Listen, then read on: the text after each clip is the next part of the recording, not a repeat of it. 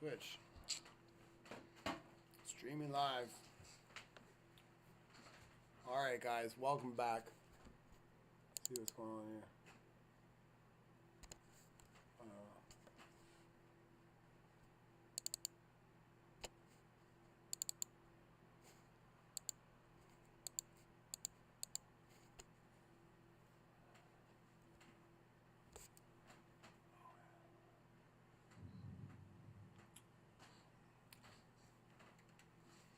BUSHCAMP dive cells, man. I don't know. It's not going on.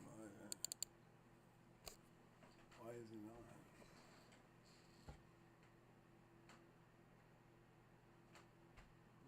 I mean, yeah, does it set the settings?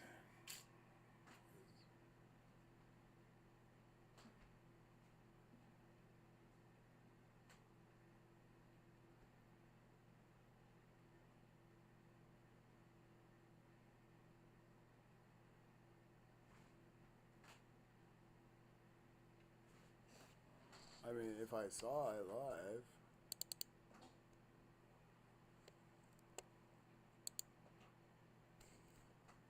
Oh, there we go.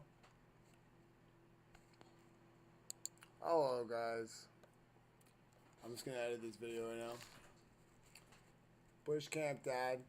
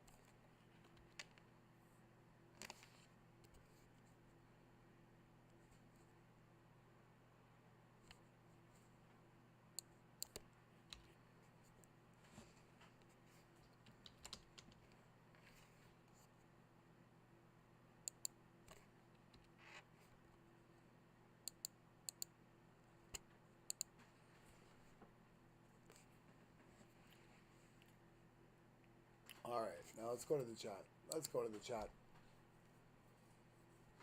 Let's see what's up in the chat. Alright, now let's go to the chat. Let's go to the chat.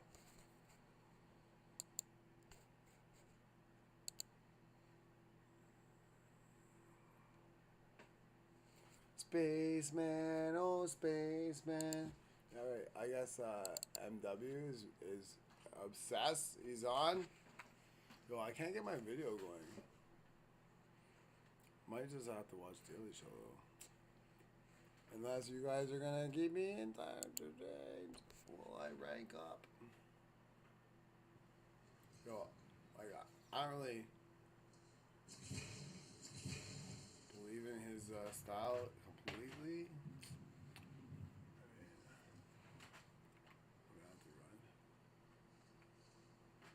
I want to not run right now, but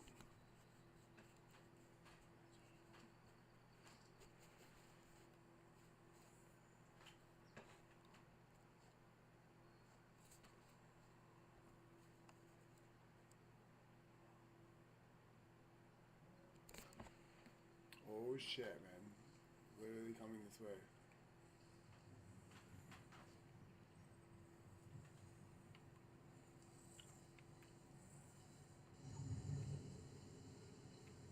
Like really?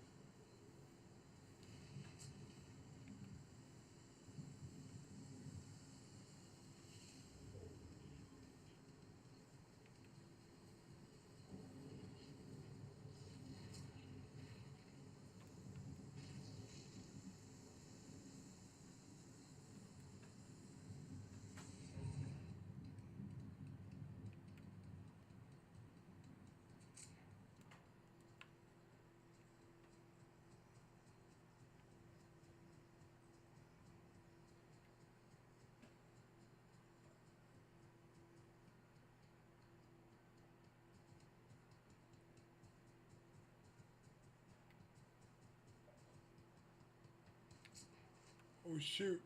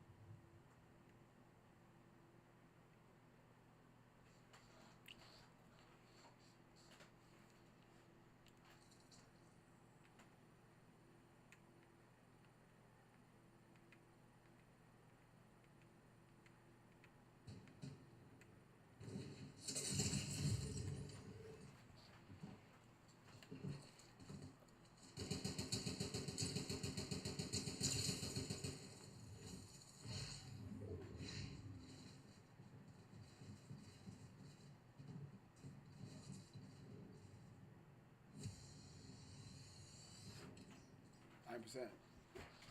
What am I at? Platinum 3, 55%. So, 4 more of those.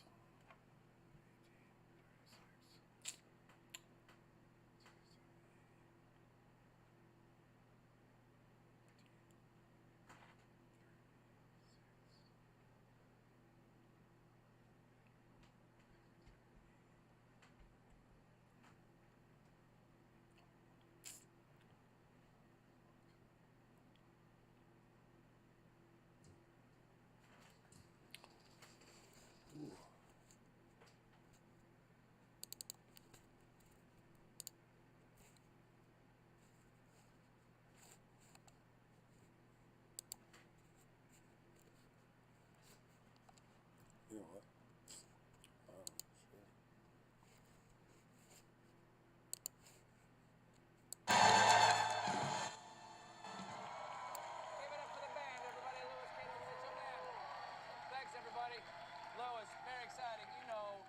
there a few names you want to see up on that board when you know you're going to be talking to somebody tonight? Who am I going to be talking to? There's one name that's just a pure vacation for me. Yeah. And that name is Neil deGrasse Tyson, right over there. He's a lovely fella, a great explainer, and then coming up in just a little while we'll have Ariel Elias, a wonderful young comedian, will be out here in a moment just as well. Now, folks, if you're anything like me, you might be feeling, what do you call it, constant grinding existential dread. Every day there's a new crisis being thrown in your face. Climate change, the downfall of our democratic institutions, and earlier this year, the doomsday clock was put at 90 seconds to midnight amid AI threats. But whatever the future holds, I have some reassuring news. Rich people are going to be okay. Because the hottest trend is billionaire survivalist bunkers. Only two things in life are certain, death and taxes. Billionaires have figured out how to cheat both. Which brings me to my trend-setting segment about the grotesquely wealthy. Rich, please.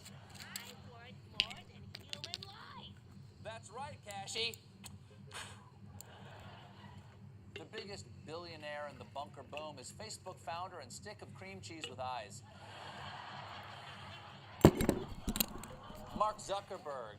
Zuck has bought up a chunk of land in Hawaii and is building a Bond villain compound where his family can see out the apocalypse, costing $100 million, featuring 2 mansions joined by a tunnel which branches off into an underground bunker. So, if you wish for all billionaires to be 6 feet under, you should have been more specific. And Zuck's bunker is not even the weirdest. Billionaires are now building fortresses with fiery moats and water cannons. Well, water cannons only make sense. You're going to need something to put out your moat. And this right here, by the way, is not a screenshot from Minecraft. That is an actual rendering of an actual compound being built by Doom Bunker developer and man hinting with his eyes where he's going to put that thumb. Al Corby, who brags, we wound up literally building a 30-foot deep lake around the compound, skimmed with a lighter-than-water flammable liquid that can transform into a ring of fire. And it burns, burns, burns, the ring of fire, and the goons I hired.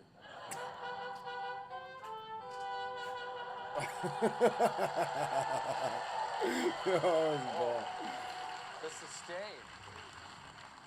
But not all fortifications are for fighting off the greedy pores. Some are for good times in the afterscape, because Corby says friends of the owner might enjoy a flag football game on jet skis, dodging the water cannon's ability to lock in and blow them off the skis, creating a mind-boggling adult Nintendo game, a wild entertainment factor. I'm sorry, if you say adult Nintendo game, I don't think billionaire jet ski flag football. I'm thinking Super Mario and Donkey Kong boning on a barrel. And if you really want to go for it, one billionaire's bunker maker has one with a massive fireplace that rotates like the one in Indiana Jones and The Last Crusade, and a giant shark tank in the basement that shares one wall with a swimming pool. So it looks like you're swimming with sharks, and the pool is more like a water park with a flow river, a lazy river, a grotto, and a glass bottom. So you can see a go-kart track underneath the pool. And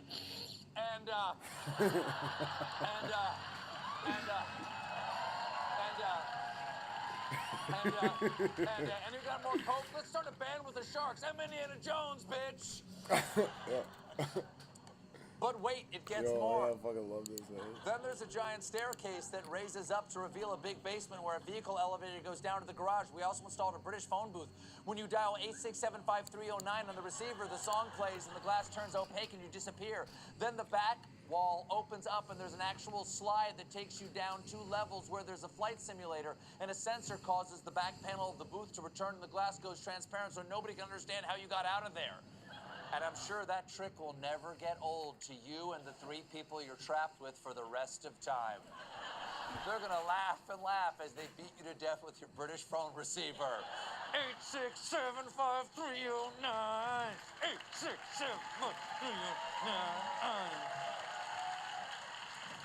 You can fix that, right? So let's be clear.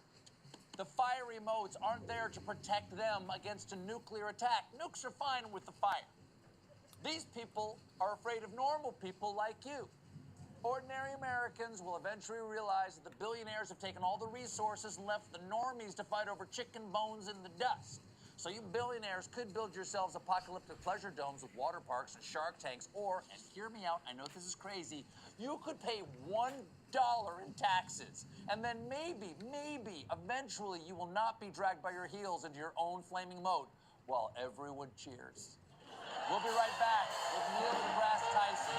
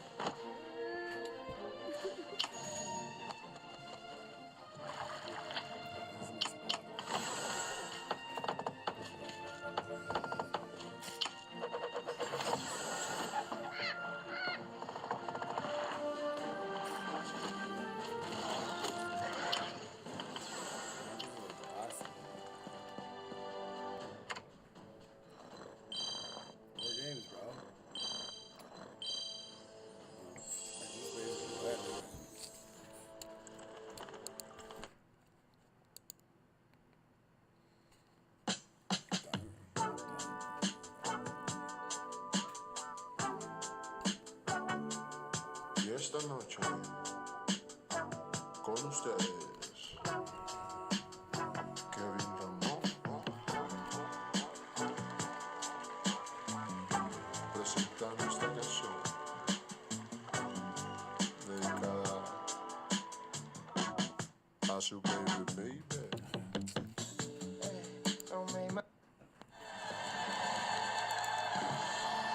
That was fucking hilarious, man. Like, where's Daily Show?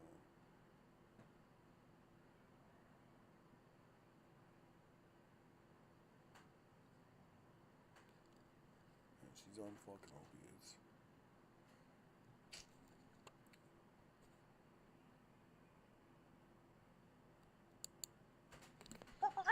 The Joe Rogan Experience.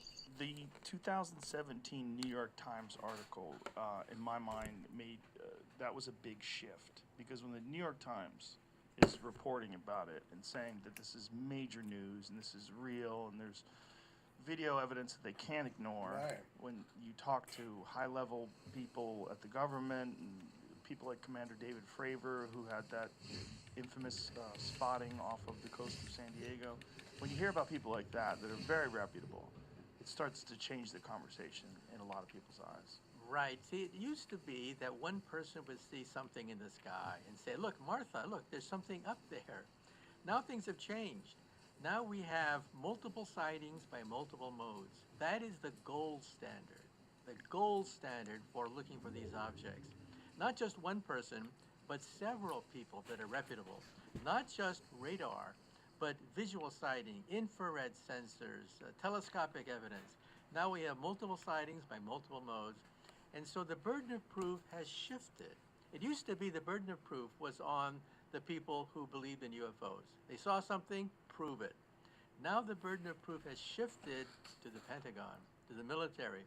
Now they have to prove that these aren't extraterrestrial. And so I think there's been a sea change in the last just several years.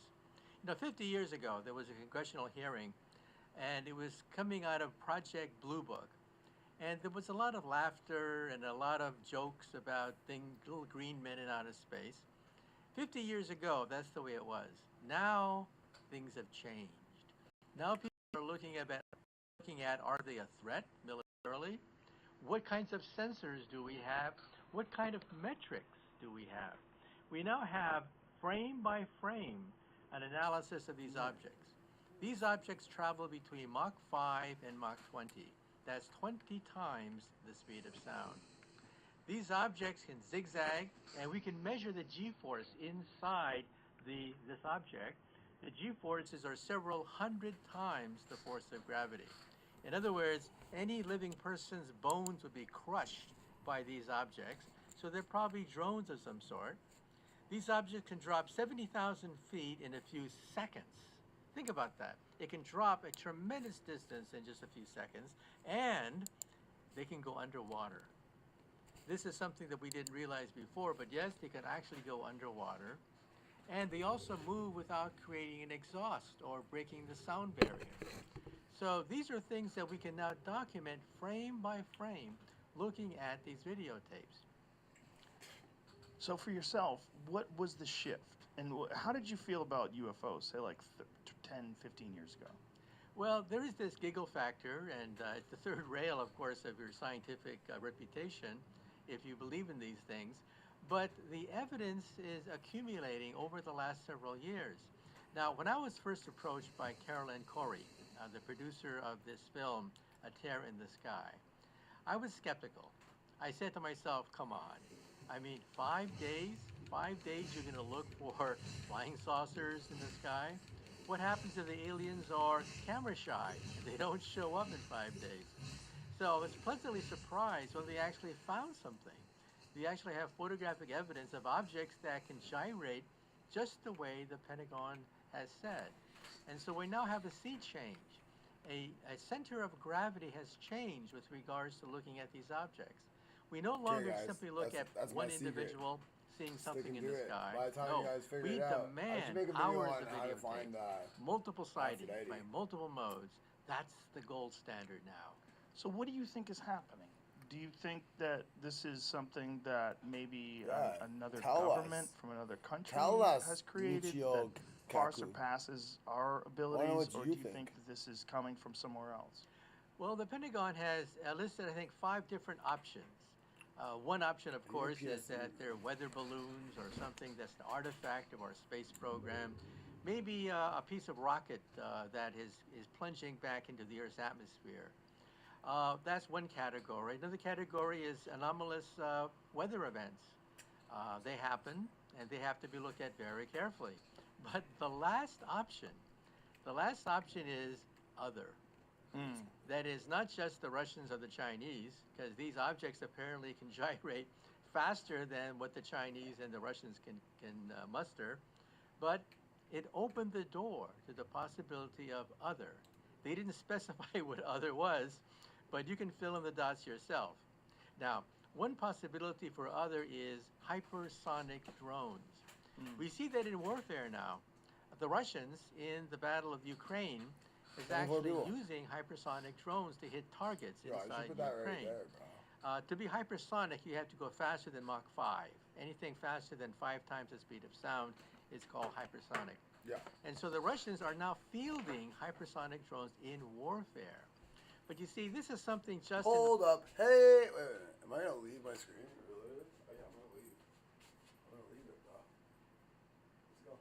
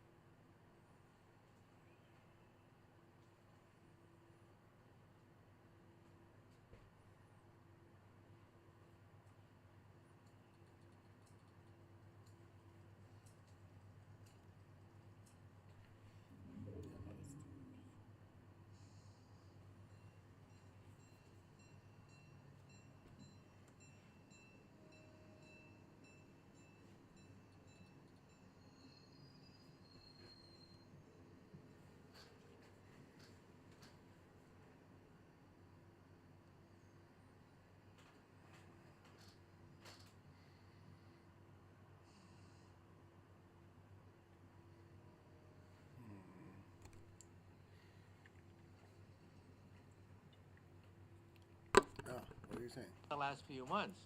These sightings, they go back decades into the past, with objects executing these gyrations decades ago.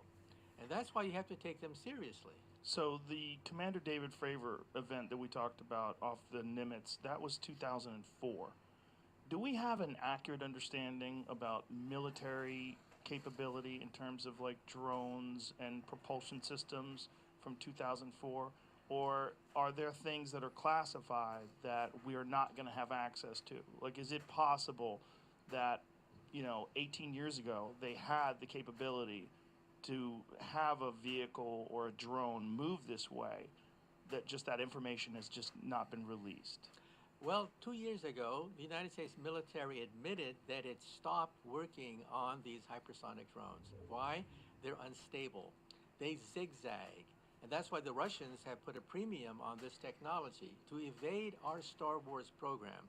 The Russians wanted a rocket that can maneuver and therefore outwit a stationary Star Wars system designed to shoot down these drones. Right. So that's why the Russians have put a priority on this, and they've now fielding it in warfare. We actually see them as a military weapon. 2 years ago, the United States military stopped its program. They're too unstable. They were not reliable, and it was not worth the amount of money to put into it, because the military was invested in the Star Wars program, not the anti-Star Wars program. But because Vladimir Putin announced the hypersonic drones, then the United States military said, oops, nope, we have to get into the game too. So now the United States is also working on hypersonic drones, as well as the Chinese. So the Chinese, the Russians, and the Americans are all working on these things. But you can see how primitive they are. We're talking about objects that defy the known laws of aerodynamics with a technology beyond what we have today. And so that's why people are scratching their heads. Whose are these things if they're not the Chinese, the Russians, or the United States? So one of the main points of contention is Maybe they're the the Germans. lack of visible propulsion method, right? There's no, essentially, there's no heat signature. There's nothing that we understand to be present that normally exists when something is going at a tremendous rate of speed. That's right. Not only that, these objects create no sonic booms. When you exceed the sound barrier, you create a gigantic boom that is then shatters windows and can be heard miles around. These objects can effortlessly break the sound barrier and not create a sonic boom. And they don't create any exhaust. We don't see any exhaust trail from these objects. So either they're an optical illusion of some sort, or they have a set of laws of physics beyond what we can muster. Now, if they are an optical illusion, if an object were to move in front of your eyes, traveling at a very slow velocity, but you don't know how far they are away, you may think that object is very far away from you, traveling at enormous velocities. So a weather balloon drifting in front of your eyes can simulate an object traveling at hypersonic velocities if you think that weather balloon is far away from you. So how do you tell the difference? Well, you look at wind patterns. It turns out that many of these sightings, these objects defy the direction of the wind. If they are weather balloons that you confuse with a flying saucer, then they would be moving with the direction of the wind. But these objects do not do that. These objects can go against the direction of the wind. Not only that, but we have multiple sightings. If an object is very, very far away, if an object is close to you, but you think it's far away, then it's traveling at an enormous velocity, while it's actually just drifting in front of your eyes. How do you tell the difference? By having multiple sensors: radar, infrared sensors, visual sighting. Then you can tell how far this object is away from you, and then you can say that, no, it's an optical illusion. Well, we do that now. We have multiple sightings of these objects. By radar, we know how the velocity, the distance. Each time it comes out to be real. And so that's why we're scratching our heads. Who has this capability? I'm just And the watching answer is, TV. we don't know. Is there anything that's theoretical Listen to Joe that you're Rogan. aware of that could be applied? And my favorite from scientist, some other planet Michio or some Kaku. other galaxy or whatever, that something guy that is maybe dope, we have bro. theorized Yo, here I am. that could Here be I am. responsible for the way Stream these things snipe are me, able to move. mofos. Oh, Well, I'm you know, right when I in the talk to my middle of the friends who are circle. physicists Wow, like myself about these perfect. things, they sort of I like love laugh, it. giggle, Thanks. their eyes roll up to the heavens, and they say something very simple, that a rocket using conventional means would take 70,000 years to reach us from the nearest Thank star. you. Therefore, these objects cannot exist. 70,000 years for a Saturn rocket traveling at 25,000 miles per hour to go from a nearest star to the planet Earth. Yo, I That's should pay why attention most right now. scientists disregard these sightings because they defy the laws of Einstein. But isn't that kind of silly? Isn't that kind of like saying, like, you can't, you know how long it would take you to get a horse from Los Angeles to Sydney, Australia? Isn't that kind of like saying that? Exactly. Imagine I And win. that's why I say that Imagine that I win assumes this, that guys. these aliens or whatever What? are maybe 100 What? years more advanced than us. But open your mind to Open the your possibility minds. that they are It could happen. 1,000 years more advanced than us. Okay. 1,000 years is nothing compared to the age of the universe. Right. The universe is about 13 billion plus years old. That's how the age of the universe. And so the Right, age inside, of bro. a civilization, Yeah. just a few thousand Where the years bad guys ahead of at? us, that is The just bad a guys blink of an everywhere with eye me, to bro. the universe itself. And once you go to higher energies, the Yeah, laws fight. of physics Fight to begin the death, break down. mofos. The laws of Einstein and the laws of the Suckers. quantum theory break down as Yeah, something yeah, called yeah. the Planck I'm gonna energy. kill these mofos. Why is that important? That's what I do for a living. I work on something called string theory, Nice. which lives at the Planck energy. The Planck energy is 10 to the 19 billion electron volts. That is a quadrillion You guys times doing more all the work powerful for than our what? most powerful You guys are atom struggling, smasher yo. outside Geneva, Switzerland. Ooh. Any civilization that can harness the Planck energy would be able to become masters of space and time. Space and time as we know it become unstable at the Planck energy, which is far beyond anything that we can muster here on the planet Earth. So, we physicists theorize, how advanced do you have to be to access the Planck energy? Well, we rank them. The Kardashev scale says that there could be type 1, type 2, or type 3 civilizations. A type 1 civilization is maybe 100 years more advanced than us, to maybe 1,000 years, sort of like Buck Rogers or Flash Gordon. They control the weather. Volcanoes, earthquakes, anything planetary, Three. they control. Two mofos That's type left. 1. Then there's type 2. Type 2 is stellar. They harness the That's power way of an entire easier in star, solos than like duos. Star Trek. Star Trek would be a typical type 2 civilization where they It's coming. manipulate entire stars. It's coming. Then there's type 3. Type 3 is galactic. They roam the galactic space lane. Yes! They play with black holes, like the Empire of the Star Wars series would be a typical type 3 civilization. Then the next question is, what type do you have to be to harness the Planck energy?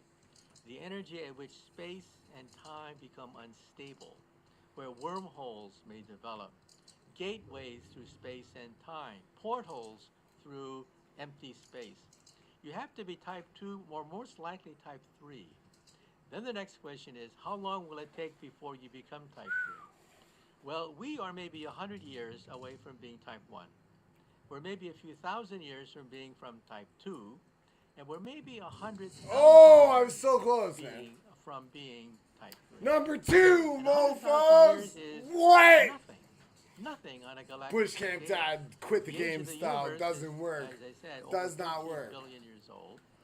And so That's once the a new title. civilization reaches the Place Planck 2. energy, that is Second type place, 3 bro. civilization, space and Campers time rule. become your place. What? 21%. 21%. Do it up. The Going following down. is a conversation with Going Michio Kaku. What? He's a theoretical physicist, futurist, and Yes, professor Lex at Friedman. City College of New York. He's the author of many fascinating books that explore the nature of our reality and the future of our civilization. They include Einstein's Cosmos, Physics of the Impossible, Future of the Mind, Parallel Worlds, and his latest, The Future of Grandpa Humanity, Gaming? Terraforming Mars, Interstellar Travel, Immortality, and Our Destiny Beyond Earth. Is he good? For I think real? it's beautiful and important when a scientific mind can fearlessly explore through conversation The really cool part subjects here is just outside how of our versatile these understanding. templates are. And we That have to another- me is where artificial intelligence is today, just outside of our understanding. A place we have to reach for if we're to uncover the mysteries of the human mind and build human level and superhuman level AI systems that transform our world for the better. This is the Artificial Intelligence Podcast.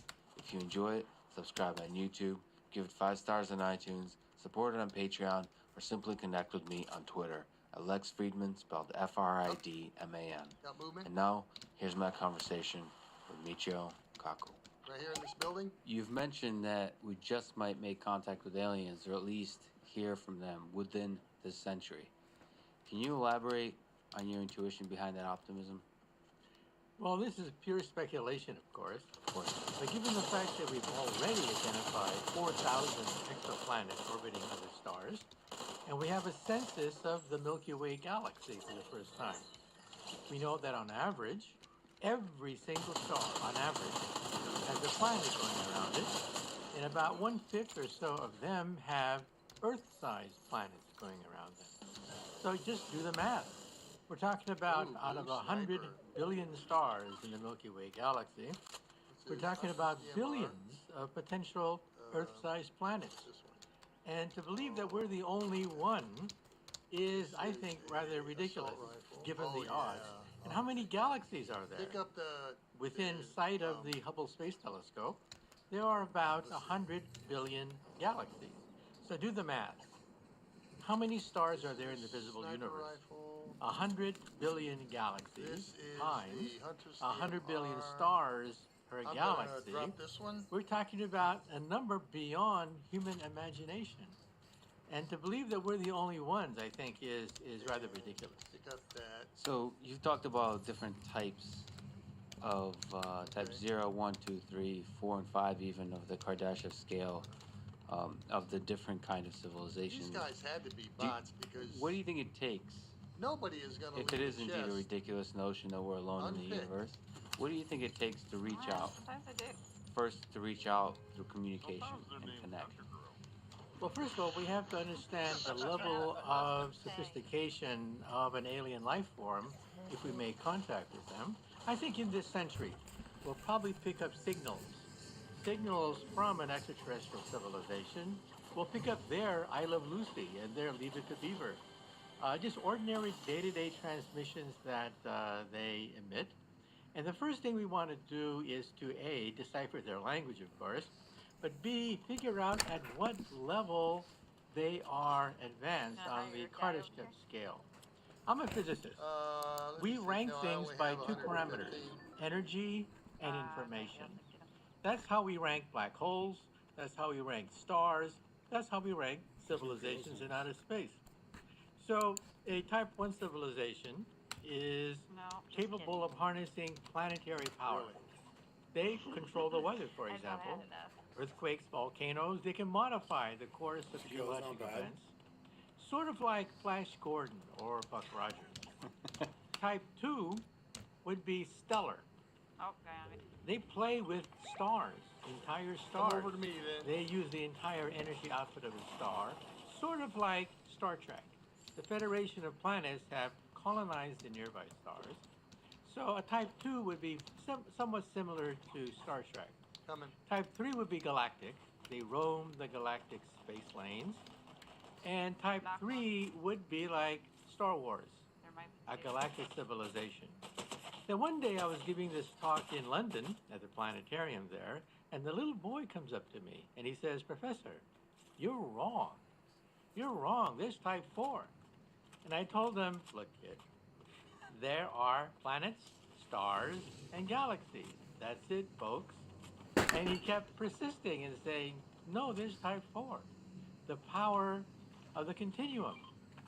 And I thought about it for a moment, and I said to myself, is there an extra galactic source of energy, the continuum of Star Trek? And the answer is yes. There could be a Type 4, and that's dark energy. We now know that 73% Now, she was of the not. energy of the universe is dark energy. Dark matter represents maybe 23% or so, and we only represent 4% we're the Did oddballs. she drop any gold? And so you begin to realize that, yeah, Yeah, I there got could be some, type but 4, she didn't have much. maybe even How much? type 5. Okay. So type 4, you're saying I still don't have being able much to of that harness iron. sort of Guys, Oh, like there dark they are. energy, Oh, no, it's a something different that group. permeates the entire universe. Over there. So be Go, able go to get it. Go plug hire into him. the If you got, entire Yeah, no. universe as a source of energy. That's right. Okay, And it'll tell dark you energy is the energy just of the above Big Bang. your It's why the weapons bar. galaxies are being pushed apart. Oh, no, I don't It's the energy of nothing. The more nothing you have, the more dark energy that's repulsive. I don't see And it so anymore. the acceleration there. of the universe is accelerating because the more you have, the more you can have. And that, of course, is by If you definition look just an above your weapons exponential bar curve. on the far It's called right, the de Sitter you'll expansion. see how much gold And you that's have. the current state of the Yeah, I universe. only have 228. And then type 5, would that be able to seek energy sources somehow outside of our universe? And how That would crazy be- is that an idea? Yeah, type 5 will be the multiverse. Multiverse. Okay. I'm a quantum physicist, and we quantum physicists don't believe that the Big Bang happened once. That would violate the Heisenberg uncertainty principle. And that means that there could be multiple bangs happening all the time. Even as we speak today, universes are being created. That fits the data. The inflationary universe is a quantum theory, so there's a certain finite probability that universes That's a are being medallion created holder all in the front time. of us. And for me, this is actually rather aesthetically pleasing because, I was raised as a Presbyterian, but my parents were Buddhists. And there's two diametrically opposed ideas about the universe. In Buddhism, there's only nirvana. I see There's him. no beginning, there's no end, there's flying. only timelessness. But in Christianity, there is the instant when God said, "Let there be light." In other words, an instant of creation. So I've had these two mutually exclusive ideas in my head, and I now realize that it's possible to meld them into a single theory. Right. Either the universe had a beginning or it didn't, right? Yeah, Wrong. they were fighting over You there. see, our universe had a beginning. Our universe had an instant where somebody might have said, "Let there be light." But there are other bubble universes out there in a bubble bath of universes, and that means that these go this way. universes are expanding into a dimension beyond our three-dimensional comprehension. In other words, hyperspace. In other words, 11-dimensional hyperspace. So nirvana would be this timeless 11-dimensional hyperspace where big bangs are happening all the time. So we can now combine two mutually exclusive theories of creation. And Stephen Hawking, for example, even in his last book, even said that this is an argument against the existence of God. He said there is no God because there was not enough time for God to create the universe, because the Big Bang happened in an instant of time. Therefore, there was no time available for him to create the universe. But you see, the multiverse idea means that there was a time before time. And there are multiple times. Each bubble has its own time. And so it means that there could actually be a universe before the beginning of our universe. So if you think of a bubble bath, when two bubbles collide, I just or took when a two shot bubbles for fission to somebody. create a baby bubble, Yeah. that's called the Big Bang. Is that So the beige? Big Bang is nothing sure but where the it came collision from, of though. universes It or came the from budding over there, of universes. to the southwest. A beautiful picture of our incredibly mysterious existence. So is that humbling to you? Exciting? The idea of multiverses? I don't even know how to even begin Well, to it's wrap exciting. my mind around It's exciting for me because what I do for a living is string theory. That's my day job. I get paid by the Nothing city shows of New up York on to thermal. work on string theory. Yeah. And you see, string theory is a And multiverse theory. Just to let, oh, there So they are people say, behind us. first of all, what is string theory? String theory simply says that all the the gas particles we see in nature, the electron, the proton, the quarks, what have you, are nothing but vibrations on a musical string, on a tiny, Yeah, they're tiny in little blue. string. J. Robert Oppenheimer, the creator of the atomic bomb, was so frustrated in the 1950s with all these subatomic particles being created in our atom smashers that he announced Okay, let's go. one day that the Nobel Prize in physics should go to the physicist who does not discover a new particle that year. Well, today we think they're nothing but Behind you, musical we have notes on these tiny little vibrating medallion on strings. our right. So what is physics? Oh, Physics is the harmonies you can write on vibrating strings. What is chemistry? And Chemistry is the they're melody in a fight right you now. can play on these strings. What is the universe? The universe is a symphony of strings. And then what is the mind of God that Albert Einstein so eloquently wrote about for the last 30 years of his life? No, someone's shooting at The us mind now. of God would be cosmic music resonating through 11-dimensional hyperspace. So beautifully put. What do you think is the mind of Einstein's God? Do you think there's a why that we could untangle Let's get to this building over here. from this universe of strings? Why are we here? What is the meaning of it all? Well, Steven Weinberg, winner of the Nobel Prize, once said that the more we learn about the universe, the more we learn that it's pointless. Yeah, they're flying in. Well, I don't know. I don't profess to understand the great secrets of the universe. However, let me say two things about what the giants of physics have said about this question. Einstein believed in two types of God. One was the God of the Bible, the personal God, the God that answers prayers, walks on water, performs miracles, smites the Philistines. That's the personal God that he didn't believe in. He believed in the God of Spinoza, the God of order, simplicity, harmony, beauty. The universe could have been ugly. The universe could have been messy, random, but it's gorgeous. You realize that on a single sheet of paper, we can write down all the known laws of the universe. It's amazing. Yeah, on there one is. sheet of paper, Einstein's equation is 1 inch long. String theory is a lot longer, and so is the standard model.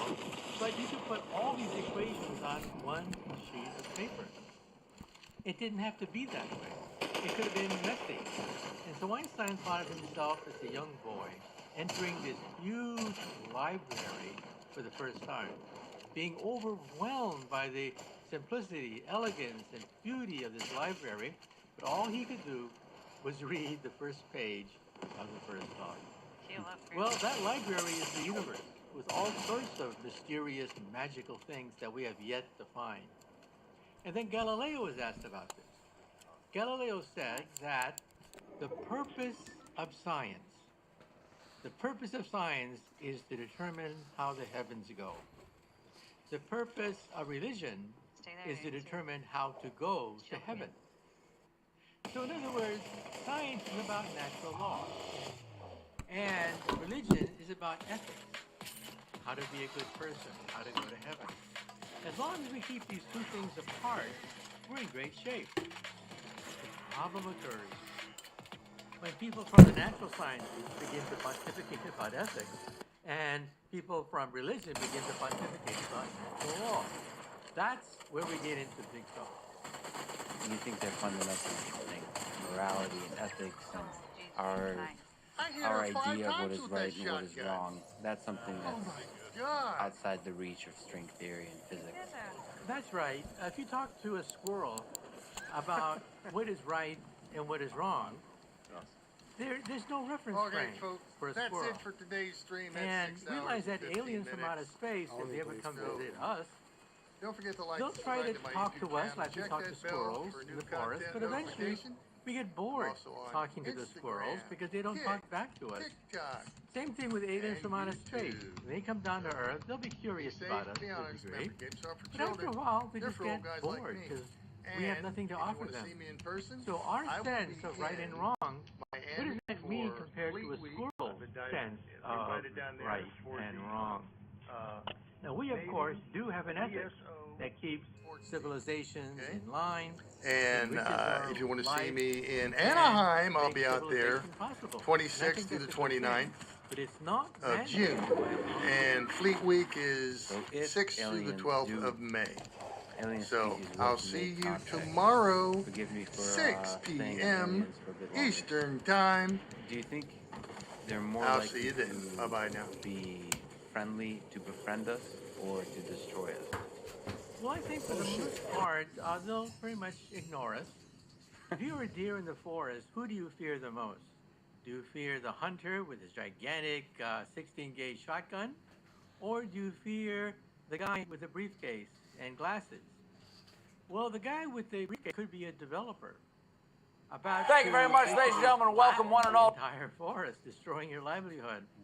So instinctively, you may be afraid of the hunter, but actually, the problem with deers in the forest is that they should fear developers, because developers look at deer as simply getting in the way. I mean, in War of the Worlds by H.G. Wells. To the Late Show. I'm your host, aliens did Stephen not Colbert. feed us. Last The night, aliens did not hope you guys watched. Last evil night was intentions the towards Oscar ceremony. sapiens. I want to congratulate No, my good friend we and were fellow in the Strike way. Force 5 member Jimmy Kimmel, So who did a great job hosting. And I got to congratulate Civilizations, Oppenheimer, they do which it took quite home differently so than many in awards, science including fiction novels. Best Picture, However, I Best personally Actor, believe, and I cannot Best prove Supporting anything, Actor, and I they're personally believe that they're probably going to be peaceful because there's nothing that they want from our world. I mean, what are they going to take us? What are they going to take us for? Gold? No, gold is a useless metal for the most part. It's silver, I mean, it's golden colored, but that only affects Homo sapiens. Squirrels don't care about gold. And so gold is a rather useless element. Rare earths, maybe. Platinum-based elements, rare earths for their electronics, yeah, maybe. But other than that, we have nothing to offer them. I mean, think about it for a moment. People love Shakespeare, and they love the arts and poetry. But outside of the earth, they mean nothing. Absolutely nothing. I mean, when I write down an equation in string theory, I would hope that on the other side of the galaxy, there's an alien writing down that very same equation in different notation. But that alien on the other side of the galaxy, Shakespeare, poetry, Hemingway, it would mean nothing to him, or her, or it. When you think about entities that's out there, extraterrestrial, do you think they would naturally look something that even is recognizable to us as life? Or would they be radically different? Well, how did we become intelligent? Basically, three things made us intelligent. One is our eyesight, stereo eyesight. We have the eyes of a hunter, stereo vision, so we lock in on targets. And who is smarter, predator or prey? Predators are smarter than prey. They have their eyes at the front of their face, like lions, tigers, while rabbits have eyes to the side of their face. Why is that? Hunters have to zero in on the target. They have to know how to ambush. They have to know how to hide, camouflage, sneak up, stealth, deceit. Wow. That takes a lot of intelligence. Run. Rabbits, all they have to do is run. So that's the first criterion, stereo eyesight of some sort. Second is the thumb. The opposable thumb of some sort, could be a claw or tentacle. So hand-eye coordination. Hand-eye coordination is the way we manipulate the environment. And then three, language. Because, you know, mama bear never tells baby bear to avoid the human hunter. Bears just learn by themselves. They never hand down information from one generation to the next. So these are the three basic ingredients of intelligence. Eyesight of some sort, an opposable thumb or tentacle or claw of some sort, and language. Now ask yourself a simple question. How many animals have all three? Just us. It's just us. Nice. I mean, the primates, they have a language. Yeah, they may get up to maybe 20 words. But a baby learns a word a day, several words a day a baby learns. And a typical adult knows about almost 5,000 words. While the maximum number of words that you can teach a gorilla in any language, including their own language, is about 20 or so. And so we see the difference in intelligence. So when we meet aliens from outer space, chances are they will have been descended from predators of some sort. They'll have some way to manipulate the environment and communicate their knowledge to the next generation. That's it, folks. So functionally, that would be similar. We would be able to recognize them. Well, not necessarily, because I think even with Homo sapiens, we are eventually going to perhaps become part cybernetic and genetically enhanced. Already, robots are getting smarter and smarter. Right now, robots have the intelligence of a cockroach. But in the coming years, our robots will be as smart as a mouse, then maybe as smart as a rabbit. If we're lucky, maybe as smart as a cat or a dog. And by the end of the century, who knows for sure, our robots will be probably as smart as a monkey. Now, at that point, of course, they could be dangerous. You see, monkeys are self-aware. They know they are monkeys. They may have a different agenda than us. While dogs are confused. You see, dogs think that we are a dog, that we're the top dog. They're the underdog. That's why they whimper and follow us and lick us all the time. We're the top dog. Monkeys have no illusion at all. They know we are not monkeys. And so I think that in the future, we'll have to put a chip in their brain to shut them off once our robots have murderous thoughts. But that's in 100 years. In 200 years, the robots will be smart enough to remove that fail-safe chip in their brain. Oh, what's up, JDM? And then, watch out. Hold on. At that point, I think rather than compete with our robots, we should merge with them. Yo, what's up? We should become part cybernetic. So I think when we meet alien life from outer space, they may be genetically and... What do you mean, why haven't I been talking? You haven't been talking to me, so you're mic. I'm talking to you right now. What do you mean? Now you are. Did I... Yo, did you get a gift from me? No. Okay, good. Or did you gift me today? No, I didn't mean to. I was trying to gift my son, and I accidentally gifted you. But you already have the battle pass, so it didn't give it to you. But I meant to give it to my son. I'm not giving away free stuff. Crazy? I'm poor, man. I'm talking my friend Dylan. Oh my god. Oh my god. Yo, do you know what I am right now? Do you know what I am? I'm Platinum 3, bro. I'm pro. I'm pro. I'm gold. I'm on gold 3. Yeah, I'm Platinum 3. I'm 56%. You guys want to watch it? You guys want to watch a pro? Oh wait, there's a guy here.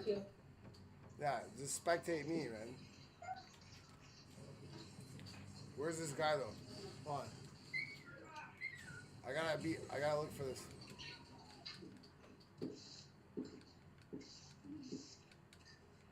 What, you guys want to play? What do you want to play? I want to do ranked. Oh yeah? You want to play ranked? I've been doing ranked a lot. Are you good? Yeah. So I'm mostly like, yo, these guys are, do you know I'm playing? There is no, okay, as of yesterday morning, okay, man, your brother, your siblings are like so loud. As of yesterday morning, there was 20 champion players in the world. 20 champion players. So no Unreal, nobody can rank up. 20 champion players. So that means I'm playing with Unreal people, champion players. If I drive a car, I get sniped through the window in like 5 seconds. I'm lucky I'm alive right now, just living my life right now. Where's the bad guy? I don't know where's the bot? The bot's not here. Somebody took the key card. Is that it? I don't know. I'm a pirate though. I'm like BUSHCAMP style Jad, but you know me, I won't sit around do nothing. I can't. I'm ADD, so I can't sit around do nothing.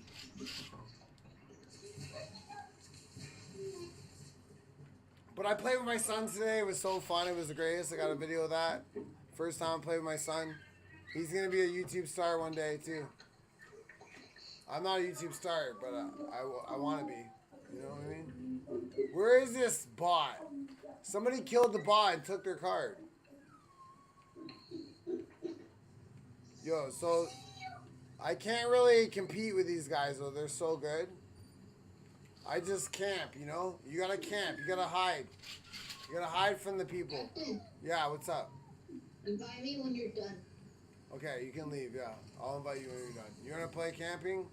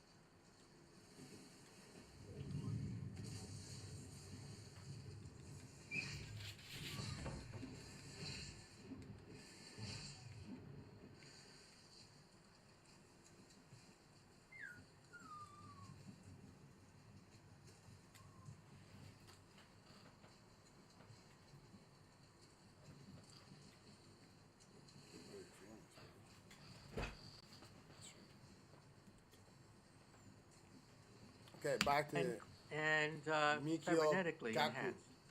Genetically and cybernetically enhanced. Wow. So let's talk about that full range in the near term and 200 years from now. How promising in the near term, in your view, is brain-machine interfaces? So starting to allow computers to talk directly to the brains.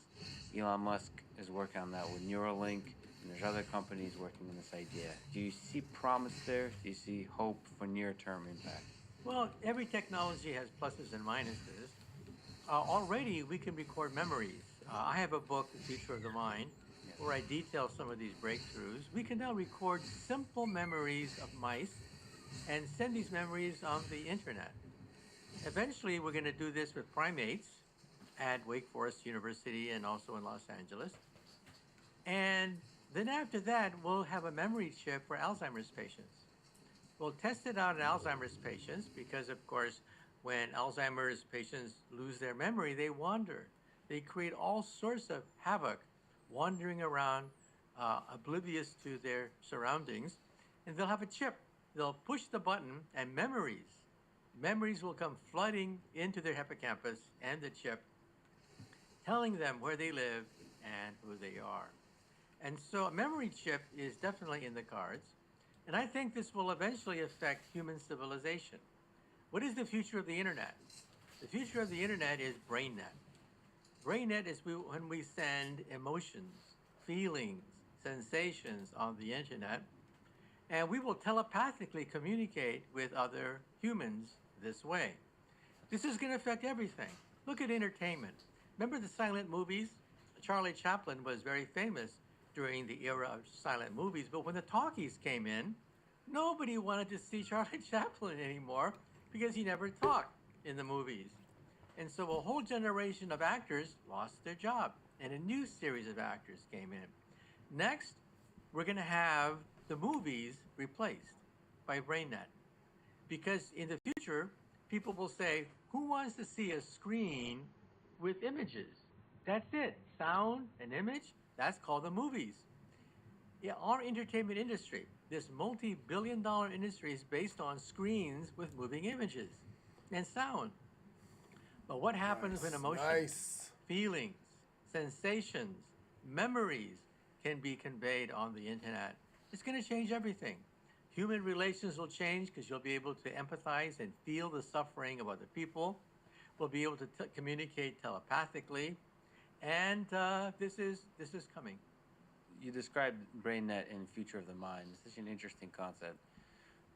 Do you think, so you mentioned entertainment, but what kind of effect would it have on our personal relationships? Hopefully it will deepen it. You realize that for most of human history, for over 90% of human history, we only knew maybe 20, 100 people. Yeah. That's it, folks. That was your tribe. That was everybody you knew in the universe was only maybe 50 or 100. With the coming of towns, of course, it expanded to a few thousand. With the coming of the telephone, all of a sudden you could reach thousands of people with a telephone. And now with the internet, you can reach the entire population of the planet Earth. And so I think this is a normal progression. And you think that kind of sort of connection to the rest of the world, and then adding sensations like being able to share telepathically emotions and so on, that would just further deepen our connection to our fellow humans. Yeah, that's right. In fact, I disagree with many scientists on this question. Most scientists would say that technology is neutral, a double-edged sword. One side of the sword can cut against people. The other side of the sword can cut against ignorance and disease. I disagree.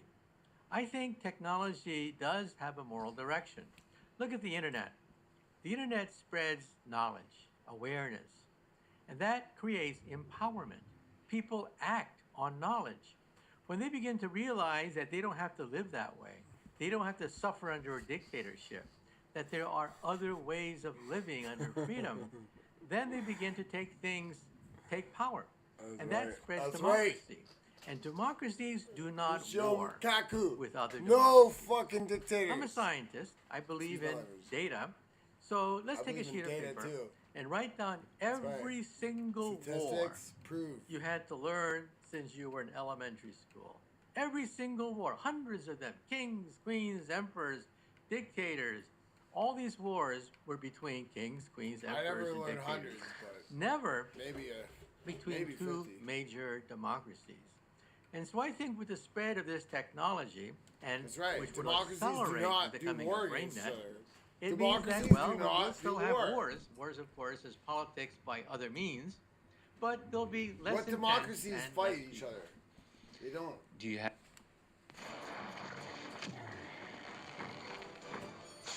But anyways, it's all about representative democracy, because democracy is not real. It is. It's better than not. It's better than dictatorship. It's better than communism. Communism is fake. I get it. Socialism, sure. Give everybody something. Don't let people starve. But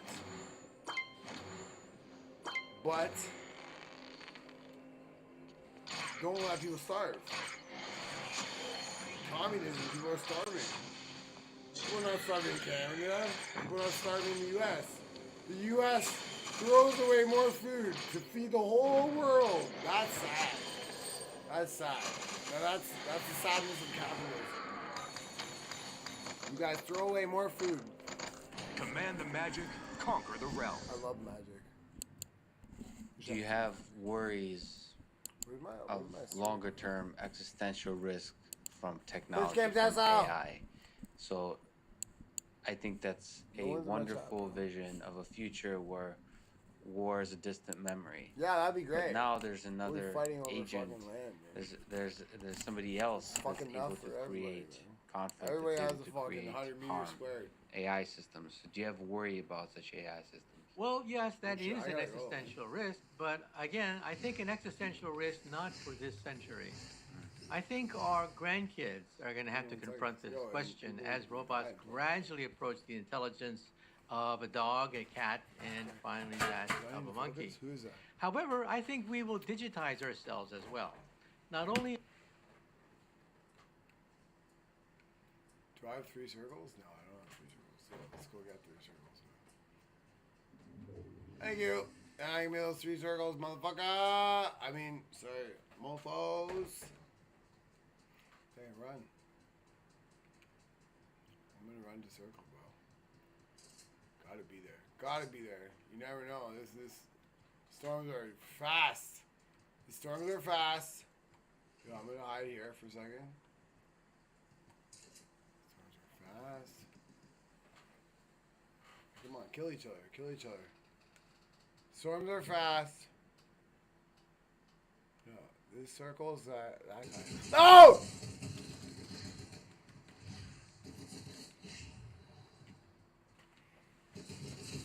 Damn!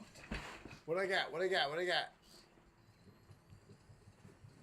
She didn't kill me. Why am I viewing her? There's no way that I killed her. Killed me.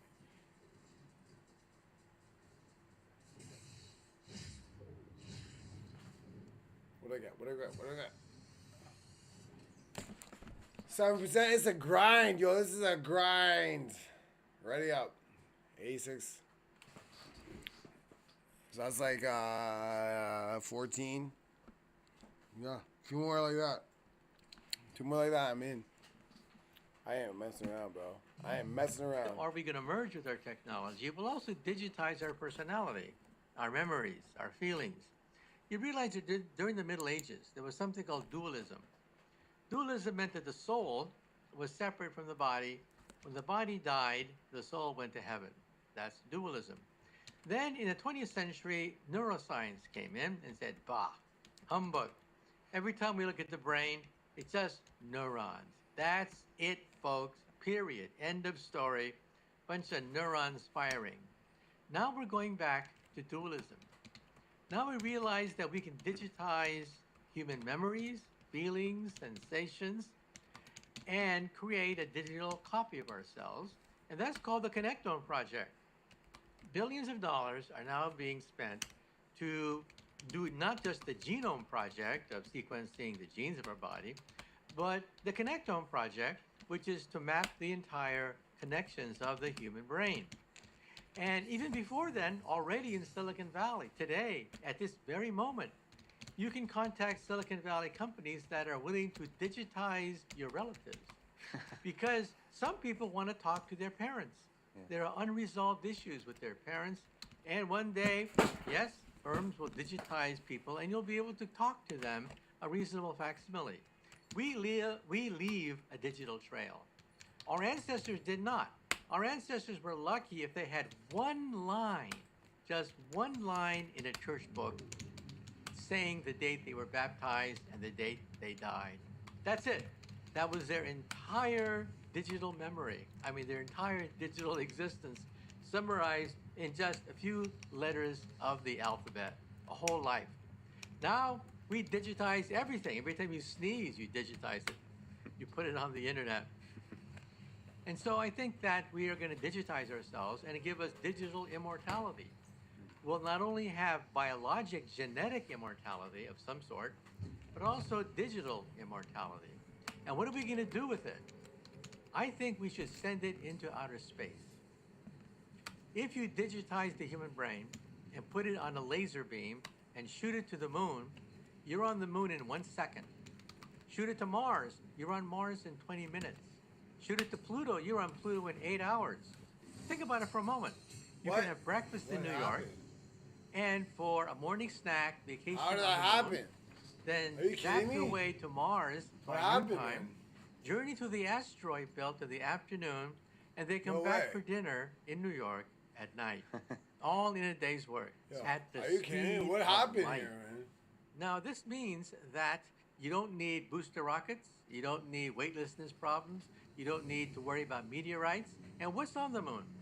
On the moon, there is a mainframe that downloads your laser beam's information. And where does it download the information into? An avatar. And what does that avatar look like? Anything you want. Think about it for a moment. You could be Superman, Superwoman on the moon, on Mars, traveling throughout the universe at the speed of light, downloading your personality into any vehicle you want. Now, let me stick my neck out. So far, everything I've been saying is well within the laws of physics. Well within the laws of physics. Now, let me go outside the laws of physics again. Here we go. I think this already exists. I think outside the Earth, there could be a super highway, a laser highway of laser porting with billions of souls of aliens zapping their way across the galaxy. Now, let me ask you a question. Are we smart enough to determine whether such a thing exists or not? No. This could exist right outside the orbit of the planet Earth. And we're too stupid in our technology to even prove it or disprove it. We would need the aliens on this laser superhighway to help us out, to send us a human interpretable signal. I mean, it ultimately boils down to the language of communication, but that's an exciting possibility that actually the sky is filled with The aliens. could already be here, and we're What just happened? so oblivious How did this happen? that we're too stupid. How is to know. there a how? See, they don't have to be in alien form with little green men. They can be in any form they want, in an avatar of their creation. Well, in fact, they could very well be. They can even look like us. Exactly. We'd never know. One of us could be an alien. You know, in the zoo, did you know that we sometimes have zookeepers that imitate animals? We create a fake animal and we put it in so that the animal is not afraid of this fake animal. And of course, these animals' brains, their brain is about as big as a walnut. They accept these dummies as if they were real. So an alien civilization in outer space would say, oh yeah, human brains are so tiny, we could put a dummy on their world, an avatar, and they'd never know it. That would be an entertaining thing to watch from the alien perspective. So you kind of implied that with a digital form of our being, but also biologically. Do you think one day technology will allow individual human beings to become immortal, besides just through the ability to digitize our essence? Yeah, I think that artificial intelligence will give us the key to genetic immortality. You see, in the coming decades, everyone's going to have their gene sequenced. We'll have billions of genomes of old people, billions of genomes of young people. And what are we going to do with it? We're going to run it through an AI machine, which has pattern recognition, to look for the age genes. In other words, the fountain of youth that emperors, kings, and queens lusted over, the fountain of youth will be found by artificial intelligence. Artificial intelligence will identify where these age genes are located. First of all, what is aging? We now know what aging is. Aging is the buildup of errors. That's all aging is, the buildup of genetic errors. This means that cells eventually become slower, sluggish, they go into senescence, and they die. In fact, that's why we die. We die because of the buildup of mistakes in our genome, in our cellular activity. But you see, in the future, we'll be able to fix those genes with CRISPR-type technologies and perhaps even live forever. So let me ask you a question. Where does aging take place in a car? Given a car, where does aging take place? Well, it's obvious, the engine, right? A, that's where you have a lot of moving parts. B, that's where you have combustion. Wait, well, what? Where in the cell do we have combustion?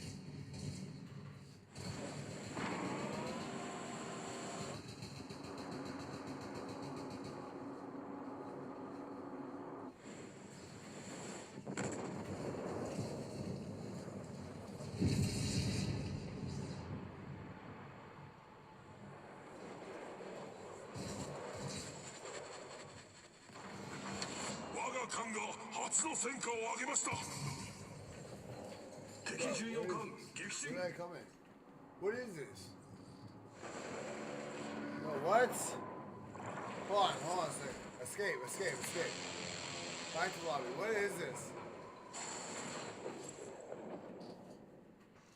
What is going on here? Team Rumble? What the fuck is Team Rumble? How did that happen?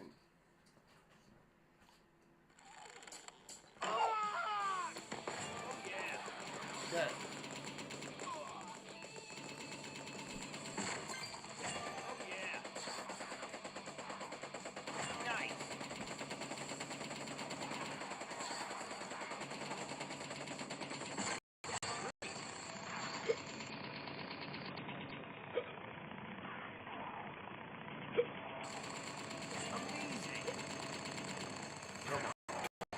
What?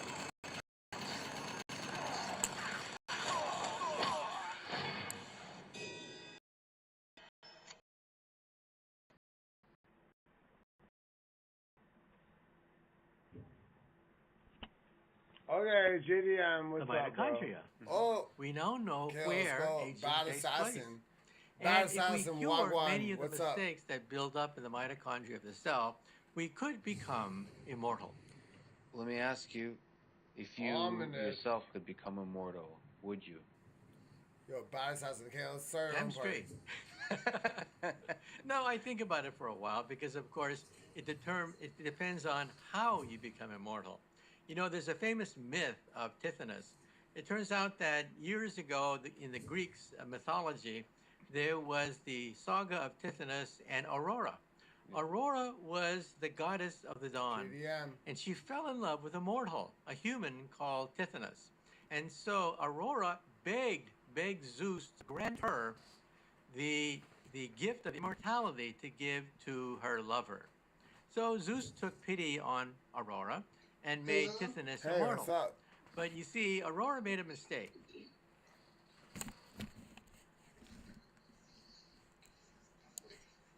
Honey.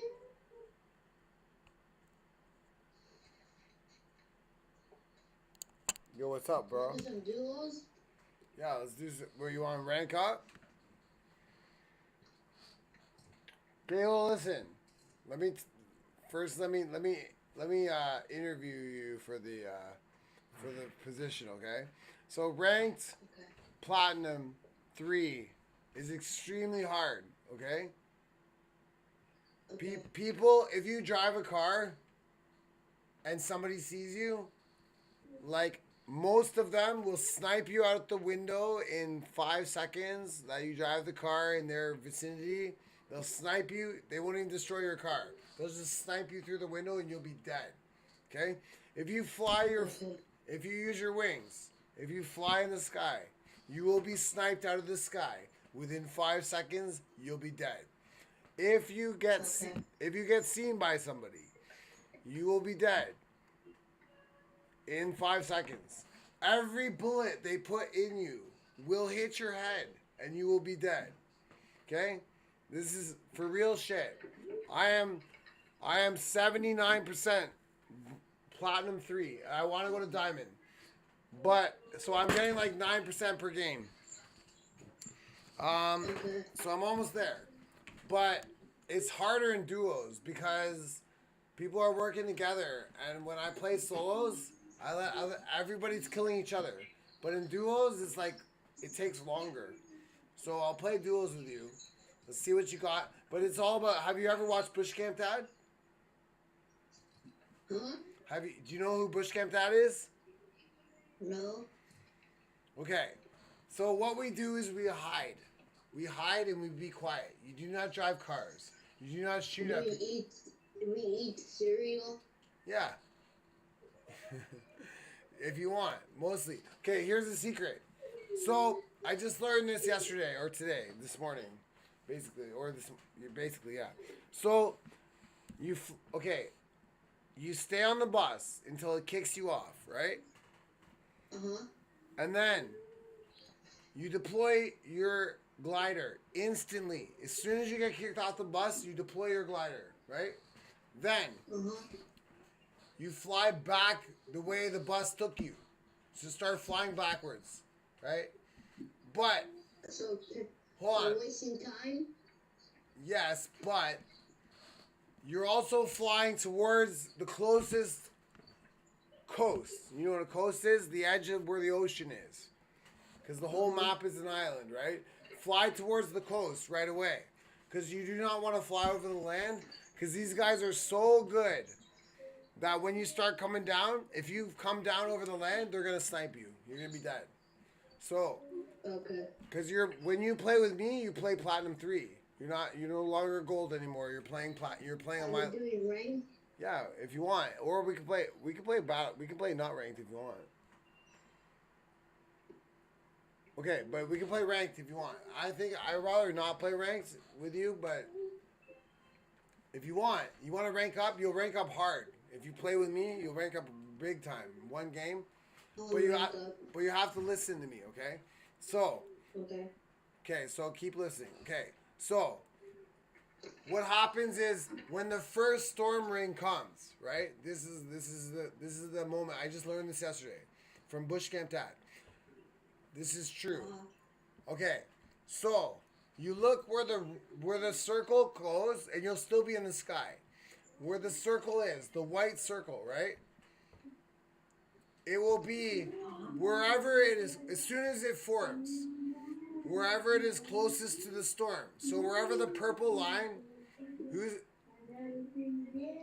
is your sibling like talking in the background? Yeah. It's very distracting, but as long as you can hear me, it's okay. Okay, so as long as you can hear me, it's all good. But okay. You're distracting me. I just don't want you to miss anything, okay? It's very important.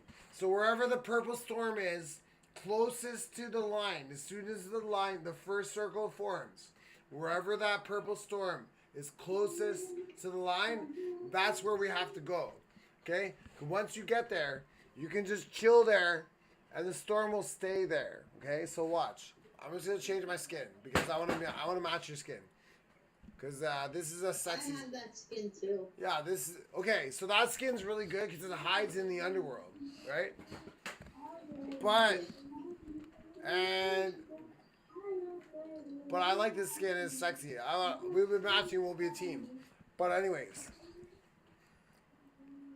I like the look of this skin, so I like to play it. But anyways, let's do it. I'll do an emote before I go. Hold on. Maybe I'll do 2 emotes.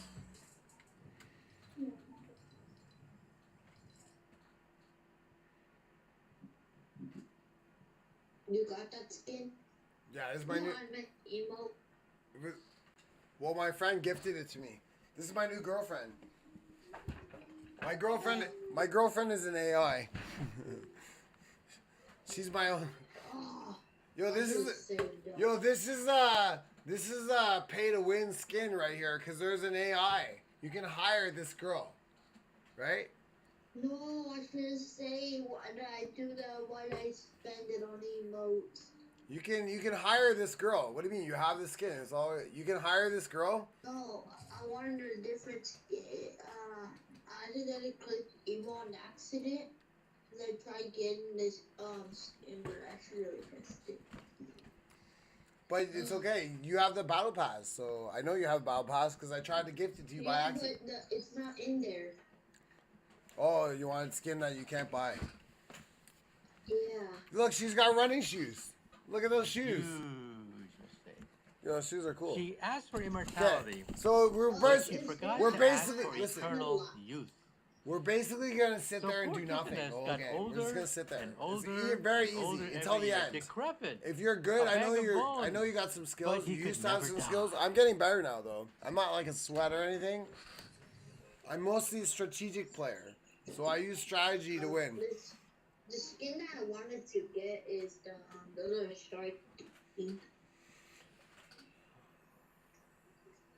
I like this skin. I want the orange one. I'm about to get it. I think I'm leveled up. I could have got it right now, but I'm busy.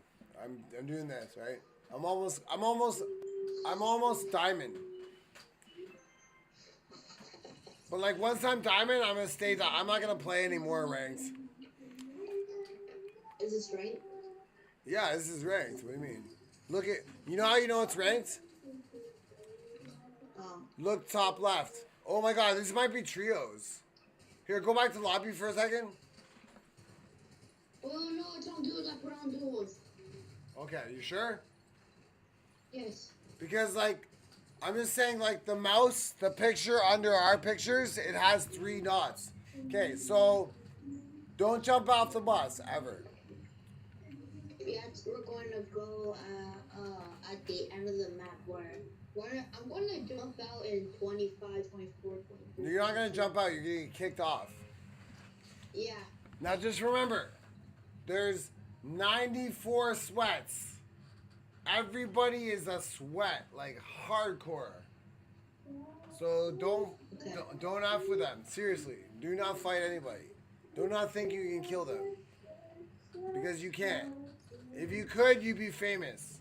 Okay, deploy your glider instantly. I love my new glider. I have so many gliders now. I love it.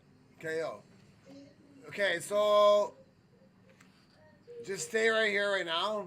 But actually, probably, where did we come from? I forget. Should I make cereal? Should you make cereal? Not right now. You gotta wait 35 seconds. In 34 seconds, we'll know where the storm's going, okay? Should you make cereal? Yeah, cereal makes you win, bro. Just kidding. I'm kidding. I played with my son today. It was great. It was amazing. Is it good? He's good though, man. He's almost as good as me almost already. You guys have the ability to like, you know, like old people cannot compete with the young people. T Stinky Witch. Yo. Oh, he left. Okay. Oh, wait, sorry. So now check. Hold on. I'm checking the map. Okay, I'm going to mark the spot. The spot is right here. Go there. Where? I marked the spot. It's by Underworld. Rebel's Roost. I don't think I can make it. Okay, so here, fly towards the coast. I'm thinking you can make this spot. Fly here. Hold on. Fly there, but land in the water, okay? Like, you need to land on the water. Right there, okay? Where are you, anyways? Where are you? Can you make that spot? I Or can't make it, but I'll make it close. or this spot. This is where we're going. No, I still can't make it. I'm making it towards that garage. Yeah, I can't make it either. You know where I'm gonna go? I'm gonna go right here. I'm gonna go over here. In the water. Oh! No, they're shooting at me. Oh, yeah, we do. Oh, you're gonna get it because you don't have any guns. You almost, yeah, no, we don't have any guns. We have nothing.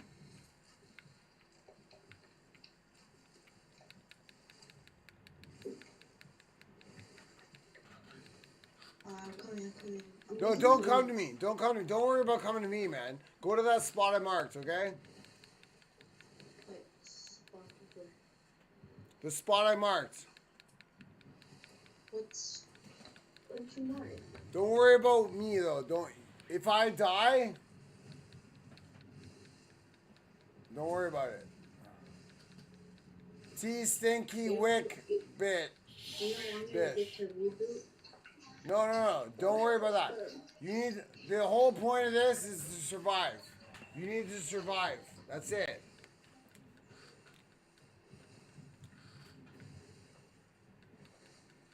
So guys were shooting at me like I'm long gone.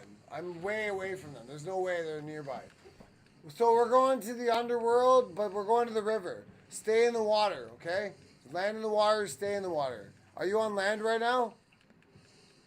Yeah, because there's no water by me. Go to the ocean. Go to the coast. Go to the beach. Go. Go now. And stay there. Okay. Get in the water. Okay? So I see somebody. Yeah, don't. Run away from them. Run away from them. Don't fight them. You want to survive. You can watch me live on Captain of the Kraken. Captain of the Kraken. You're live? I'm streaming right now on Twitch and on YouTube.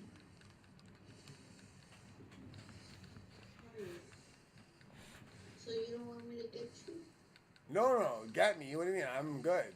I'm good, bro. I don't need health. I don't need guns. I see people have over here feeding their needs.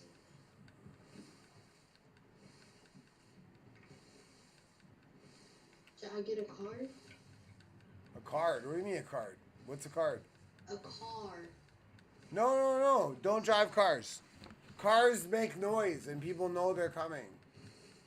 Stay away from cars. This is ranked. You want to kill people? We'll play not ranked. Next time we'll kill people. We'll drop in the hottest spot ever. We'll drop everywhere. All I want to do is kill people. Trust me. That's what I like to do. I like to kill people. All I want to do is kill people. But I want to get rank. I want to get crowns. So if I kill people, I want to win. But I want to kill people too. I want to get levels because I want to get different skins. I never had skins before, right? This is the first season. I just bought my battle pass. First time I ever had skins that I could buy, you know, I could choose. What, you have the battle pass? Yeah. You have battle pass too, right? Yeah. I know you have battle pass because I was trying to buy my son a battle pass. And I bought you it by accident. But I didn't because you already had it. So, good thing you already had it. Because I want to buy it for my son. But my son, guess what? He had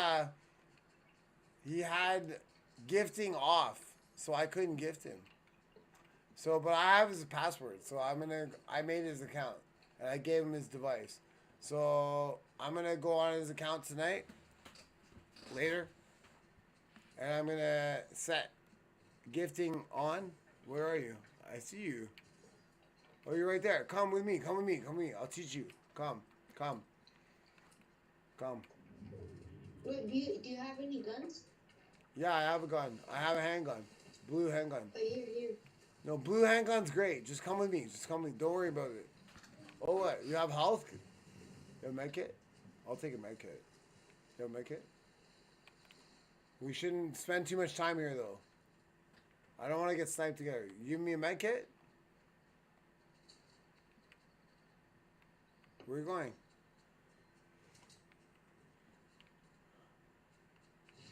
Where are you going? Don't go there. No, I can't go there, man. There's a medallion kid. Oh. Yo, the storm's coming. Storm's coming, we have to go. We have to go here. It's bad. Stay by the edge of the cliff. Stay with me.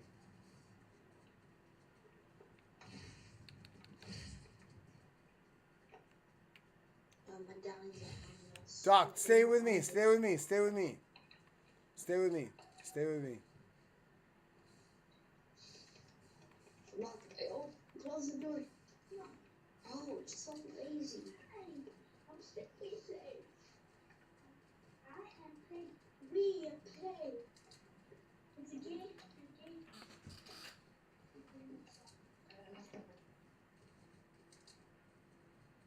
Look at that. Look at their building.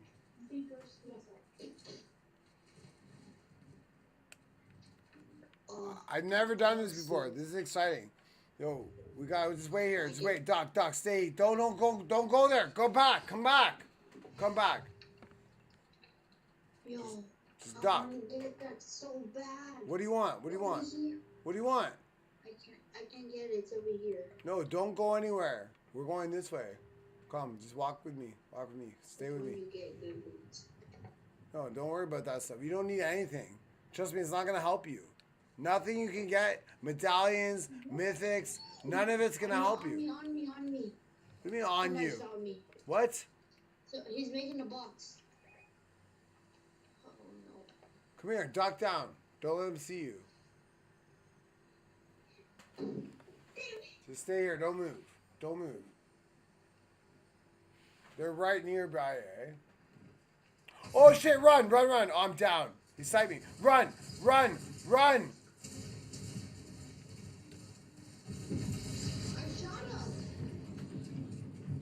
That's the worst I've done in a long time.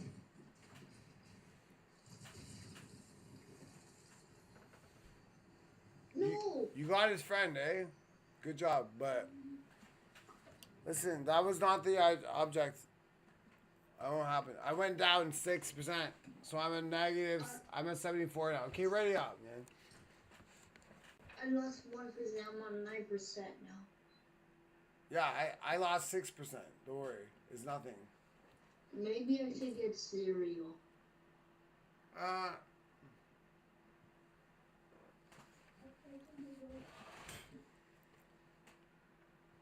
What are you doing about?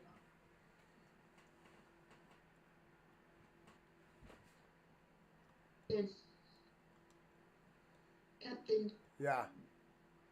I'm gonna go make cereal. Really? Alright, whatever. Do what you gotta do. You got time. Time to make cereal for sure. I know, right? Okay. This time we shouldn't stay together.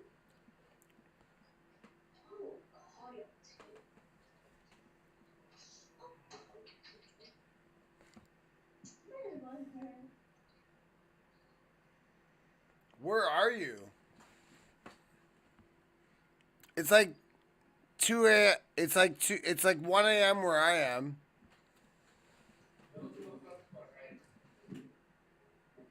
And you got a little sister there or something?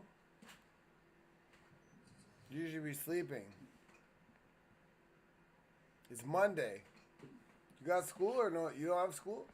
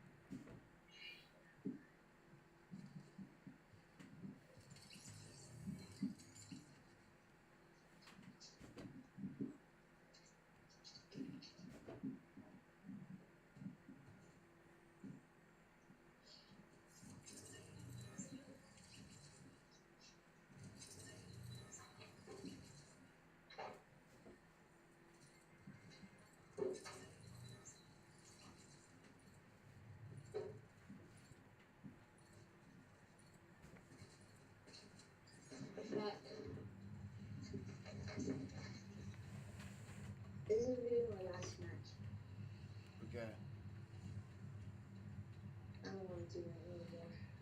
Unless I rank up.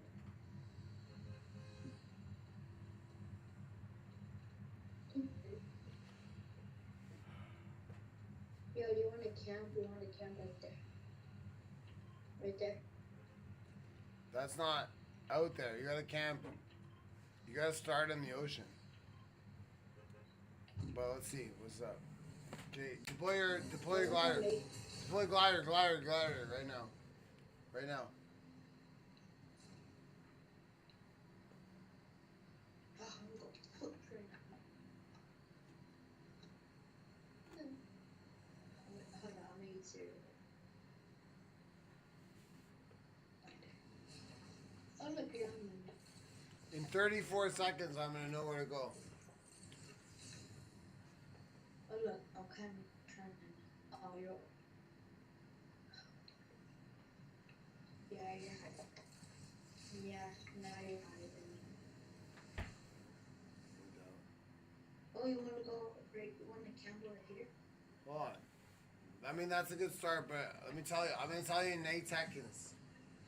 In 8 seconds, I'm gonna know.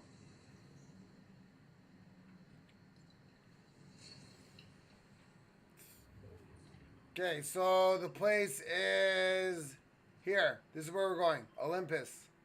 The other side of the map. Turn around. Where storm is? Turn around. But aim towards the ocean. We're going there, but aim here. Aim here. You want to get off the land. When you're high up, you want to get off the land. Just go here. Did you say get ranked up? Yeah. If I even serial camping? Yeah, we're camping.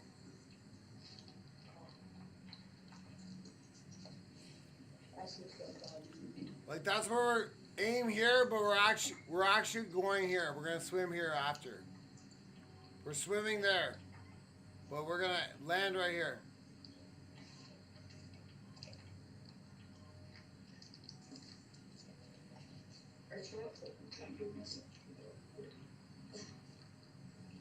Wait, we're playing Platinum map? We're playing what? We're playing Platinum people. Yeah, Platinum 3, bro.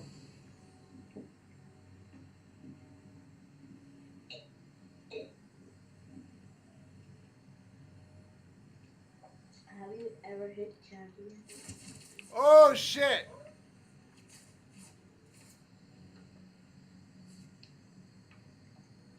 I heard a ball.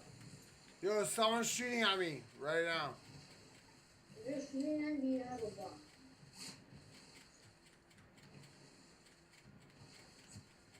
Is that okay? What? Ball? I didn't see anybody.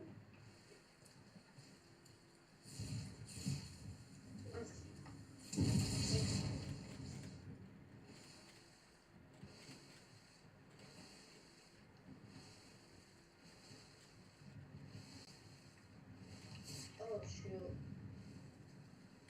Where's my box?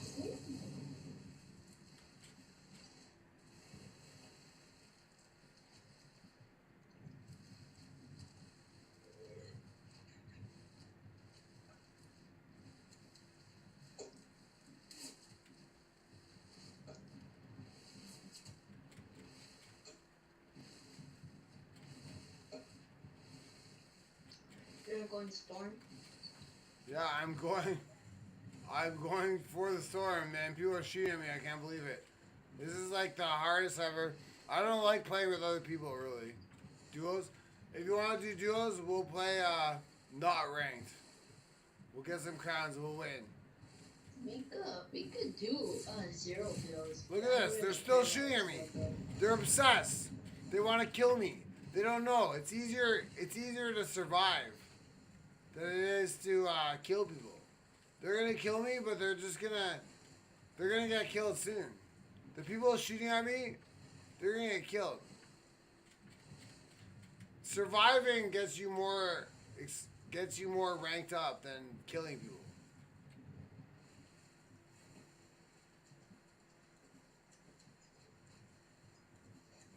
What is your son playing on?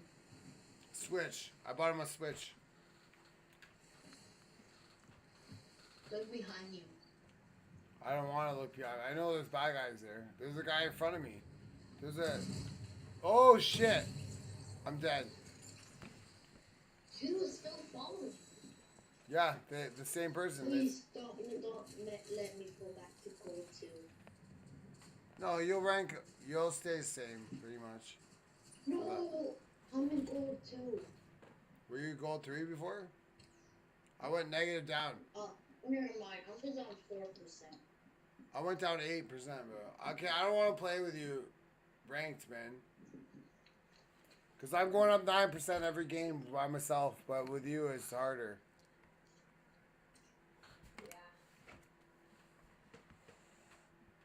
But anyways, I taught you how. That's how you do it. That's how you do it. Plus, you're gold, so Platinum 3 is going to be much harder for you than gold. You know, you'll do much better. Doing what I just taught you in gold, you'll kick ass.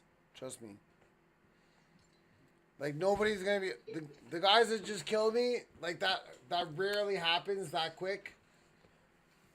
And that guy's going to die. Whoever chose to kill me like that was stupid. Like, they're just hunting... They're hunting me in the beginning because they can't hunt anybody else. They're hunting campers. And that's how they think they're going up better, but they're not. You go up better just surviving. Because I come in, like, 4th place. Out of 100 people, I'm coming 4th place. Last game, I came in 2nd. So, And ranked? yeah, ranked. It's on video. It's on. You just rewind the YouTube right now. You'll see. But yeah, if you want to do not ranked, I don't want to do. I don't want to do ranked. First I'm gonna play solo ranked. After the game. Yeah, rank up. Maybe you're not gonna win, but I don't like ranked duos. I wasn't used to being ranked, but now I used to. I want to be a.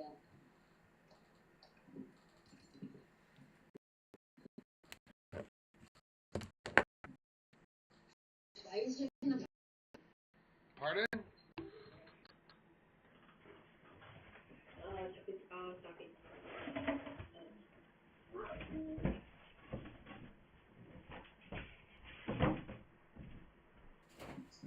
Why switching up talk now? Well, yeah, my business like this. All I said, dude.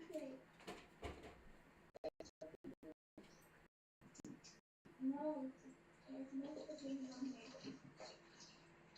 So you're playing games. So what's the point of playing the game if there's even more games? Because there's more options to choose from. Then to download it. That's how it works. Yes. Look, this is replay. Sure, buddy. That is replay. Press on that. Grab mine. Put it by. Exactly why you make the game up. You can make it up. You can't just download it. Yeah. You can't just download everything on the thing. Yes. It's only on one game. I can create it. How you gonna create? Are you Not ready? Bro, you're in 4th grade. You're in 4th grade and you're learning 3rd grade, so you're technically in 3rd grade. What do you mean? You're learning in fractions. Everybody knows that. Yeah, exactly. Learning basic fractions. True, Bodie. Sure, buddy.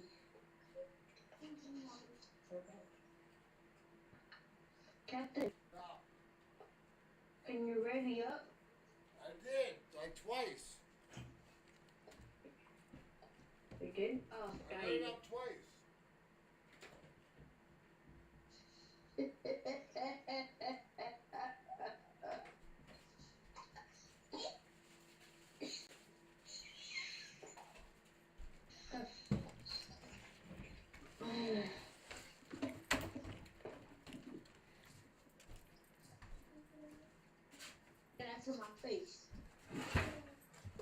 to my face, even I found my face.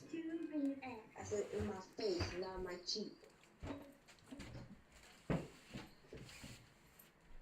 Never said it. Not my face, cause you scared. Stupid. That's my cheek. That's my cheek, bro. You're so stupid.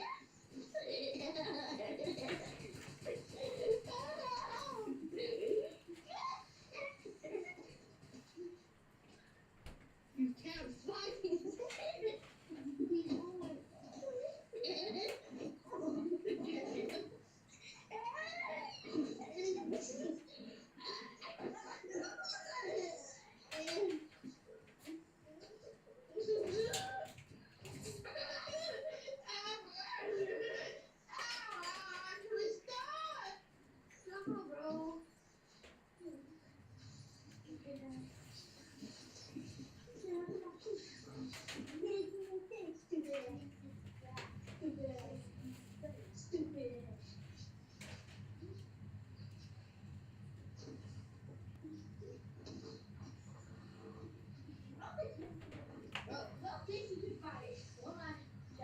When I say that,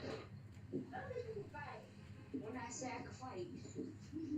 When I say that. you acting like I need to fucking roast. You can't. Oh, I think I'm calling my dad. You call your dad? I'm gonna call him. I'm gonna FaceTime him too. No, don't FaceTime me. You can FaceTime him. I'm getting I'm not getting in trouble. Oh God.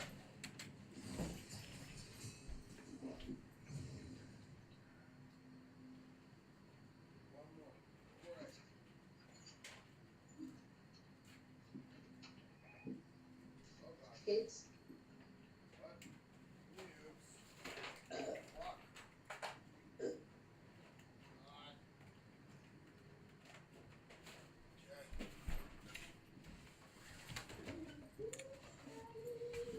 Fourteen, 13, 12, 11, 10, 9, 8, 7, 6, 5, 4.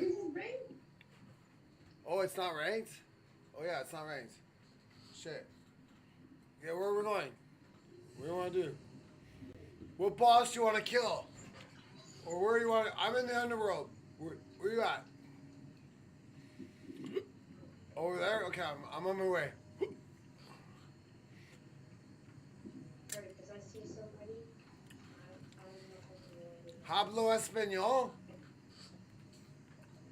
Yeah, sí. Sí, mijo. Hablo Español buenato? Bueno? Bueno, bueno. Bueno, hablo Español?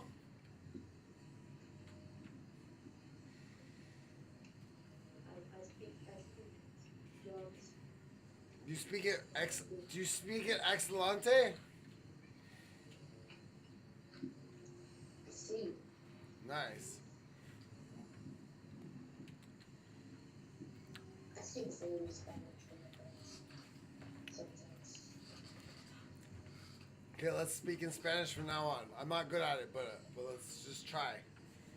Hola, estás fun. How do you say? What? How do I say? How do you say in Espanol? ¿Tú hablas español? Sorry, what? ¿Tú hablas español? Hablo Español. What? Hablas? ¿Tú hablas Español? Hablas. Habla Español. Try. Sí. No. Try. Hablas Español.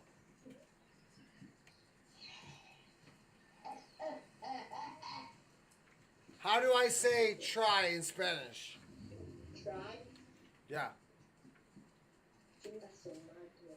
Sorry, what? Chinga su madre. That sounds like your mama. No. It comes after me. Okay, you're speaking too quietly. You gotta speak louder. I was just kidding. That's a bad word. Madre? So why are you telling me bad words? Well, maybe if somebody spoke Spanish to you, you could say something. No, I know bad words. I know bad words. Puta.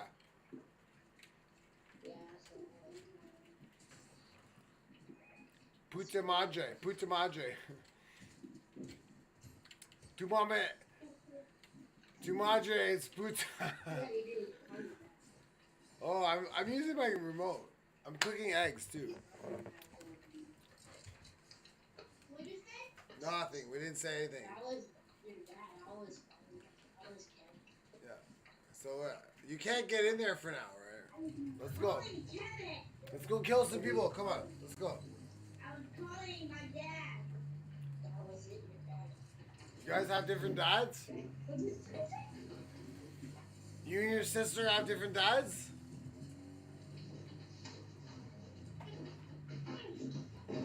Where are you? Oh, girl. Shut up. You ain't been hurt. Do you think that hurt? Don't ever call my dad on my dad. I didn't see you. Yo, I gotta go. My dad. Kevin is not my dad. I gotta go flip my eggs. Here, you drive. You drive. Oh wait. Don't ever say anything to my dad. You drive.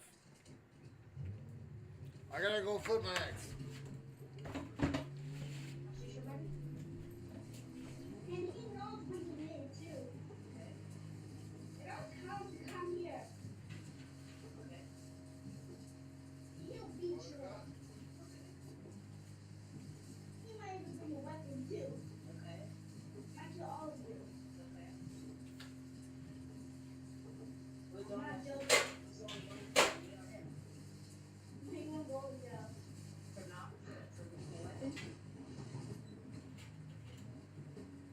What did you say, yours? Not witness, bro. I found when I was recording.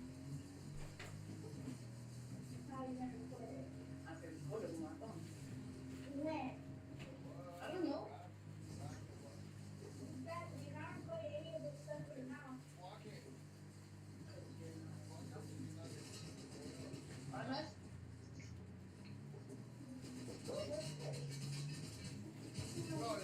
Is there a problem?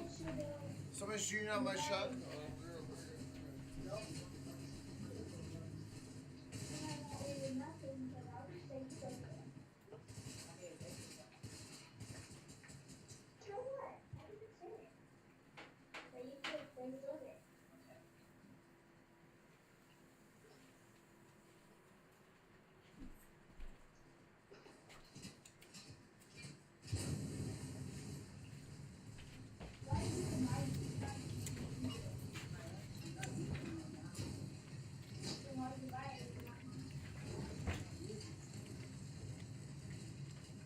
Why you buy it? If you're not gonna use it. I'm not using it now. Still, every time I come here, you're playing games. You're never using it. So why'd you buy it? Yo, tell her games make you smart. It's true fact. I'm a scientist. Yo. Yo, mi miro. I need you to do that. Mama, name. Okay, I need some heals. Let's go.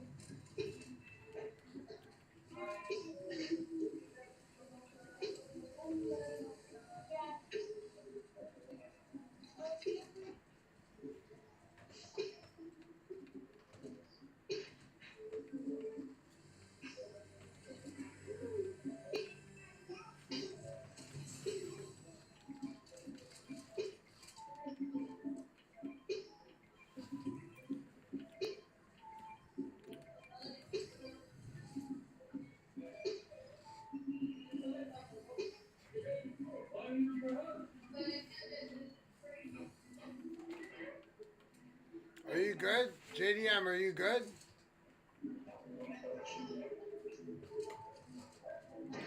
JDM.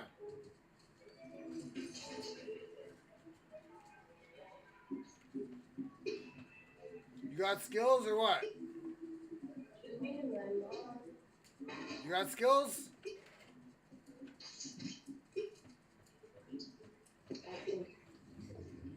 You got skills? Yeah. Wait.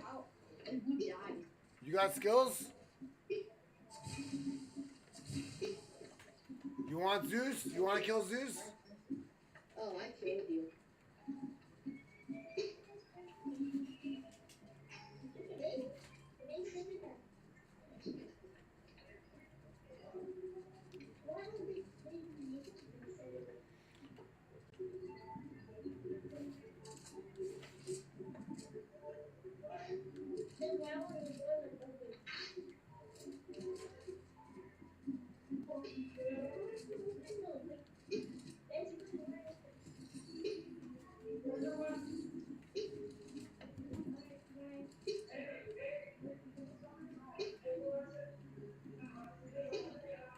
Hey, Captain. Yeah.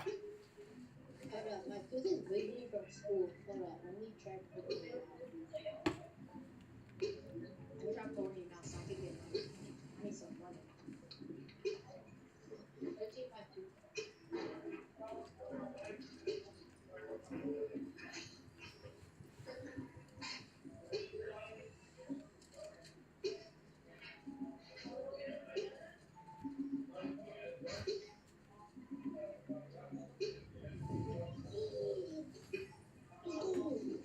My tooth fell out. Your what? Tooth fell out? Yeah. I pulled it out because it was really wicked. But are you good? Like, yo, we gotta get out of here. Forget that. Forget all this stuff. Let's just go. We don't need that. We got 19 people to kill. We gotta kill 19 people. Let's go. How come we're running? No, I dropped it. You dropped what? My tooth. Okay. Why, you want some money from the Tooth Fairy? She's not real. Okay, good. So don't worry about it. But your parents still gonna give you money, right? Yo, I know, but I'm still getting money. Oh, my PS5. How old are Oh, you? my TV. Yo, how old are you? Huh? How old are you? I'm 9. Okay. You wanna add my son?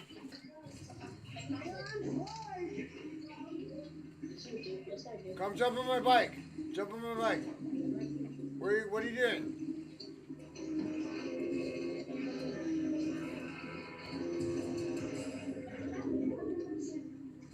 Yo. What are you doing?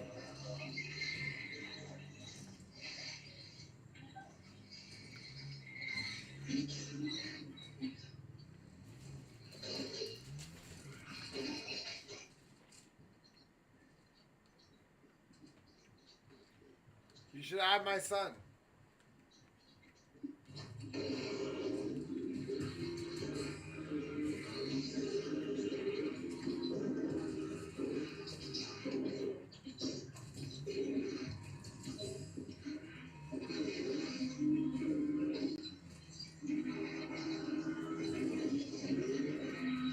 Yo, what are you doing?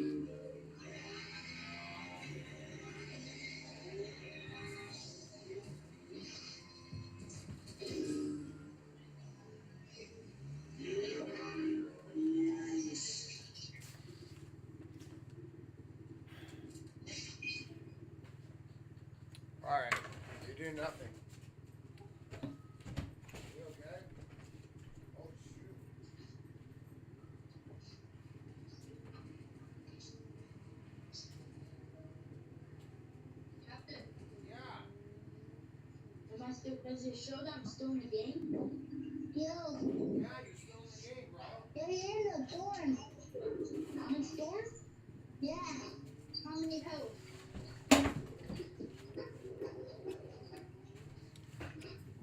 the storm. Run from the storm. I'm back. I was looking for my food and I accidentally pulled my electricity. You got a knife kit? No. How do you change? Hey, little kid. What? What's your name? My name is Emilio. Emilio? Yeah. Go. Can I press my drive? Sure. Hey, I'm not you can play with this.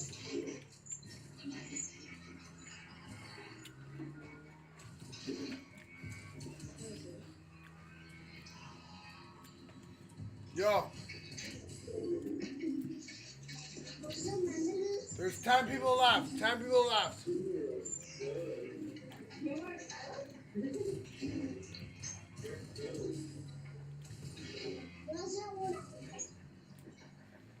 Do a backflip. Backflip. Yo, kill them.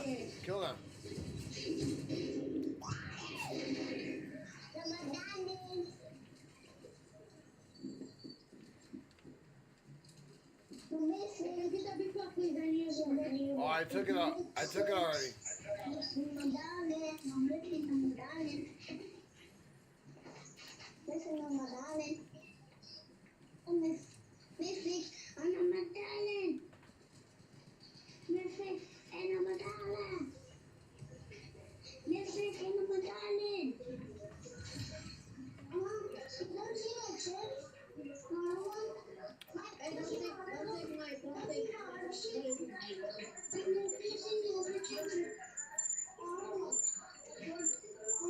Yo, 8 more players. And then I get a coffee.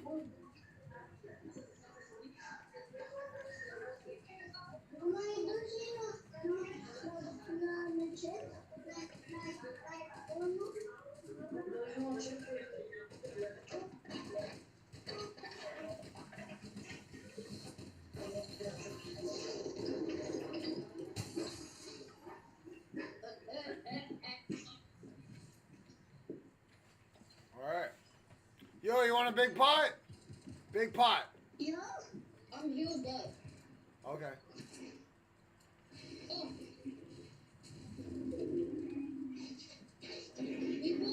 Yo, come on me. Come to me. Come here. Knock somebody? Come here. Is that guy good? Which guy? There's no one here, man. Oh, yeah. There's someone on me. You think you can kill him? Yeah, I'm down.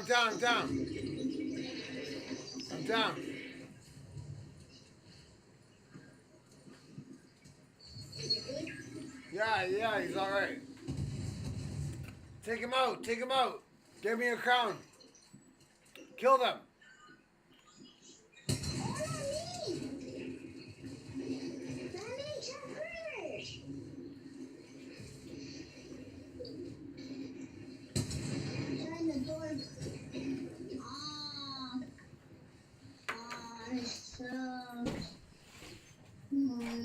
I'll be talking to you.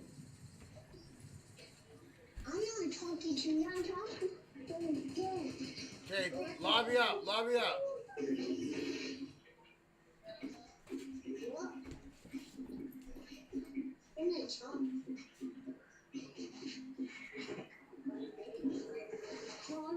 It's going to beat the coast tonight. Look, can I play with you guys? Fine. Okay, fine. Little boy. I got you, little boy. And go back to Albie.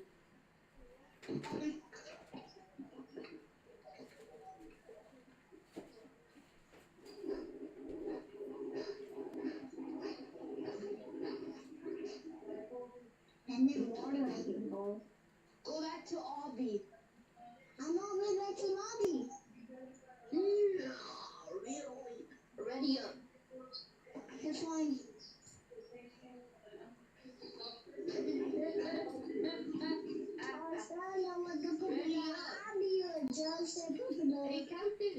Yeah.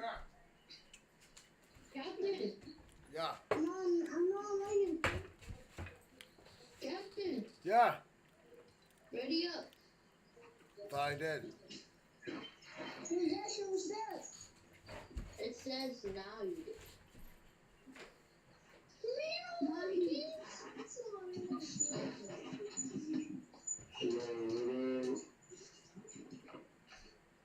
Who's good?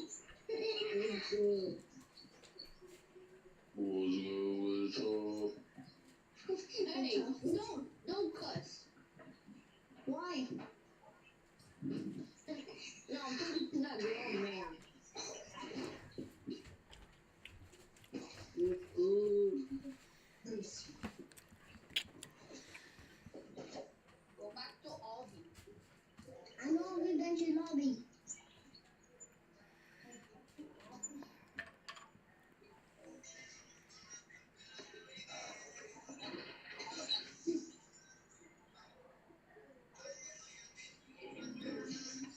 You got Super M.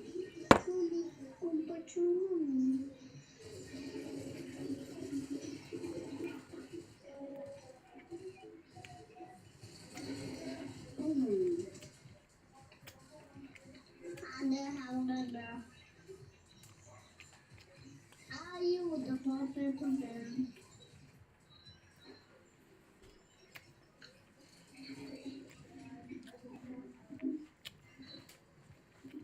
Oh, shoot.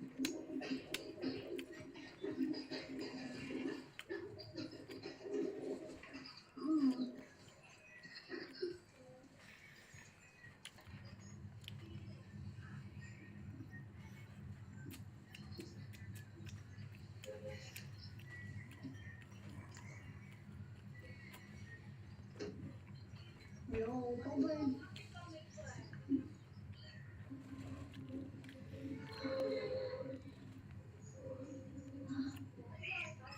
Jump out! Little kids, jump out!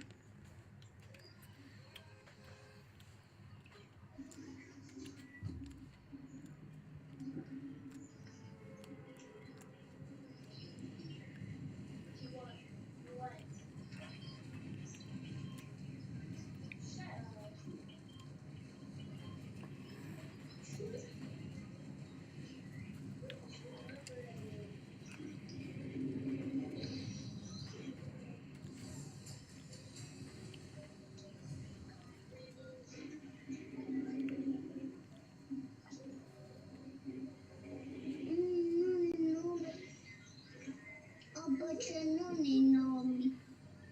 I bet you know me. Oh, but you know me. Shut up. Eric. Jody, Lumpy, want your kid? Shut up. Jody, Lumpy, stop. Mind your business. Is that just random people? Yo, random people? Yo.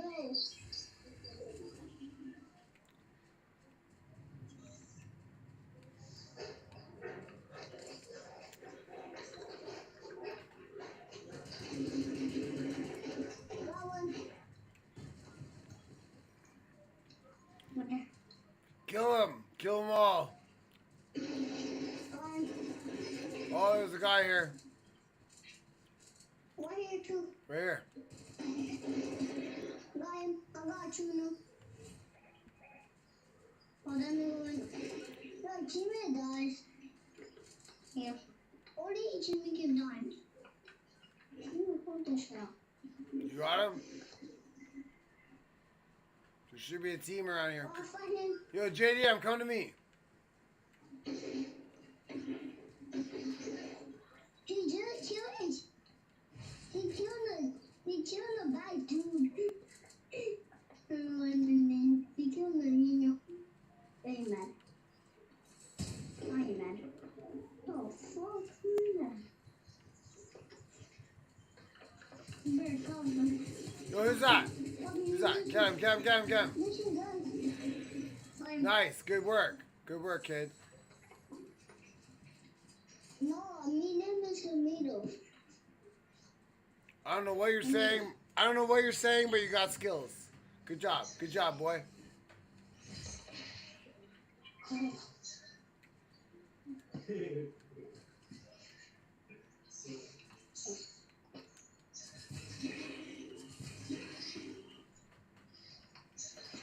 Let's go. Let's go to JDM. I rated Junior. Let's go. Junior, come on. Let's go. Go to JDM.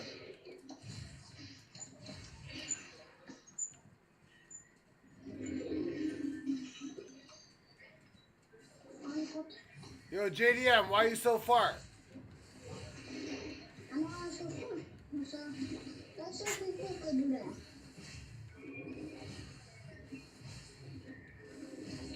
The video girls are not there no more. Our safety's so long. Okay, yo, turn around. Let's go. Go to JDM. JDM, what's up? You got a mythic? You got a mythic? What are you doing out there so long? No, I don't got one. Talking to JDM. Thank you.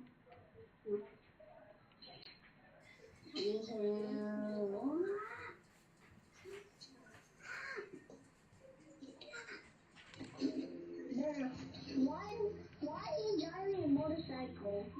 Why not? ¿Por qué no? No, ¿por qué? ¿Por qué no?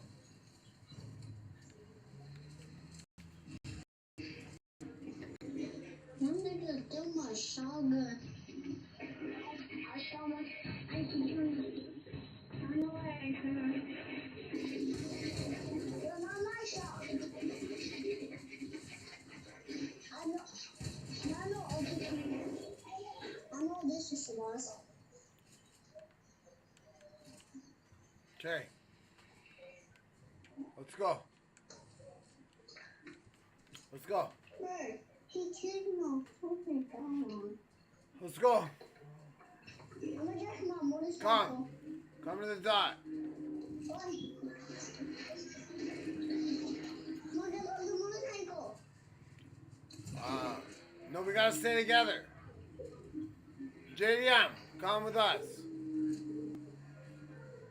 Huh? JDM.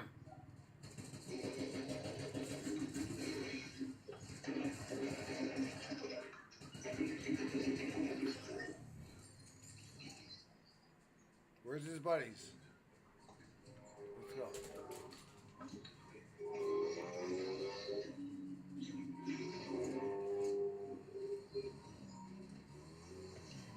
Bro, you don't see my motorcycle? I don't need a motorcycle. Watch. I am faster than you. Come. Bro, did you have it? Also, right here. The chicken in here. The chicken in here.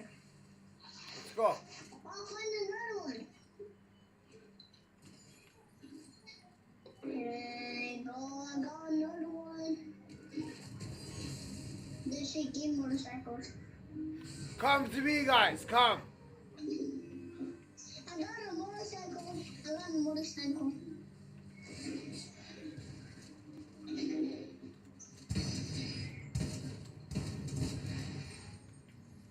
You okay?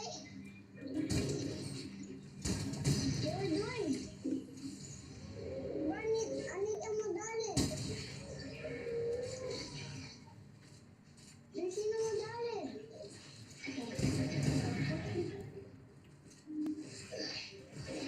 She's biting me.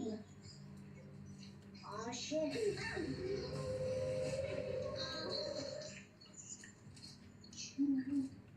Kill the bots if you want to die. Kill them. I don't want any food. I'm gonna look at the boss. What? Man, not enough. Come on, enough from another game. Platnum. Oh, guys. Everyone, try on here. Bro, I'm fighting. There's sweaty bots? No, not really.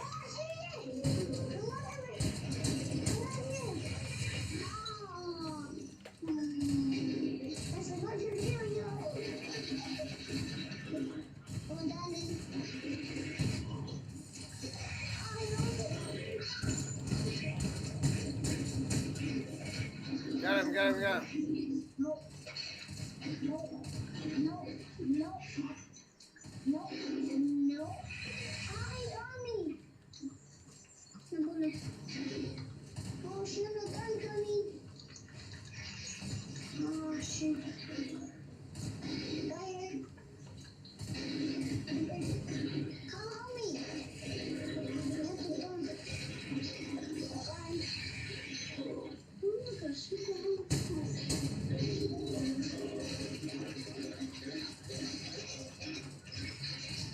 Oh, Mommy. Why did you do what you're doing? Get it. Get it. She get it. She get it. Now we'll get it.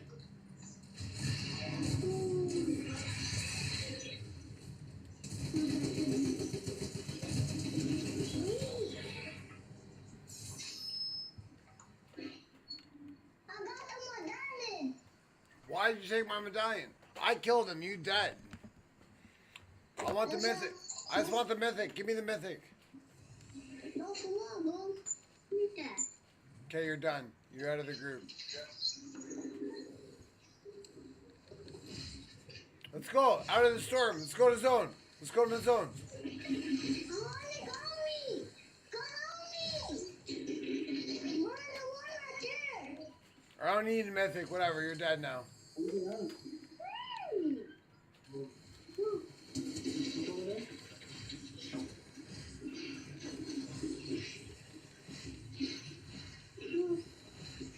How your eyes doing? How your eyes doing? Well?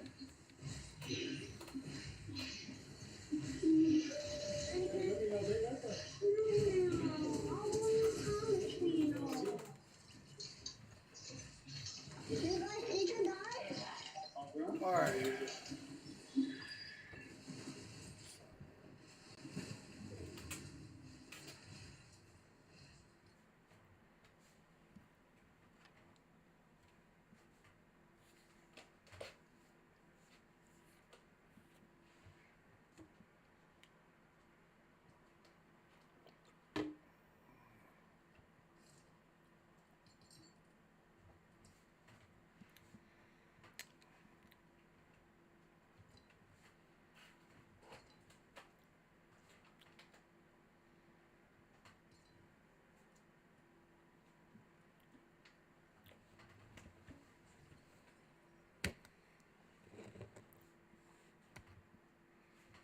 Okay, back to what I was doing.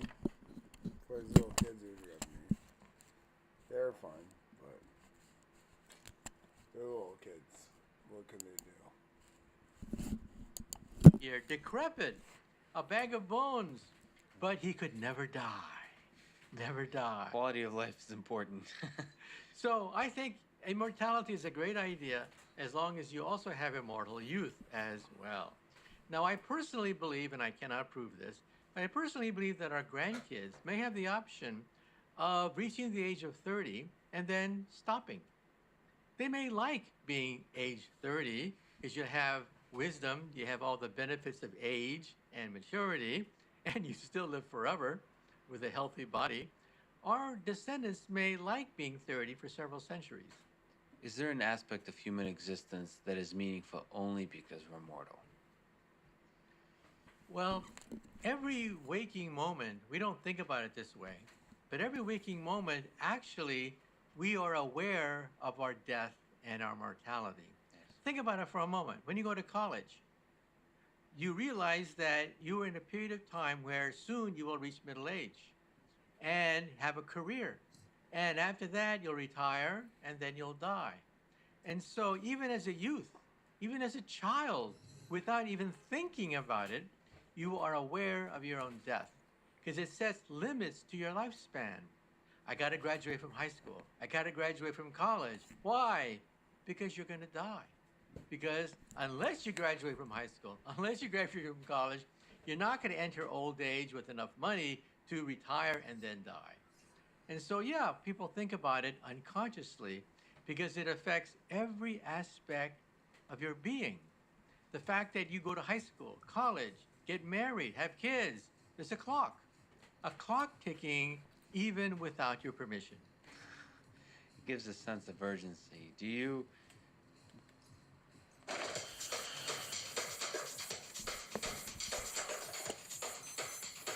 I'm stretching my lunch break. Sorry. Invest in yourself. No apologies necessary. Gear up at sportcheck.ca.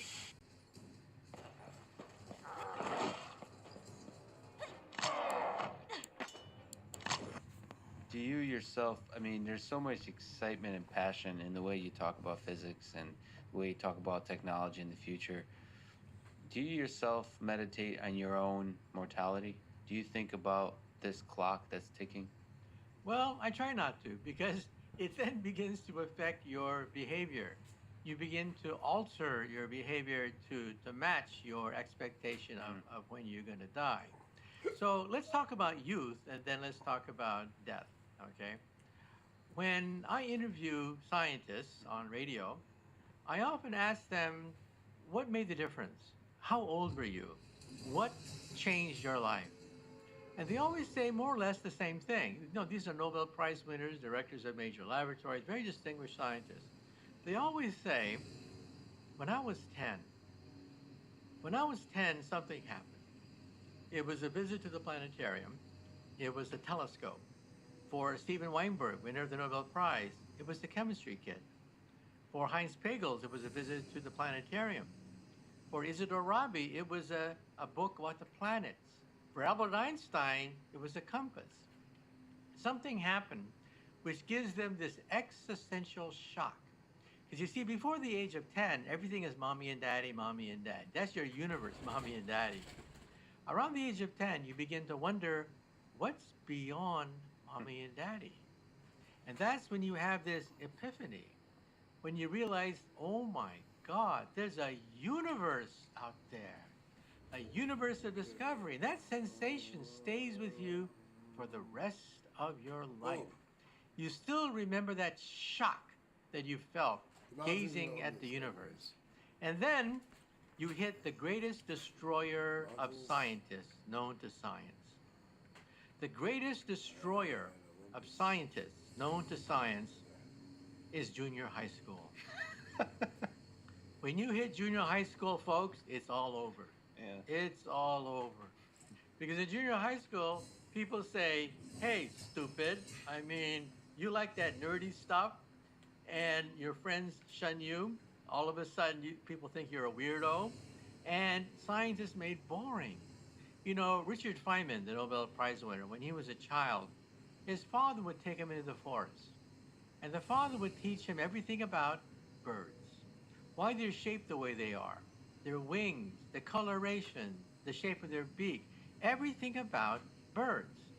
So one day a bully comes up to the future Nobel Prize winner and says, hey, Dick, what's the name of that bird over there? Well, he didn't know. He knew everything about that bird except its name. So he said, I don't know. And then the bully said, what's the matter, Dick? You stupid or something? And then in that instant, he got it.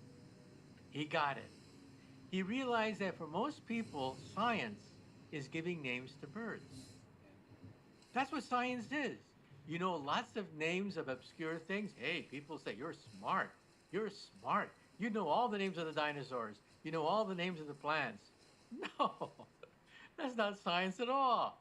Science is about principles, concepts, physical pictures. That's what science is all about. My favorite quote from Einstein is that unless you can explain a theory to a child, the theory is probably worthless. Meaning that all great theories are not big words. All great theories are simple concepts, principles, basic physical pictures. Relativity is all about clocks, meter sticks, rocket ships, and locomotives. Newton's laws of gravity are all about balls and spinning wheels and things like that. That's what physics and science is all about, not memorizing things. And that stays with you for the rest of your life. So even in old age, I've noticed that these scientists, when they sit back, they still remember. They still remember that flush of excitement they felt with that first telescope, that first moment when they encountered the universe. That keeps them going. That keeps them going. By the way, I should point out that when I was 8, something happened to me as well. Why did you lose fucking 6 When I was 8 years old, it was in all the papers that a great scientist had just died, Fucking 57. and they put a picture of his desk on the front page. That's it, just a simple picture of the front page of the newspapers of his desk. That desk had a book on it, which was opened, and the caption said, more or less, "This is the unfinished manuscript from the greatest scientist of our time." So I said to myself, well, why couldn't he finish it? What's so hard that you can't finish it if you're a great scientist? It's a homework problem, right? You go home, you solve it, or you ask your mom, why couldn't he solve it? So to me, this was a murder mystery. This was greater than any adventure story. I had to know why the greatest scientists of our time couldn't finish something. And then over the years, I found out the guy had a name, Albert Einstein, and that book was The Theory of Everything. It was unfinished. Well, today I can read that book. I can see all the dead ends and false starts that he made, and I began to realize that he lost his way because he didn't have a physical picture to guide him on the third try. On the first try, he talked about clocks and lightning bolts and meter sticks, and that gave us special relativity, which gave us the atomic bomb. The second great picture was gravity, with balls rolling on curved surfaces, and that gave us the Big Bang, creation of the universe, black holes. On the third try, he missed it. He had no picture at all to guide him. In fact, there's a quote I have where he said, "I'm still looking. I'm still looking for that picture." He never found it. Well, today we think that picture is string theory. So string theory can unify gravity and this mysterious thing that Einstein didn't like, which is quantum mechanics, or couldn't quite pin down and make sense of. That's right. Mother Nature has two hands, a left hand and a right hand. The left hand is a theory of the small. The right hand is a theory of the big. The theory of the small is the quantum theory, the theory of atoms and quarks. The theory of the big is relativity, the theory of black holes, big bangs. The problem is the left hand does not talk to the right hand. They hate each other. The left hand is based on discrete particles. The right hand is based on smooth surfaces. How do you put these two things together into a single theory? They hate each other. The greatest minds of our time, worked on this problem and failed. Today, the only theory that has survived every challenge so far is string theory. That doesn't mean string theory is correct. It could very well be wrong. But right now, it's the only game in town. Some people come up to me and say, "Professor, I don't believe in string theory. Give me an alternative." And I tell them, there is none. Get used to it. It's the best theory we got. It's the only theory we have. It's the only theory we have. Do you see, the strings kind of inspire a view, as did atoms and particles and quarks, but especially strings inspire a view of a universe as a kind of information processing system, as a computer of sorts. Okay, do you see the universe in this way? No. Some people think, in fact, the whole universe is a computer of some sort. Yes. And they believe that perhaps everything, therefore, is a simulation. Yes. I don't think so. I don't think that there is a super video game where we are nothing but puppets dancing on the screen and somebody hit the play button and here we are talking about simulations. Yeah. No. Even Newtonian mechanics says that the weather, the simple weather, is so complicated with trillions upon trillions of atoms that it cannot be simulated in a finite amount of time. In other words, the smallest object which can describe the weather and simulate the weather is the weather itself.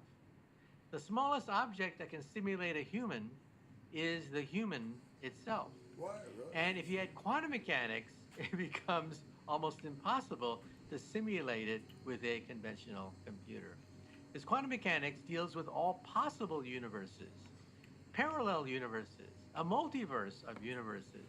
Almost And stop. so the calculation just spirals out of control. Oh my God. Am I gonna Now, land here? so Can't far, land here, there's bro. only one way where you might Is be there a able to car here? argue that the universe is a Yeah. simulation, and this is still being take a second. debated by quantum physicists.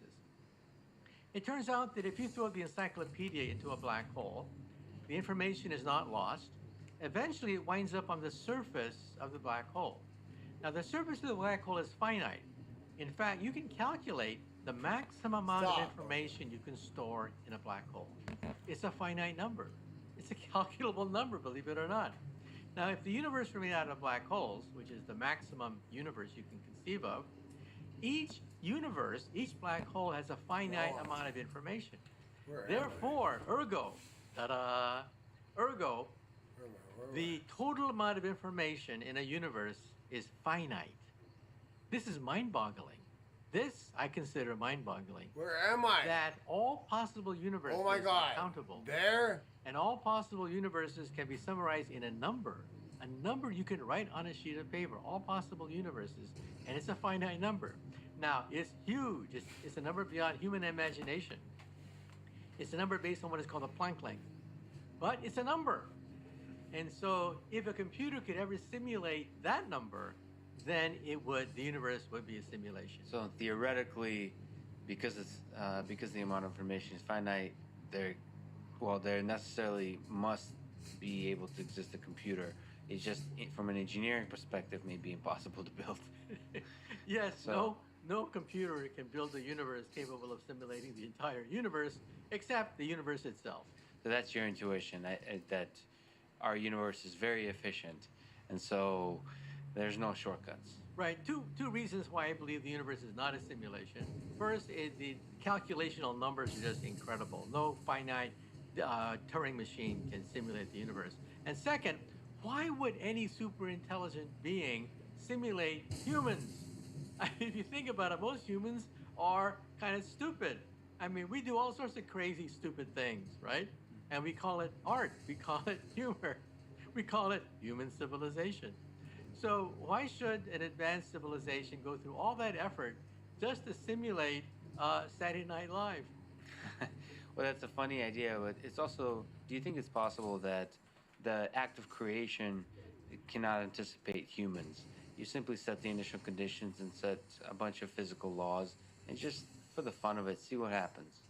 You launch the thing, so you're not necessarily simulating everything. You're not simulating every little bit in the sense that you could predict what's going to happen. Oh, But shit. You set the initial conditions, set the laws, and see what kind of fun stuff happens. Well, in some sense, that's how life got started. In the 1950s, Stanley did what is called the Miller experiment. He put a bunch of hydrogen gas, methane, toxic gases with liquid and a spark in a small glass beaker. And then he just walked away for a few weeks, came back a few weeks later, and bingo, out of nothing and chaos came amino acids. If he had left it there for a few years, he might have gotten protein molecules for free. That's probably how life got started, as a accident. And if he had left it there for perhaps a few million years, DNA might have formed in that beaker. And so we think that, yeah, DNA, life, all that could have been an accident if you wait long enough. And remember, our universe is roughly 13.8 billion years old. That's plenty of time for lots of random things to happen, including life itself. Yeah, we could be just a beautiful little random moment, and could be a nearly infinite number of those throughout the history of the universe. Many creatures like us. We perhaps are not the epitome of what the universe was created for. Thank God. Let's hope not. Just look around. Yeah. Look to your left, look to your right. When do you think the first human will step foot on Mars? I think there's a good chance in the 2030s that we will be on Mars. In fact, there's no physics reason why we can't do it. It's an engineering problem. It's a very difficult and dangerous engineering problem, but it is an engineering problem. And in my book, Future of Humanity, I even speculate beyond that that by the end of the century, we'll probably have the first starships. The first starships will not look like the Enterprise at all. They'll probably be small computer chips that are fired by laser beams with parachutes. And like what Stephen Hawking advocated, the Breakthrough Starshot program could send ships to the nearby stars, traveling at 20% the speed of light, reaching Alpha Centauri in about 20 years' time. Beyond that, we should have fusion power. Fusion power is, in some sense, one of the ultimate sources of energy, but it's unstable. And we don't have fusion power today. Now, why is that? First of all, stars form almost for free. You get a bunch of gas large enough, it becomes a star. I mean, you don't even have to do anything to it, and it becomes a star. Why is fusion so difficult to put on the Earth? Because in outer space, stars are monopoles. They are poles, single poles that are spherically symmetric, and it's very easy to get spherically symmetric configurations of gas to compress into a star. It just happens naturally all by itself. The problem is magnetism is bipolar. You have a north pole and a south pole. And it's like trying to squeeze a long balloon. Take a long balloon and try to squeeze it. You squeeze one side, it bulges out the other side. Well, that's the problem with fusion machines. We use magnetism with the north pole and the south pole to squeeze gas, and all sorts of anomalies and horrible configurations can take place because we're not squeezing something uniformly like in a star. Stars, in some sense, are for free. Fusion on the Earth is very difficult. But I think it's inevitable, and it'll eventually give us unlimited power from seawater. So seawater will be the ultimate source of energy for the planet Earth. Why? What's the intuition there? Because we'll extract hydrogen from seawater, burn hydrogen in a fusion reactor to give us unlimited energy without the meltdown, without the nuclear waste. Why do we have meltdowns? We have meltdowns because in the fission reactors, every time you split the uranium atom, you get nuclear waste. Tons of it, 30 tons of nuclear waste per reactor per year. And it's hot. It's hot for thousands, millions of years. That's why we have meltdowns. But you see, the waste product of a fusion reactor is helium gas. Helium gas is actually commercially valuable. You can make money selling helium gas. And so the waste product of a fusion reactor is helium, not nuclear waste that we find in a commercial fission plant. And that mastering and controlling fusion allows us to converts us into a type 1, I guess, civilization, right? Yeah, probably the backbone of a type 1 civilization will be fusion power. We, by the way, are type 0. We don't even rate on this scale. We get our energy from dead plants, for God's sake, oil and coal. But we are about 100 years from being type 1. You know, get a calculator. In fact, Carl Sagan calculated that we are about 0.7, fairly close to a 1.0. For example, what is the internet? The internet is the beginning of the first type 1 technology to enter into our century. The first planetary technology is the internet. What is the language of type 1? On the internet already, English and Mandarin Chinese are the most dominant languages on the internet. And what about the culture?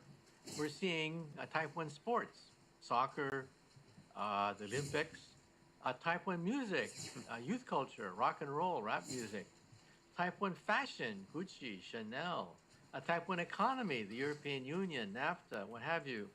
So we're beginning to see the beginnings of a type 1 culture and a type 1 civilization.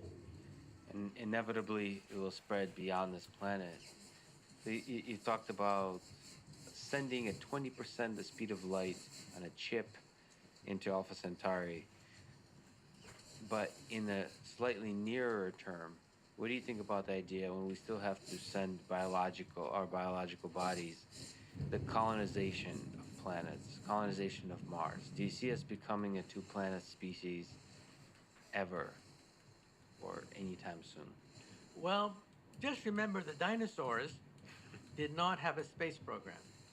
No. And that's why they're not here today. How come there are no dinosaurs in this room today? Because they didn't have a space program. We do have a space program, which means that we have an insurance policy. Now, I don't think we should bankrupt the Earth or deplete the Earth to go to Mars. That's too expensive and not practical. But we need a settlement on Mars in case something bad happens to the planet Earth. And that means we have to terraform Mars. Now, to terraform Mars, if we could raise the temperature of Mars by 6 degrees, then the polar ice caps begin to melt, releasing water vapor. Water vapor is the greenhouse You get gas. nothing. I hope you die. It causes on even this more 3-month melting of period. the ice caps. So it becomes a self-fulfilling prophecy. It feeds on itself. It becomes autocatalytic. And so once you hit 6 degrees, rising of the temperature on Mars by 6 degrees, it takes off. And we melt the polar ice caps, and liquid water once again flows in the rivers, the canals, the channels, and the oceans of Mars. Mars once had an ocean, we think, about the size of the United States. And so that is a possibility. Now, how do we get there? How do we raise the temperature of Mars by 6 degrees? Elon Musk would like to detonate hydrogen warheads on the polar ice caps. Yes. Well, I'm not sure about that because we don't know that much about the effects of detonating hydrogen warheads to melt the polar ice caps. And who wants to glow in the dark at night reading the newspaper? So I think there are other ways to do it with solar satellites. You can have satellites orbiting Mars that beam sunlight onto the polar ice caps, melting the polar ice caps. Mars has plenty of water. It's just frozen. I think you paint an inspiring and wonderful picture of the future. It's I think you've inspired and educated thousands, if not millions. Michio, it's been an honor. Thank you so much for talking today. My pleasure.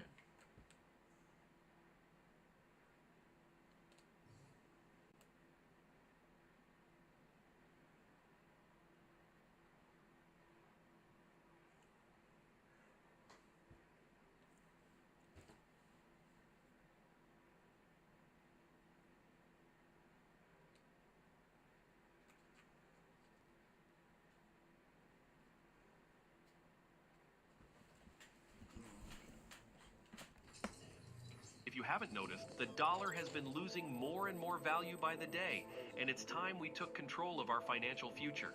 Let me ask you a question. It's not fair that the rich keep getting richer while the rest of us struggle to make ends meet, right? But what if I told you there's a way to level the playing field? A way for us to not only protect ourselves from the potential collapse of the dollar, but also to grow our wealth like the elite do. It's time to reveal secrets of all hedge funds. In the next minute or so, I'm going to reveal a well-guarded secret that the rich don't want you to know. It's time for me to blow the whistle on their tactics and show you how to prepare and secure your financial future, whether or not the collapse of the dollar happens. If you do not care about what I'm about to tell you, feel free to skip this video. Imagine a world where you have the tools and knowledge to make money work for you, regardless of what happens to the economy. It's time to empower ourselves and take advantage of the strategies that hedge funds have been using for years. Strategies they've kept secret from the average person like you. That ends today. But first, let's talk about the potential threat looming over the dollar, aggressive rate hikes from the Fed, and the potential loss of the dollar's status as the world's reserve currency could lead to a decrease in buying power for all of us. While the rich have the means to protect their wealth, what about the rest of us? Countries like China, Brazil, and other Southeast Asian nations are already taking steps to reduce their reliance on the dollar. They no longer trust the stability of the United States, and we can't afford to ignore the signs. We need to be prepared for whatever comes our way. So what can we do? How can we safeguard our wealth and even potentially grow it?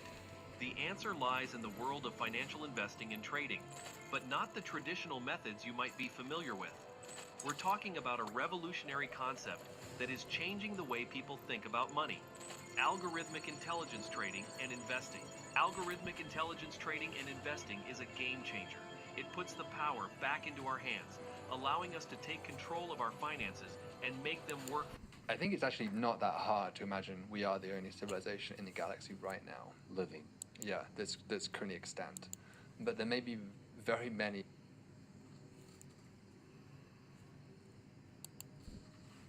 The big event we need to talk about is the Oscars politics. The State of the Union address last Thursday night.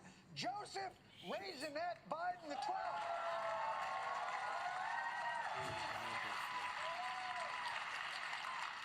He had the unenviable task of having to lay out his vision for the nation whilst also demonstrating that he is not too old, not too tired to be the President of the United States, and that he wouldn't rather just tie thousands of balloons to the White House and head to Paradise Falls.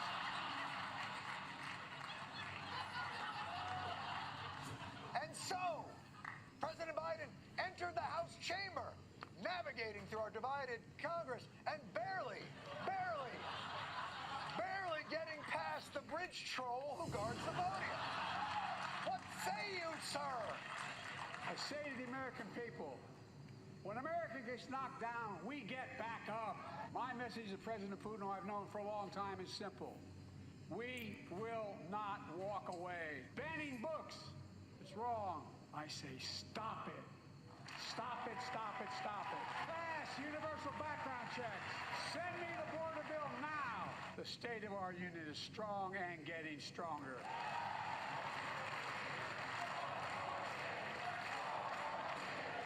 Which one of you pricks wants to fight? Put up your dukes. Biden's back, baby. I know that all the haters have been out there talking their shit. He's too old. He's too weak. He can't make it. He won't be able to stand. Oh, I see you haters. I know who you are.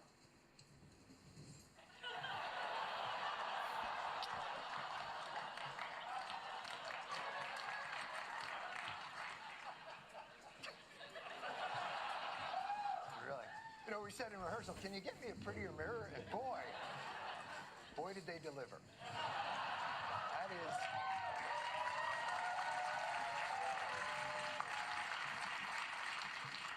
Of course, by the way, the State of the Union was just the Democratic message.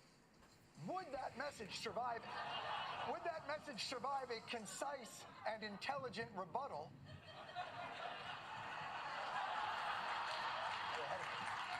What happens? It happened on Thursday. I should read the whole thing, though. Would it survive a concise and intelligent rebuttal from the GOP? Or whatever it was that Alabama Senator Katie Britt... To the kitchen, Batman! Our families are hurting. Our country can do better. President Biden's border policies are a disgrace. Mr. President, enough is enough. End this crisis and stop the suffering. We see you. We hear you. And we stand with you.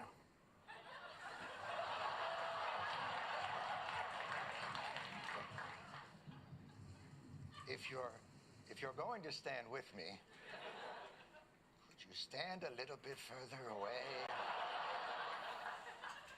I imagine one of her kids just came downstairs and was like, I'm sorry, Mom, I just came down to get a bowl of cereal.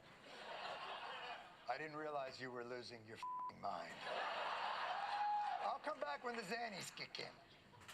Now, look, everybody's had a bit of a go at Senator Britt because her rebuttal was objectively terrible. But there was one moment in her rebuttal that didn't get as much attention that I thought was quite interesting. We are the party of hard-working parents and families. So I am asking you, for the sake of your kids and your grandkids, get into the arena. Never forget, we are steeped in the blood of patriots who overthrew the most powerful empire in the world. Two things. One, who smiles when they say the line, steeped in the blood of patriots?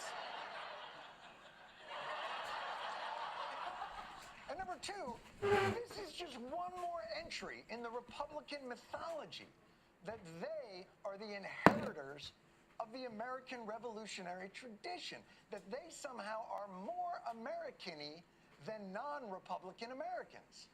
We are the party of the real American people. Real America, where people work hard.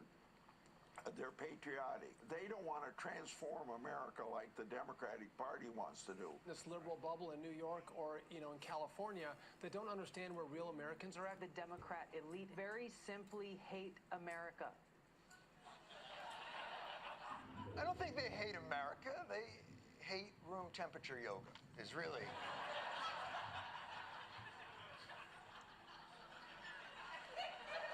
Yoga's supposed to be very hot. Just out of curiosity, what is it about the Republican Party that makes it Americanier than the rest of us? We're the party and ideology of the Constitution. Every decision that I make starts with asking the questions, is this constitutional? I believe in this document. I carry it with me next to my heart because I refer to it daily. As we all know, the Constitution starts with the three most important words outside the Bible. We the people. The power of we the people. We the people. The Constitution. We believe in it. They do not.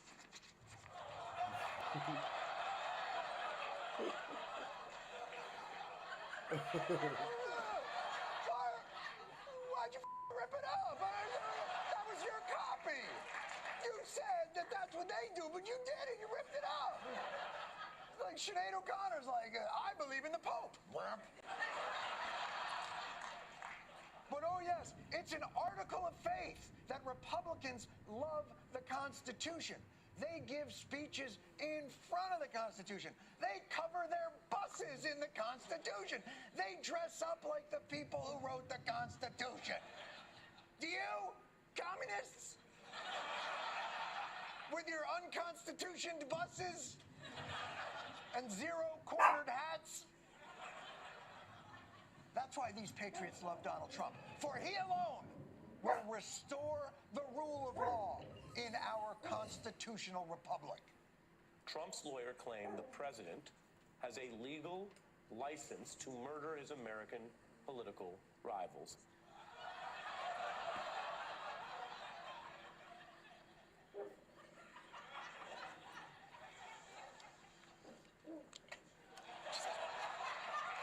Just gonna check my, hold on. Just gonna check mine. I actually keep my heart next to my Constitution. That's how important. My hands are shaking, I'm so nervous.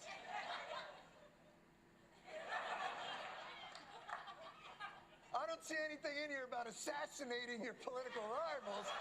Oh, here it is, hold on. Ah, yes. It says the president must faithfully execute. Well, I think we're done here. Oh. Sorry.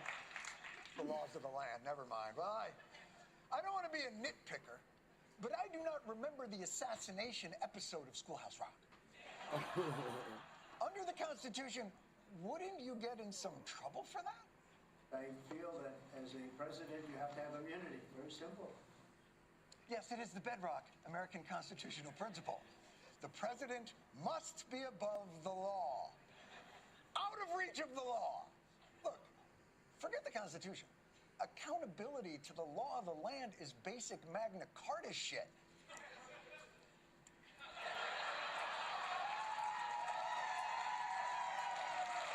Keep a tiny Magna Carta in my... You know what? I'm sorry. This is just a flip book. Hold on.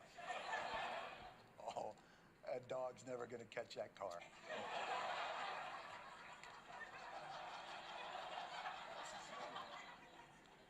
Maybe they like Trump because he's more of a Bill of Rights guy.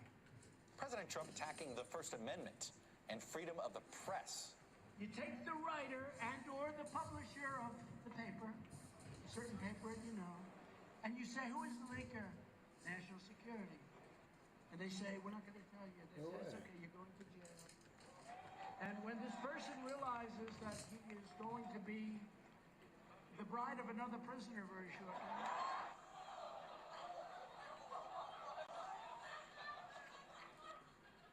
I believe it was Thomas Jefferson who once said, our liberty depends on the freedom of the press. Though obviously, as with any right, there is some wiggle room for non-consensual ass. Don't blame ain't me, that's Jefferson. He said that.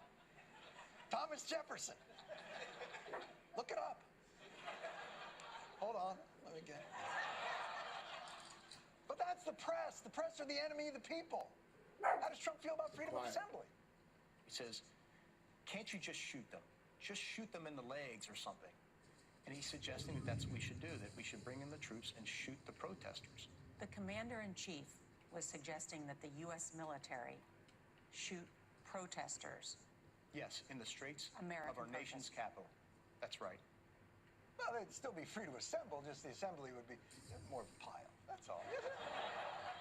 But that's just hearsay from Trump's Secretary of Defense at the time. Look, how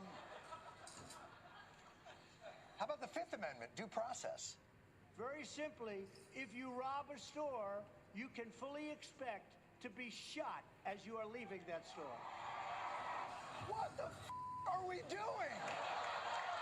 You know, I'm pretty sure that shooting a guy on suspicion of stealing a pair of khakis violates not only the Constitution, but the Ten Commandments and the Gap Employee Handbook.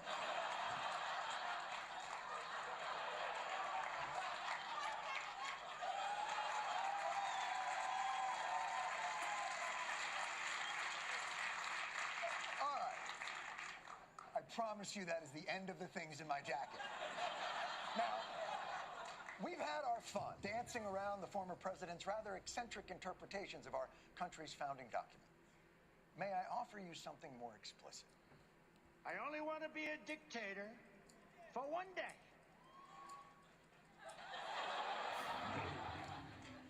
Just so you know, that is how it starts. I'm not saying anybody has to do the arms salute. Let's just start with a few people doing the arms salute, and we'll see if the arms salute catches on. Ignoring the Bill of Rights, tearing up the Constitution, pining for a brief stint as a dictator, well, that settles it. When the good, patriotic, Constitution-loving, real Americans hear Trump's disrespect and disdain for our sacred constitutional principles, they will be outraged. I'd rather have Donald Trump as a dictator for 4 years. Absolutely. This country needs a dictator. I hate to say that, but it's the truth. He could stand on the front steps of the White House and commit murder, and I'm with him. If he says it, then I'll go with it. And if he wants to be a dictator, then so be it. This is it. The Thomas Nast cartoon. Patriots festooned in American flags, co-signing dictatorship. Remember We the People? You know there's more words after that, right? Smaller font, still binding. Look, if you want to love Trump, love him. Go to the rallies, buy the sneakers. You want to give him absolute power? You want him to be the leader uber alles? You want him to have the right of kings? You do you. But stop framing it as patriotism. Because the one thing you cannot say is that Donald Trump is following the tradition of the founders. He is advocating for complete and total presidential immunity. His words, not mine. That is monarchy shit. And it's your right to support it. But just do me a favor for historical accuracy. Next time you want to dress up at the rallies, wear the right colored coats. That's what you are. And I just want to tell you this.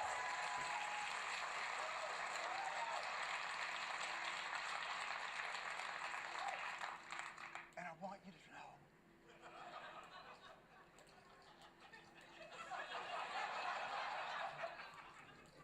We see you.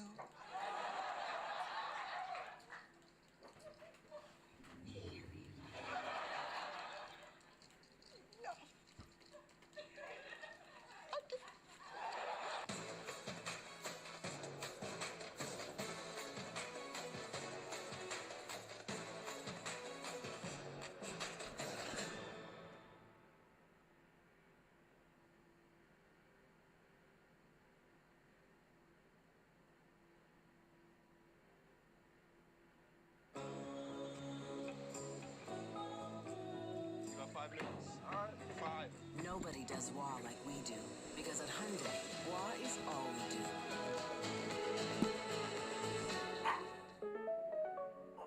The book is called The Tyranny of the Minority. So you wrote How Democracies Die, a recipe to kill our democracy. And now Tyranny of the Minority. What is Tyranny of the Minority about?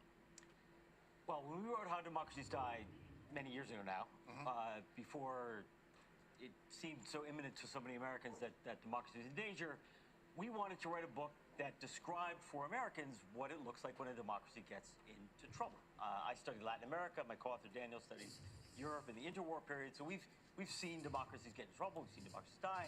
And we wanted to describe to Americans what this looked like so they would be warned. After we wrote the book, we got a lot of questions about what the hell do we do? How do we get out of this mess? And so the book is an effort, first of all, to better understand how we got into this mess, but also to think a bit about how to get out. So when you talk about how we get into the mess, the Constitution is really our, touchstone. Is that the document that actually got us into this mess? The Constitution, I should say, is a brilliant document. It is the world's Don't oldest, hedge, sir. It is the world's oldest written Constitution. It's done us a lot of good. Yes. But it is also part of the problem today. A majority of Americans support democracy. A majority of Americans support the really interesting experiment with multiracial democracy that we are evolving into in the 21st century. A majority of Americans every day since Donald Trump came down the golden escalator have opposed Trump. But we have a constitution that protects, that enables, and that empowers an authoritarian minority party. And that's a problem. But isn't that the very nature of the Constitution was the contradiction at when it was being written? All men are created equal. Black people are 3/5. I mean, it's a mathematical equation that from the get-go was absurd. It was absurd. Now, in some fairness to the founders, the elites across the world were undemocratic in the 18th century. But over the course of 200 plus years, democracies across the world have gone about fixing the original sins of the country. So you're saying that the Constitution was a balance between that ideal and the practicalities of, well, how do we let the southern states who have less population not be steamrolled by a pure democracy? Right. It was a couple of things. First of all, it was a document created by people who feared democracy, who feared majority rule, because majority rule didn't exist in the world in the 18th century. What did they think? If it wasn't kings, what did they think it was going to be? They didn't know. They were in completely new terrain. There had never been a republic like this before. We'd never had an elected leader before. The Electoral College was a third choice. It wasn't Madison's first choice. Madison designed a system that would have looked more like Europe's parliamentary democracies. Right. That was shut down. A number of folks in the convention pushed for direct election of the president, which is what all other presidential democracies in the world today do.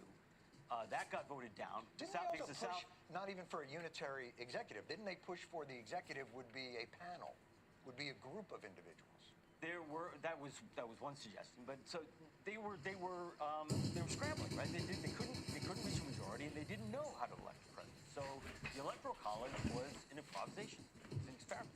Was it an improvisation to bring a compromise to the southern states? Is that because the North was more industrialized and the South and the smaller states? Okay. Right. Look, so this was the compromise to bring the Union together. Yeah, I mean, this was a really tough problem, right? We had 13 colonies that were, and there was a fear that they would break apart, that there might be some war, that there might be violence. The Articles of Confederation had failed miserably, and there was a real fear that if we didn't hang together, the Brits or the French would come in and make things very difficult for us. The whole project could be blown to bits. So these guys had to forge a compromise, and they made concessions that were imperfect. In fact, George Washington, let me just say this. Yeah. George Washington, just weeks after the Philadelphia Convention, wrote a letter to his nephew describing the Constitution as an imperfect document and saying that it would be up to future generations to improve upon. But do you think it's strange then that a lot of the Constitution really is a practical matter, sort of a pragmatic document that is very much nuts and bolts of how do we do this mechanically, logistically, and yet we infuse such almost religious dogma. We almost view the founders now in a kind of a fundamentalist way of it was spoken through them from God. It was they were absolutely this is scripture. Right. We didn't always see it that way. For much of U.S. history, Americans, both politicians and American citizens of all types, have worked to make our system more democratic. The expansion of suffrage, the Reconstruction reforms, the Progressive era reforms. But oftentimes that was brought through violent upheaval. I mean, the Civil War is what brought that about. Suffragette, even the Vietnam War, when they lowered the voting age, if there hadn't been the draft, people hadn't gone to Vietnam, I don't think you would have seen the expansion of voting to 18-year-olds. Constitutional reform is tough. It's costly. It takes work. But we've done it throughout our history. And it's really only the last 50 years, only in our lifetimes, that we've kind of stopped thinking about how to make our system more democratic. We stopped doing the work of improving our democracy. Let me ask you, and this is a slightly different point then. You know, some may be it's the design of the Constitution that allows for rural states to have maybe an outsized influence, especially in the Senate, which is a relatively minoritarian body to begin with. One person can blue slip something that people can constantly stop things as one person. And that person is always Rand Paul. No. But is there also an issue that as the world changes so rapidly, is democracy foundationally an analog system, and that in an increasingly digital and fast world it's unwieldy even in its best iteration? And is that what also gives a kind of shine to the idea of dictatorship or authoritarian principles, where things can be mobilized more quickly, decisions can be made? You know, democracy is painstaking. It's a grind. It is, and this is not the first time we've been around this bend, right? In a century ago, whether it was the Russian Revolution or the rise of fascism, during a period of dramatic change, industrialization, the entry into the modern era, people looked around and said, "Yeah, Stalin, that works better. Hitler, Mussolini, that made the trains run on time."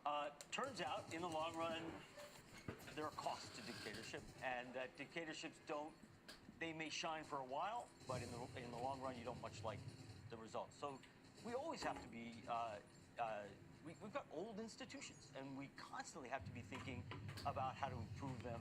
But the basic idea of electing our governments, and electing our governments in a context in which we enjoy a wide range of individual liberties, I don't think that's outdated. Right, that stays no matter what the kids say on, I'm going to say Instagram. I think the kids get a bad rap sometimes. They are among our strongest defenders. Well, you teach them in college, so you see them. I see them. I find them to be fascinating. You know, there's always that millennials, this or later, or whatever they're saying. I don't find that at all. They're the ones who are going to save our emerging multiracial democracy. They better. Somebody's got to. The Tyranny of the Minority. It's available right now. Stephen Levitsky, thank you so much for being here.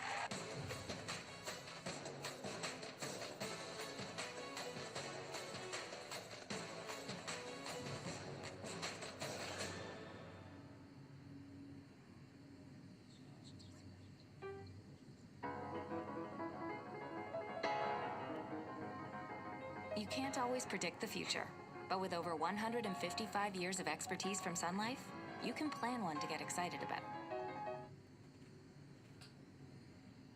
Obviously, Asians fucking only ones who fucking parents get their kids to play piano like that.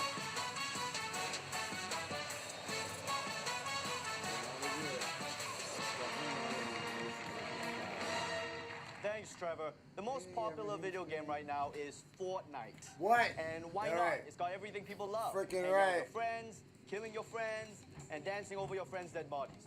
But just like every other thing that's popular, people have started to blame it for all their problems.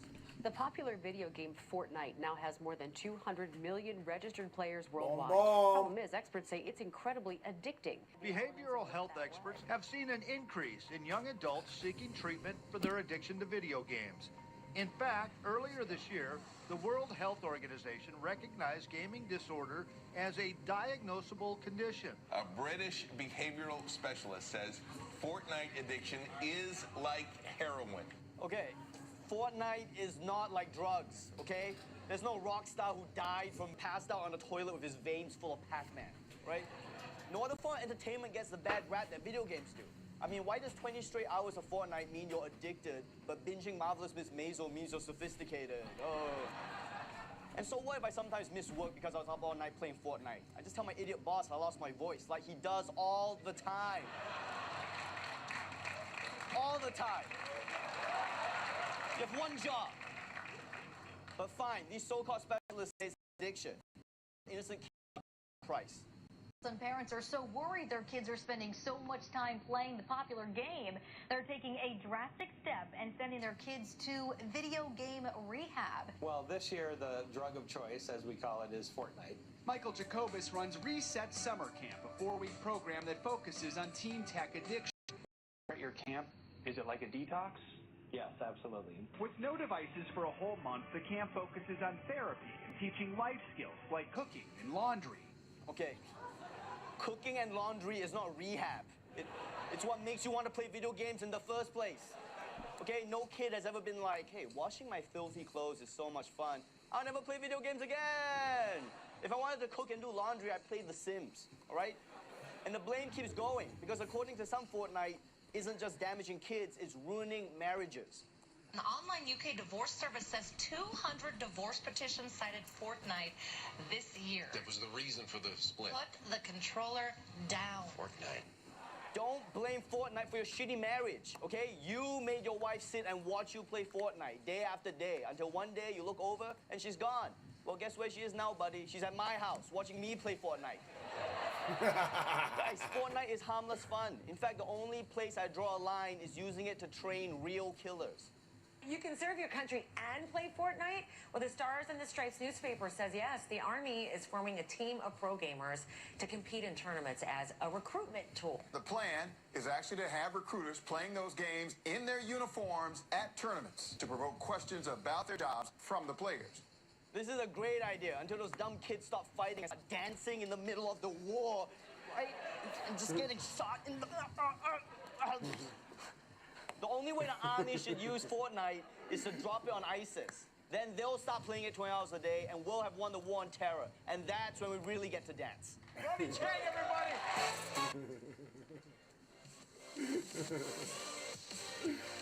Oh, man. Oh, shit. Copy cracking. Oh, that's it. Ready for more? Pro Drops gives your game an additional experience. Oh, man. Challenging missions. Hey, yo, what's up? Gotta say it. Epic rewards. Let's float, guys. Pro Drops. You floating me? No, I'm floating myself, bro. So, you gotta do solos. You can't do solos, bro. Solos, everyone's fighting each other. For the past few years, I've been intensely watching children in playgrounds. Ronnie. Sorry, that sounded wrong. I don't think you were allowed to do that. Calm down. It's for my online child psychology degree, all right? Jeez. Sound just like the cops. Anyway, in my research, I just discovered a really stupid trend. Many communities do everything they can to keep playgrounds safe. The problem is they may also be stifling creativity. That's why some cities are taking a swing in the opposite direction. So-called adventure playgrounds. At this New York City playground, the toys are tools. Real hammers and nails. I just decided that this is getting really crowded and... That's true. And so the 11-year-old started building an addition to the playground fort. Okay, I don't care what you say. That is not a playground. That is a junkyard, okay? All that's missing is a pit bull with rabies and the Fat Albert gang. They're making kids play with hammers and nails. That's not adventure. It's just work. They're tricking kids into building their own playground. And I gotta tell you, this exact same thing happened to me back home in Asia, right? And by the time we were done playing, we had finished a whole new line of Nikes.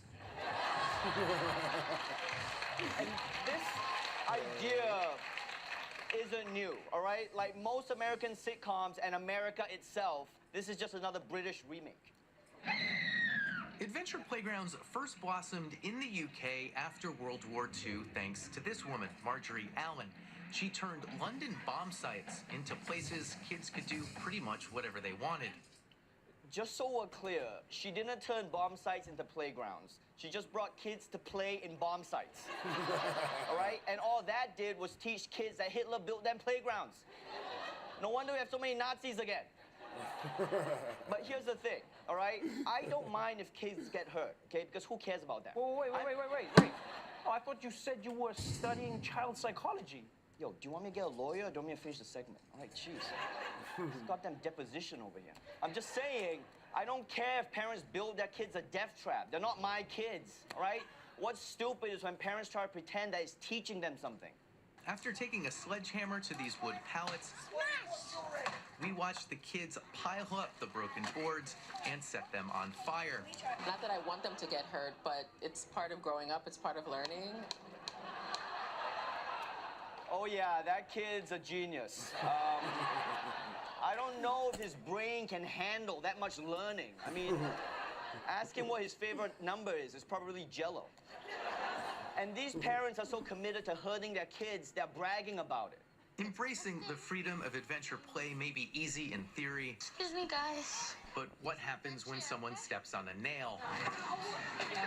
When it happened to Addison Block, we noticed her mom, Jill, let her other daughter keep playing. We went in knowing that it's a place they could get hurt. It's the type of experience that kids in the city don't always get. I think that's great. You're right, Mom. You know, you just can't get good tetanus in the city these days. You know what else you don't get in the city anymore? Polio. Why don't we dig up Franklin Roosevelt's bones and have kids rub up against them? Look, parents, just admit that you want to leave your kids alone in a vacant lot because you're sick of them. There's no shame in that. Again, it happened to me all the time. My mom left me at grocery stores and off-track betting parlors and the highway, but she never called them playgrounds. Okay? She had the decency to look me deep in my eyes and say, Ronnie, I'm leaving you. And that is called parenting. Ronnie Chang, everybody! America has a problem with food. You guys want your food to be cheap and fast, but also to be fresh and healthy. That's too many things, okay? You can't have both. It's like racial diversity at a ski lodge. It doesn't exist. And when Americans don't get everything they expect from their food, you end up with dumb lawsuits like this one. The Reading Eagle reports on a $5 million class action lawsuit that accuses Godiva of misleading consumers. The suit says Godiva's packaging reads Belgium 1926, implying the chocolate is made there when it's actually made in Reading, Pennsylvania.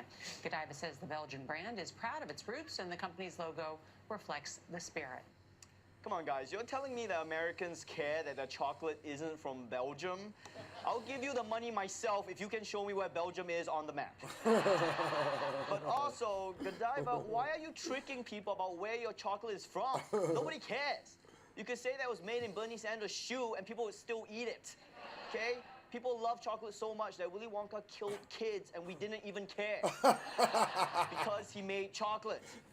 Americans are so entitled. Not only does cheap food have to be exotic, they also want it to be organic, like this lady. A Bronx woman is suing TGI Fridays for $5 million, claiming the restaurant's potato skin snacks aren't actually made of potatoes. The potato skin snacks come in bags. They're sold in stores and vending machines across the country. The woman says she bought the snack at a Bronx bodega, but says she wouldn't have made the purchase if she knew the product didn't contain real potatoes. She claims the food is misbranded and not as healthy as the restaurant's popular appetizer. Okay, so I get where this lady is coming from. I would also be pissed. Because you can't sell a snack called potato skins if it doesn't have any potatoes in it, okay? Imagine if you got tickets to a Beyonce concert, and when you got there, I came out. You'll be furious. Why? Because you're not ready for the jelly. But still, how is this lady suing for $5 million? Like, how much did she spend on these potato skins? $4? Okay, well, then she gets the $4 back, okay? In fact, you know what? Here's a 10. Okay, go buy yourself 30 seconds of therapy. I mean, honestly, who is expecting food from TGI Fridays? They give you 2 appetizers, 2 entrees, and 2 desserts, all for $20. That's not a meal, that's a yard sale. Okay? Again, we don't need a lawsuit. Just give the lady her money back, and TGI Fridays, you can still call them potato skins. You just have to put a question mark at the end. Yeah, that way, you're not just selling a snack, you're selling a mystery. Seriously, America, you can't keep suing everything, okay? Just accept the fact that everyone is lying to you. Companies are lying to you, the government is lying to you, your wife is cheating on you with me. Nothing is real, okay? You can't even trust water. A judge has given new life to a class action lawsuit accusing Poland Spring of selling water that's sourced from wells and not springs. He ruled last week that an amended complaint can proceed with claims in 8 states. Poland Spring's corporate parent, Connecticut-based Nestle Waters North America, reiterated Tuesday that it's a meritless lawsuit and said the judge's decision doesn't undermine its confidence. That's right. A woman is mad that Poland Spring water doesn't come from a spring, it comes from a well. Yeah, I just told the people in Flint, Michigan about this story, and they said to go yourself. Seriously. Who actually thinks Poland Spring water comes from a spring in Poland? Do you also think your smart water went to MIT? It's all marketing. Although, to be fair, CVS water does come from CVS, okay? Locally sourced from the CVS break room toilet. Look, I think America would have fewer lawsuits if people were more skeptical of what they put in their bodies in the first place. And if you ask me, this is just a scheme people are using to try and get rich, which is why I'm also joining in. Trevor, I am suing you. Consider yourself served. What? Why? Because the food you left in the fridge today wasn't organic, and I almost didn't finish it. Wait, what do you mean the food? That was my food. You ate my lunch, Ronnie. That was my lunch. Trevor, we'll let the courts decide.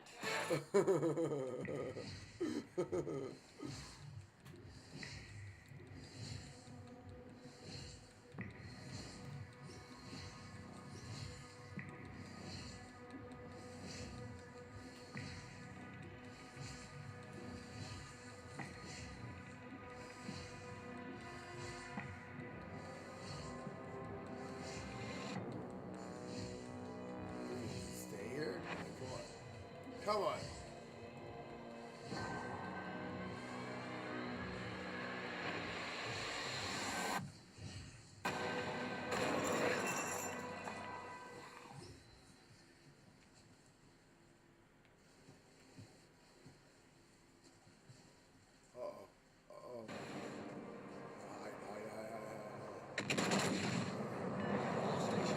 Concentrate fire on the target. Enemy battleship sunk. Trevor, you probably don't know this, but today is Earth Day. So to celebrate, I got you some Earth. Oh, whoa! You're Ronnie, what welcome, the hell? Trevor. As we celebrate Earth, we're also trying to figure out how to save it. Take me, for instance. To help cool the planet, before I left my apartment today, I turned the air conditioning on. What? No. Isn't that contributing to global warming? No, stupid. I left the window open, of course. But unfortunately for the Earth, not everyone's solutions are as practical as mine. How can humankind tackle global warming? There are some scientists proposing a technique that's similar to the Earth wearing UV protection sunglasses, apparently, to block out the sun's harmful rays. Basically, what the proposal wants to do is it wants to send airplanes into the stratosphere, effectively spraying it with aerosols into the atmosphere, almost kind of like working like you're adding extra clouds. When you do that, you essentially are trying to block more of that sunlight. So your solution to save the planet is to spray more shit into the atmosphere. Let me ask you, what's the point of saving Earth if the whole thing looks like New Jersey? And also, there's no way that will work. It's like trying to get a coffee stain out of your shirt by using blood, okay? Don't believe every life hack you read on the internet. We don't need to dim the sun. We already have 2 dim suns. They're called Eric and Don Jr. Hello! High five, Trevor! Come on! Come on! I'm not gonna high five you. I'm not gonna high five you. Oh, sorry, didn't know you were a Trump guy. Anyway, there's a whole ocean of bad ideas out there. In fact, one of those bad ideas is an ocean. A Silicon Valley firm wants to stop climate change by flooding the desert. Y Combinator unveiled some radical ideas as one of 4 moonshot scenarios presented to get innovators thinking about climate change remedies. The company says by using 238 trillion gallons of ocean water, it could create millions of algae reservoirs that could combat carbon dioxide. Y Combinator expects the project to cost about $50 trillion. You're gonna move the ocean into the desert? That is the stupidest thing I've ever heard. Unless they do it while Burning Man is happening, in which case, go for it, please take a bath, you dirty hippies. First of all, you can't move an ocean, okay? Have you guys ever tried to move a 1-bedroom apartment? You can't buy 3 boxes of Papa John's and ask your friends to move the Atlantic, okay? But at least these guys are trying to find a solution to save the earth, okay? Other people are just waving a white flag. Right now, world leaders are exploring a concept for a floating city to guard against floods, tsunamis, and Category 5 hurricanes. The floating city is made up of 6 hexagonal islands that would be built with sustainable materials. Each island would hold about 300 people, with an entire city being comprised of 10,000 people. Leaders see the project as a viable solution against rising sea levels, climate change, and housing shortages. They will also be built so that they can be towed to a safer location if needed. Wow, living on floating cities. Clearly, we've given up. Okay, we couldn't cut back on plastic straws, so we have to go on a carnival cruise that never ends. That's a nightmare for everyone, except elderly couples trying to have sex with strangers, of course. I can't believe we're abandoning land so fast. We're mammals. We're supposed to live on land. No mammals live in the ocean. Dolphins and whales? Yeah, 2 great examples of fishes. Thank you. Okay, you know what, Ronnie? Like, at least these people are trying. All right, if you're so smart, what's your plan to save the earth? Okay, Trevor, I'm glad you asked. I have a 2-step plan here, all right? Step 1, everyone gives me $1 million. Okay, and then what's step 2? Step 2 is I proceed to have a good life while the rest of you drift away on your floating cities. Happy Earth Day, everyone. High five me, Trump boy. Let's go, come on. Chang, everyone. One thing I've learned about Americans is that Americans love their pets. And I'm here to say, why? Pets are kind of stupid. I mean, you spend all your time picking up their poop, and then on top of that, when they die, you have to go through all the trouble of throwing them in your neighbor's yard. No thanks.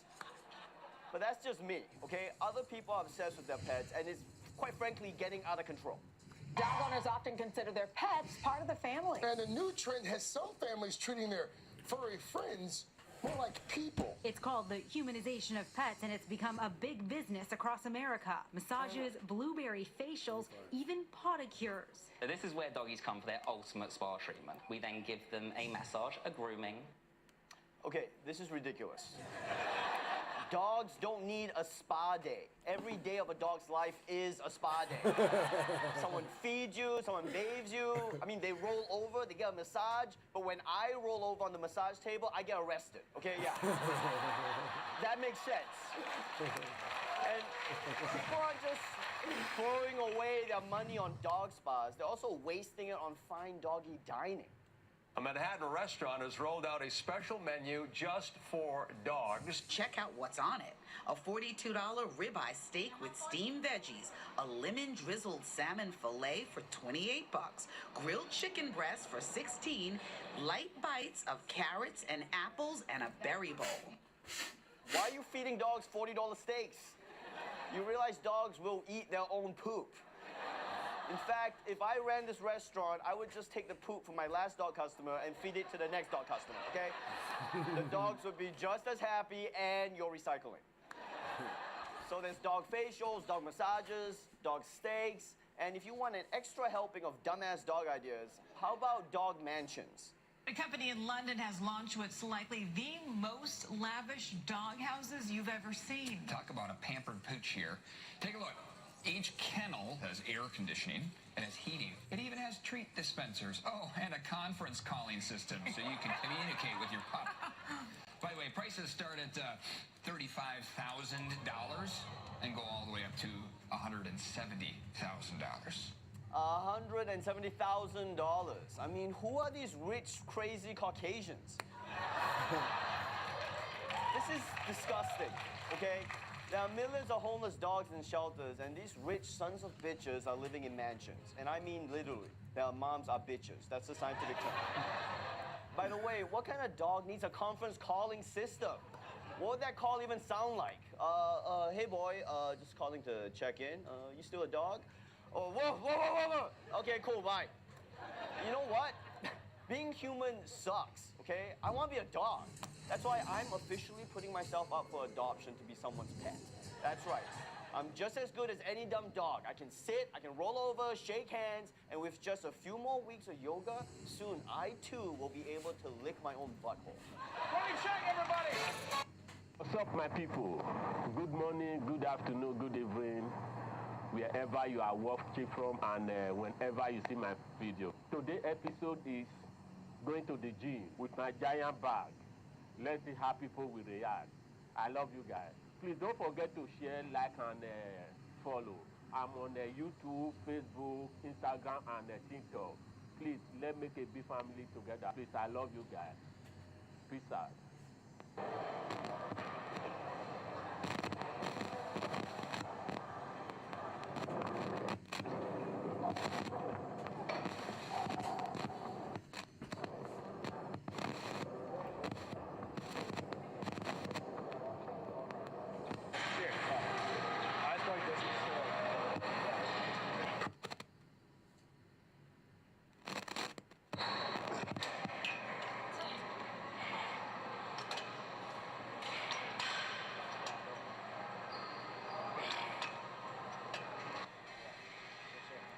It's good, eh? Yeah, I like it. Yeah, it's really good. Yeah.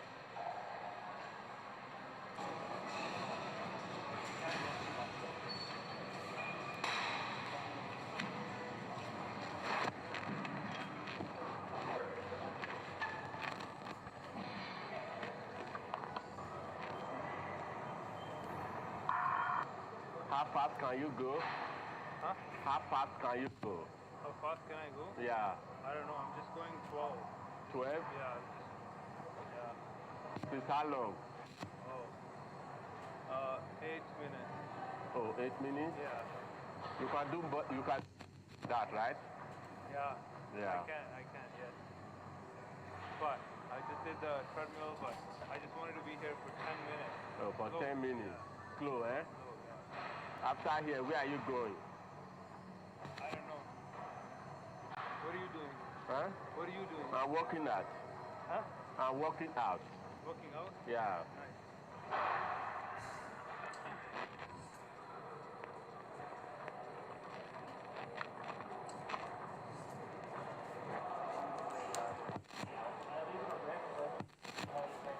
Oh.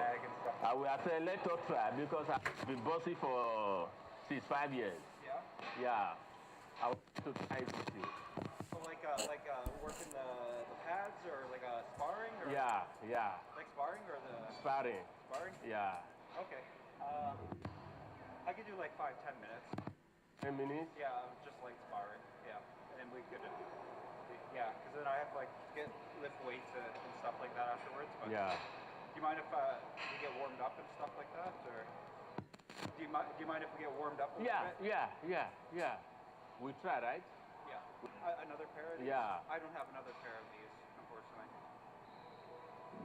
I wanted to, because I've been doing boxing since 5 years. Okay. When I was training, they told me uppercut. Oh. You understand what I'm saying? Yeah, you can't just hold it like this. You hold it, you cross your leg, uppercut. Like on the bag? Yeah. When you are fighting someone. Honestly, all the practice I've done is just like here in motion and stuff like that. Okay, like, just here in motion? Just here in motion. I've never gone to an actual gym. That's why.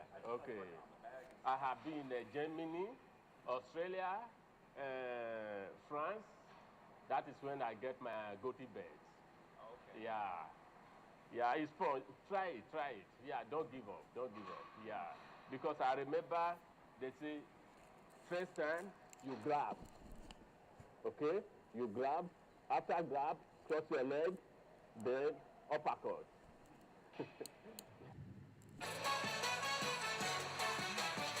If you're super rich, the only thing better than spending your money is having other rich people see you spend your money. And the place you do that, auctions. It's the place where a guy talks so fast that he tricks you into buying crazy shit you don't even need. Like, one time I raised my hand at an auction to ask where the bathroom was, and I ended up buying a yacht. And the yacht didn't even have a bathroom. You're just supposed to pee over the side like a barbarian. So auctions were always where the rich went to flex, but now it's just getting stupid. Hey, are you a fan of grapes? Would you pay $460 to eat just one? A bunch of ruby Roman grapes were sold at an auction for $11,000. The grapes are prized for their juiciness, high sugar content, and low acidity. It is the most expensive bunch since the breed came to market 12 years ago. $11,000 for a bunch of grapes sold to the dumbest guy in the room. That's $500 per grape. And because they're grapes, you know you're gonna drop at least one, and it's gonna roll under the fridge, typical grape shit. And the mouse that picks up that grape automatically becomes the richest mouse of all time. If I'm buying grapes for $11,000, those grapes better come with a sexy man in a toga to feed them to me. And then slap the shit out of me for spending $11,000 on grapes. And look, if you think spending a couple $1,000s on grapes isn't a big deal, what about spending $100,000 on a lump of plastic? A little piece of the Force sold for a small fortune. A prototype Star Wars action figure fetched just under $113,000 at an auction in Pennsylvania. Oh my gosh. The rocket-firing Boba Fett figure was originally intended to be part of a toy line for The Empire Strikes Back in 1979, but it never went into mass production. That's because it was deemed a potential safety hazard to children. That's right, $113,000 for one toy. For that money, you could have bought all of Toys R Us. And the worst part is you're dropping $100 grand on a toy that wasn't even good enough to be released. And I wonder why. Look, I don't remember the part in Star Wars where Boba Fett captures Han Solo with a red dildo. This all just shows you that Star Wars fans will buy any stupid bullshit even remotely related to Star Wars. And that's why I'm going to start selling the Luke Skywalker walker. So, we have $10,000 grapes and a $100,000 broken toy. And if you're looking to blow $1 million on something stupid, I've got just the auction for you. 3 original NASA videotapes of the Apollo 11 moon landing sold at auction on the 50th anniversary for $1.8 million. They show Neil Armstrong's first step on the moon and Buzz Aldrin planting the American flag there. Footage of the moon landing, this guy just paid almost $2 million for something he could have watched on YouTube, okay? For that money, you could buy the actual studio where they faked the moon landing. Also, these tapes have been sitting in a box for 50 years, okay? Someone must have taped over them by now. Whoever bought this is going to be so pissed when they sit down to watch them and they're just old episodes of Full House. So, I get that the tapes are valuable, okay? But for that price, there better be a man in a sexy toga feeding me those tapes. So that's the world of stupid auctions that are really stupid, okay? Any questions? Actually, I have a question. And sold! You're now the proud owner of a new yacht with a lot of pee on the side. Wait, I want to buy it. I want to... No,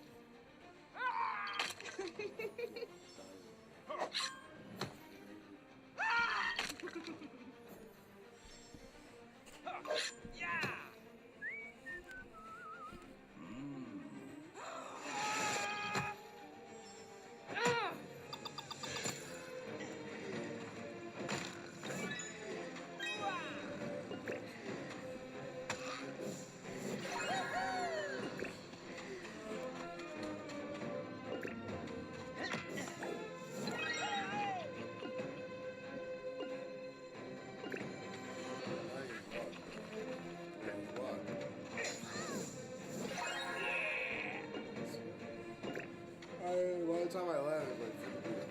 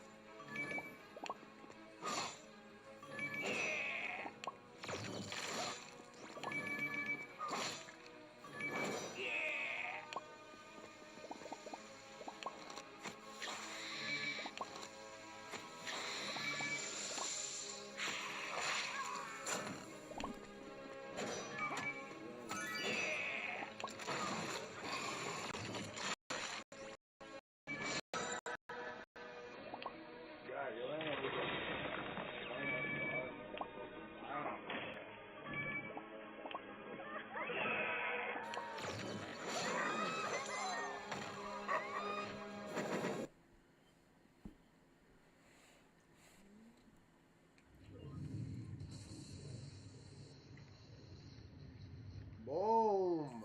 15. Yeah, I'm pretty sure I'll rank up at this point. Pretty sure about it. Maybe not. Because I got nothing. Didn't open any chests. Okay, I don't know. Okay.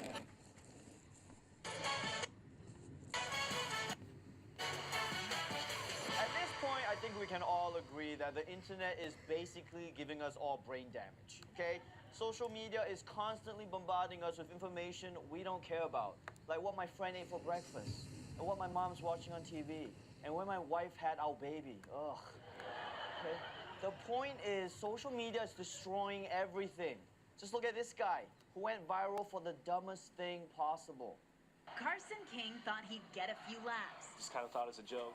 And maybe even a few bucks on ESPN's College Game Day with a sign asking for beer money, along with his actual Venmo account. The money started pouring in. I had people from Texas, Idaho, California, Massachusetts. All told, King raised more than $1 million.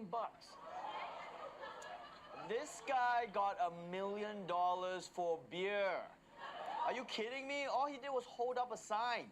This guy does it on TV and he's a hero. But when I held up a sign demanding money, all of a sudden I'm a bank robber and I took hostages, which is like a federal offense. And the fact that this even worked was stupid, Trevor, but not as stupid as what he did with the money. He decided he'd donate all of it, minus the cost of one case of beer, to the University of Iowa Children's Hospital. It overlooks the Hawkeyes football field where at home games, fans turn and wave to the kids. Hearing the news, Venmo and Bush Beer both vowed to match the growing funds. Wow, he gave all that money to a children's hospital. What an incredible insult to all the hardworking Americans who thought it was for beer. Yo, at least he bought like one case of beer, okay? Although now there's just gonna be some kid who's $12 short of a new kidney, right? Oh, sorry, Timmy, we ran out of money, but we did put this empty can of Bud Light inside of you. Let's just see what happens. And if you think this story couldn't get any stupider, remember, on the internet, no good deed goes unpunished. The Des Moines Register profiled King, and the reporter dug up a couple of offensive, racist tweets from when King was 16 and sharing jokes from the Comedy Central show Tosh.0. It was brought to my attention by a reporter for the Des Moines Register, and once he pointed it out, I was really upset with myself. Well, what a plot twist. The guy who raised over $2 million for sick kids also tweeted offensive jokes 10 years ago. So is he a good person or is he a bad person? I haven't been this confused about how to feel since I got a boner from my great-grandma's yearbook photo. But at least there's a clear lesson here. Never donate money you get for beer to a children's hospital, okay? Because you only become famous if you donate the money. If you keep the money, no one cares and you're rich. And if you think this story doesn't get any stupider, then you are as wrong as the feelings I have for my great-grandmother, okay? Because, get this, after a reporter exposed this guy's old tweets, the reporter himself got his own 15 minutes of shame. Internet users angry about the paper digging up old tweets did some digging of their own, this time on reporter Aaron Calvin. And lo and behold, they uncovered derogatory tweets about African Americans, gay people, and women. The Des Moines Register then fired Calvin, saying, quote, "We took appropriate action because there's nothing more important than having readers' trust." That's right. The reporter who found the racist tweets had even worse racist tweets. It's a classic case of the pot calling the kettle the N-word. Which is why I always say, don't point fingers on the internet, because the internet will finger you right back. So there you have it. The guy who raised the money is canceled, the reporter is canceled, I think the beer got canceled, and everything continues to be stupid. Yes, but I think it is still a happy ending here, Ronnie, because at least the sick kids are going to get that money. Well, actually, Trevor, I dug out some of these kids' tweets and... Oh, shit. Man. Ronnie Chang, everybody!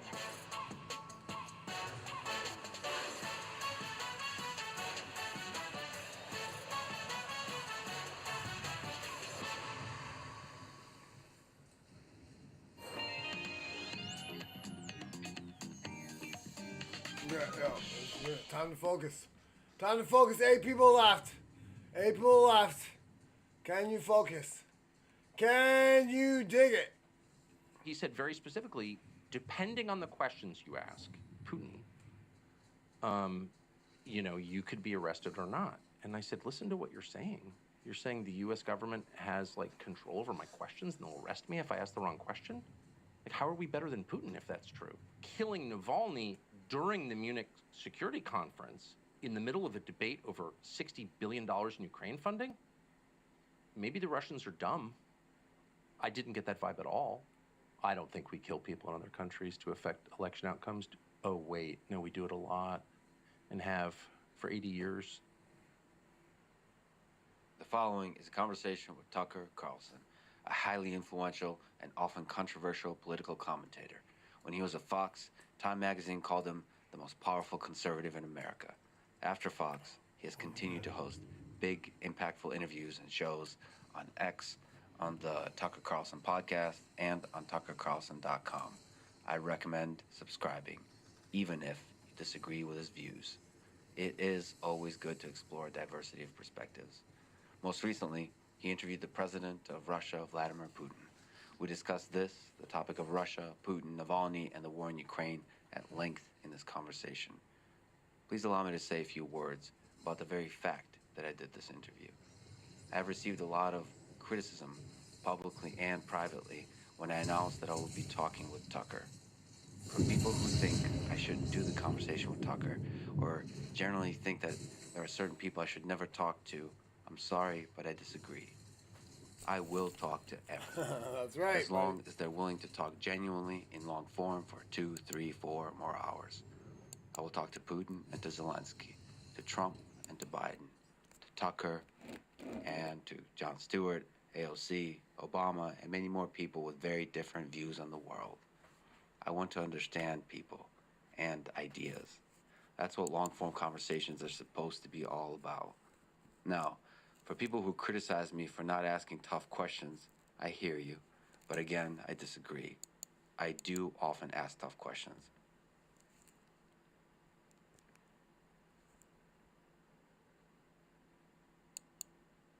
For me, cooking is an art. What's your favorite ingredient to cook with? There isn't one. It's more like when there is one, it really is one. You know, like there's peaches on the cover of this cookbook. Those peaches, those were in August, Colorado peaches. It just doesn't get any better than that. On that day, at that moment, that was the best. That was the best, but that only lasts for a week. Yeah. And then they don't taste so great. Yeah. But damn, are they so good in that moment, and you just can't stop wanting to use that ingredient. The following is a conversation with Kimball Musk, a longtime entrepreneur and chef, and author of a new cookbook called The Kitchen Cookbook, Cooking for Your Community. You should check it out. It is, in fact, the first cookbook I've ever owned. I've already made stuff from it, and it's delicious. This is the Lex Friedman Podcast. To support it, please check out our sponsors in the description. And now, dear friends, here's Kimball Musk. Concentrate fire on the designated target. Torpedoes, direct front.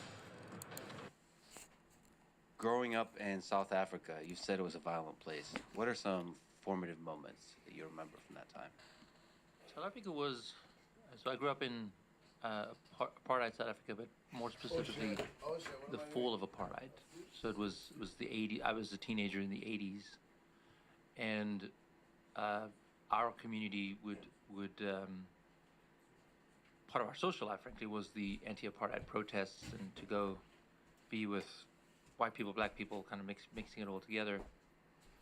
The most formative experiences, frankly, how much I appreciate a place like America where we have a value for human life. So that was a country where human life was not valued. It's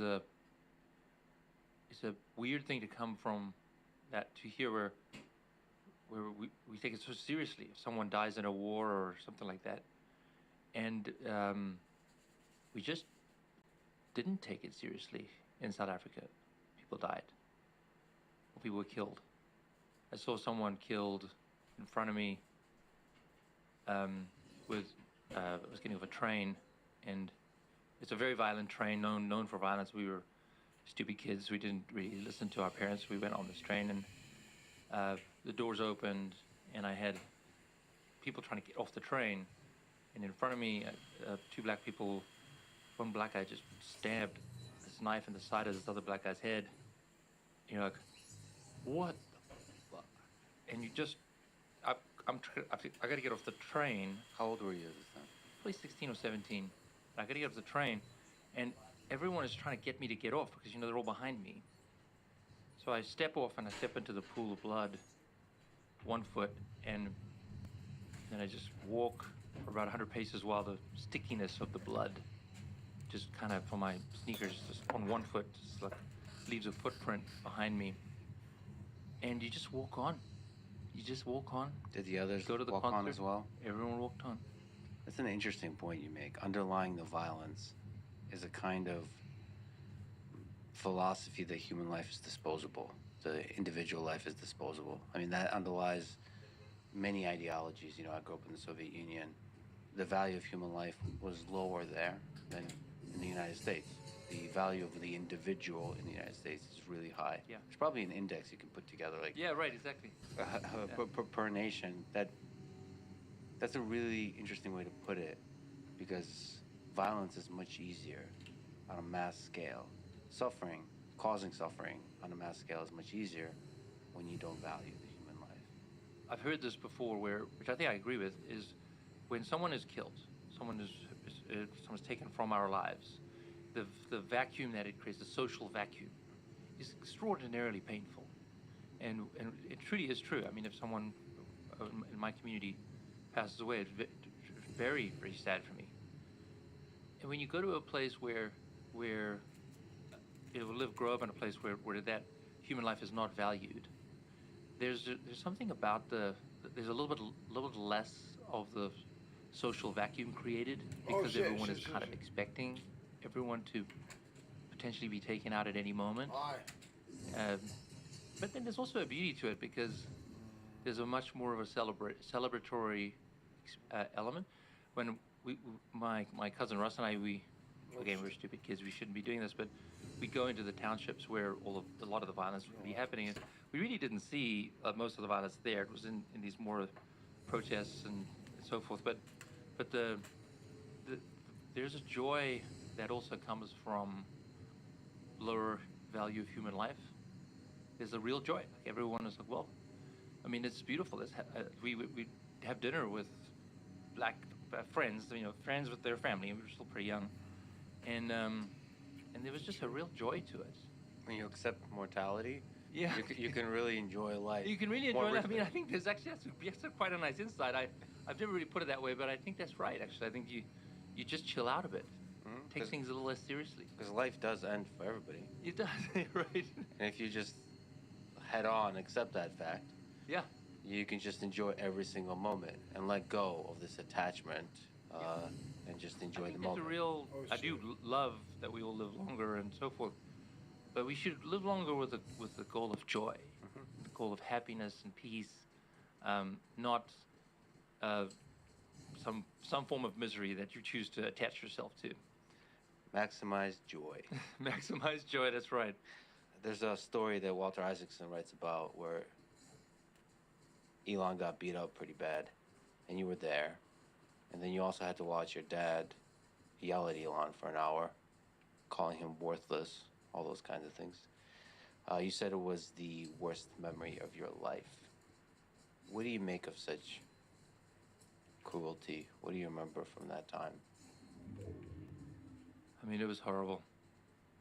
I think, coming back to the point of low value of human life, they tried to kill him. It wasn't, there was no holding back. So I just watched someone, it wasn't just one, but there was a main person, and then there was a few others that piled in. They just, they tried to kill him in front of me. We were eating sandwiches on a staircase at the school, outdoor staircase, and they were not coming up to me, and I just had to watch, and I couldn't help. It was one of the saddest, most difficult experiences. It's just awful. Just like that, life can end. Yeah. Could have been you. Bro, you're all mad over it. Yeah, I think so.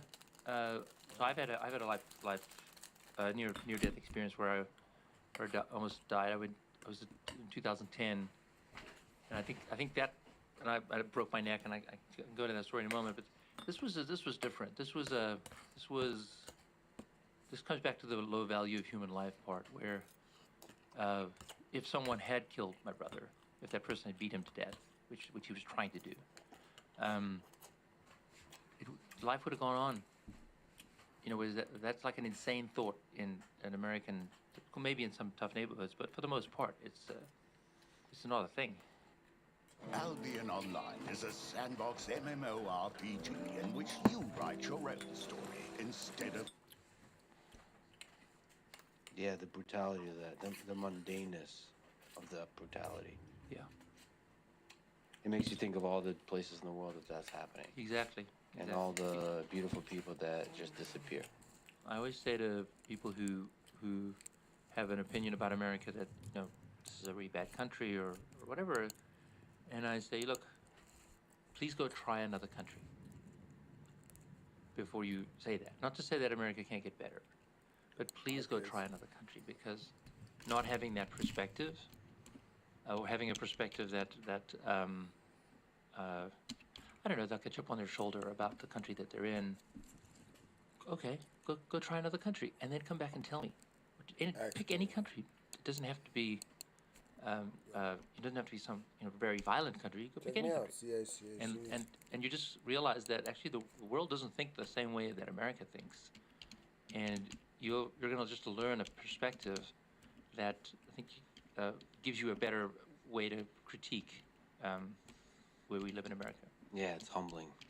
You said that your dad was a roller coaster of affection and then verbal abuse. Walter Isaacson quotes Barack Obama, who said, "Someone once said that every man is trying to live up to his father's expectations or make up for his father's mistakes, and I suppose that may explain my particular malady." Is part of that ring true for you? What I thought you were going to say was, I thought you were going to end the sentence with live up to my father's expectations. Mm-hmm. That's what most people say. But then you said the second part, which is make up for his mistakes. And I think that's actually, that one rings true for me. He was really, he's still alive, but I'm not connected to him, but he's very, he taught me, the phrase I used to have was he taught me what not to do. So I still actually learned a lot. What kind of human not to be, what kind of actions not to take. And so that kind of closer to living up to his mistakes, but my father was such a train wreck that it's not really mistakes. It's like intentional actions of what not to do. Okay, look, don't do that. But there's still the trauma of that. It has an effect on the human psychology and can permeate through time. So it has probably complex, indirect effects on who you are, the good and the bad. There's a critique that my friends give me, which is when they're talking to me, I kind of just drift away. I just, I'm still looking at them, I'm still nodding, might even respond to them in their conversation, but I'm actually not there. And I've realized that actually that grew up because my father would just verbal abuse is one way to say it. It is abuse, but it's more just verbal diarrhea for hours and constantly saying, "Do you understand?" Like he wants to make sure that I'm paying attention. So I trained myself to look like I'm paying attention, but I'm not. To disappear to someplace. Disappear to someplace. Wherever that is. Yeah, and I do that less and less over time, But that path has been paved somewhere in your mind at childhood, so it could be easy to walk down it. You and Elon were close growing up. You're still close. What did you learn from each other? How did you complement each other? Yeah, I think we are a good complement. I'll talk for myself first. My strength is definitely on the social side. I love the gathering place, and I love putting people together in person, and I love to have vibrant debates and conversations. I've been doing that forever, and including throwing fun parties and stuff where I bring people together, and I really kind of want people to have fun and be vulnerable in a not just like silly partying, but actually like let's all connect. The definition for me of a good party is people laugh and cry. Like I want to have people have an emotional connection. I go to Burning Man every year, and that is there's no question you will cry at some point during Burning Man. No small talk. No small talk. Yeah, exactly. No small talk. Yeah. You're totally right on. Like most parties, not parties, but most events you go to are like clubs, these sort of nightclubs. Yeah. And I never go to those. And my joke is, why would I want to go to a place where I pay to shout small talk in the dark? That's a good line. That's what it feels like. The reason I enjoy those places is the full absurdity of exactly that. Right, it's totally absurd. What are we doing? What is this? What is this like? But I have so my compliment for my brother was just bringing joy and social connection, and he's an engineering genius. I've worked with him forever, and we do complement each other. You just came out with a cookbook, by the way. Thank you for giving me my first cookbook. I feel legit. I love that. It's your first cookbook. I'm gonna keep it on the counter, and it's gonna give me legitimacy when anyone comes over. Hey, listen, I'm basically a chef now. That's right. Exactly. When did you first fall in love with cooking? I started cooking when I was 11 years old. My mom she's wonderful, but she's self-admittedly a bad cook. But at the time it was and I think anyone with kids goes through this. Your kids just want like something that like spaghetti bolognese or a burger or something. And my mom would do brown bread, plain yogurt, and boiled squash. Like the absolute most disgusting things that a child could imagine eating. And so I said, "Can I cook?" And she said, "Yeah, if you want to cook, no problem." So I went to the grocery store, and I back in those days, a butcher separate to the grocery store. And I went to the butcher, and I said, "What can I cook?" And he pulled out a chicken, and he said, "This is the easiest recipe for you. Just put it on a pan in an oven, a hot oven, because back then the ovens weren't necessarily like 400 degrees or 450 or whatever, and put it in a hot oven for 1 hour, and enjoy." That was it. And so I went home, and actually I also brought some French fries. I'll tell you that as well. So I was like, I'm a kid, of course I want French fries. So the roast chicken was French fries, and the chicken came out, and it was just fantastic. It was absolutely fantastic.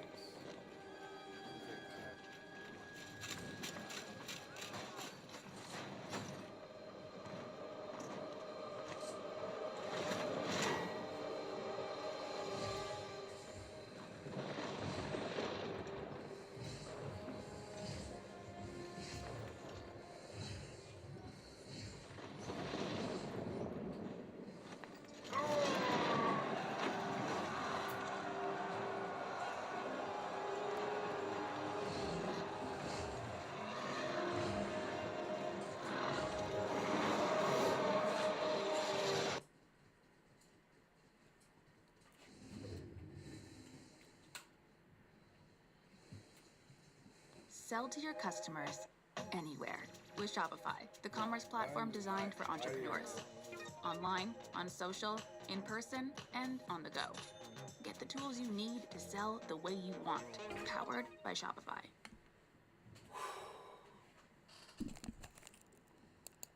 That's incredible. By Yeah, the way. yeah. You didn't screw it up the first time. First of all, I think that also kicks off the magic. Yeah. If you screw it up and you're like, oh, maybe this is not for me. Yeah. So for me, it really did kick it off. You started out on a high note. Yeah, right, exactly. But I tell the French fry part, which was a disaster. So I cooked the French fries, but I didn't heat the oil first. So I just put the potatoes in the oil and I waited for it to heat up. And I just was throwing up later that night. Your body can't ingest that much because it sucks the oils in. Oh. And so that was a disaster. But at the time, it tasted good. The real magic, which I also found was wonderful, was when I cooked. My brother, my sister, my mom, all very, very busy, very intense people, would sit down, and we would have a meal together. And I was like, wow, this is it's a very powerful thing that I've now got, where in no other way could I have that connection with my family. I mean, obviously we stay connected, we're very close, etc. But in no other way can we sit down and just talk about things, or talk about whatever's on our mind, or just not even talk, just to be in at the table together. And I've done that now through my whole life. My kids, still 4, my family, and we will do gratitudes at the beginning of our meal. And it's just, I think what kept me cooking, what made my love of cooking so great, was actually the fact that we would sit down and be present with each other. And I'm also hard with that too, so I also get to be present. What is that about food that brings people together, and not just together, but really together, where you're paying attention? Right. What is that? Why is it food? What else does that? Sometimes maybe alcohol can do that, which is a kind of food, I guess. Yeah, but I think alcohol is different because you're usually standing when you're doing alcohol, so you're socializing, but it's kind of you're just gonna stay more in the small talk zone. Yeah. Right. Whereas if you sit down, and I see this in my restaurant in the kitchen in Boulder, where we have every viewpoint, or we go to Denver, every viewpoint. We're in one in Chicago, every viewpoint, and the physical presence of someone being with right there is, people are they're just very different, absolutely different to what they are online. I think we all know the difference between, you send an email to someone and they misunderstand the email, right? That, if I just talked to the person, it would have been fine. Well, this is now happening at scale, with all of these what do you call it, trolling or whatever. And I've sat at the bar, and I've had a hardcore Trump supporter, and I'm just curious, just tell me what. I'm not a Trump supporter, but tell me more, and it actually draws the conversation out, because you're there for an hour or longer. So there's no rush to get the answer, and I think that's a big difference. I've had one time where just a couple months ago, I had someone. I was sitting at the community table. We have a community table in the restaurant, and he was. I didn't know him too well, but he asked me, did I know that 9/11 was a conspiracy, and it didn't really happen. It didn't happen. Yeah. Mm-hmm. And I was like, huh. So I was at 9/11. I was Towers 4. I was there, physically there. So it's no. Allegedly. There's no doubt in my mind. Okay. But I didn't want to. But I didn't want to interrupt his what he had to say. So I let him talk for 5 minutes, 6 minutes, 7 minutes. And again, you're there for a while, so you're not in a rush to jump in and argue. And then I shared that I was there. And I think because I had been willing to listen to him, he was willing to listen to me.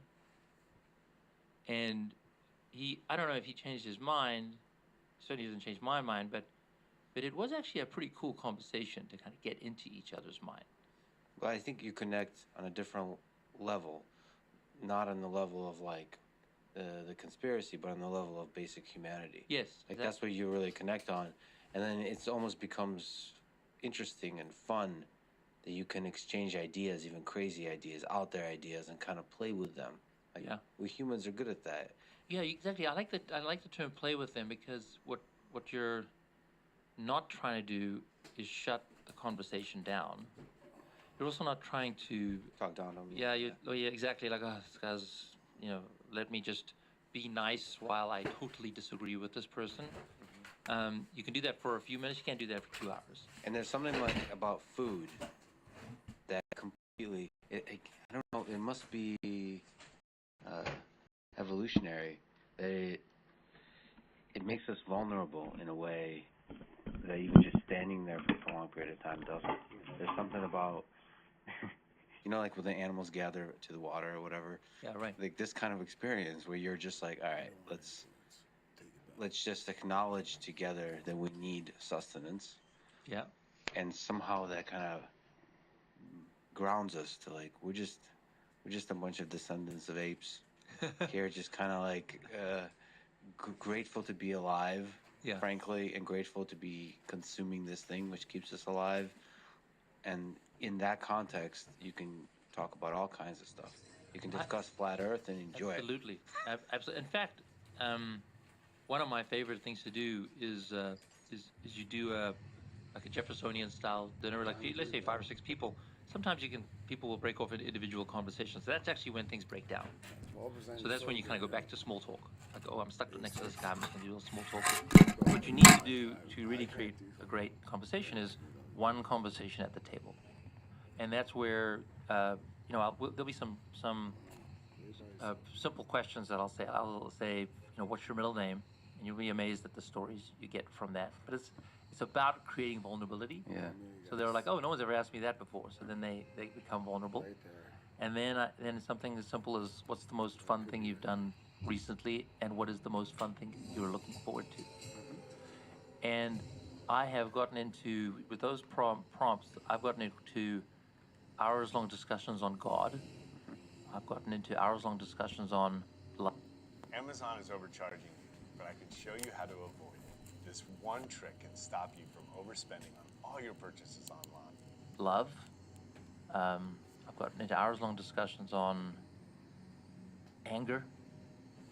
It's actually amazing when people are just asked a question like, what's the most fun thing you've done lately? Well, why would anger come up? Well, actually, they're in a vulnerable place, so that it'll just kind of come out of them. So you get to see this. You get to see this at the kitchen. And you said Boulder, Denver, Chicago. Yeah, and we're going to open in Austin. In Austin, that's what I saw. When?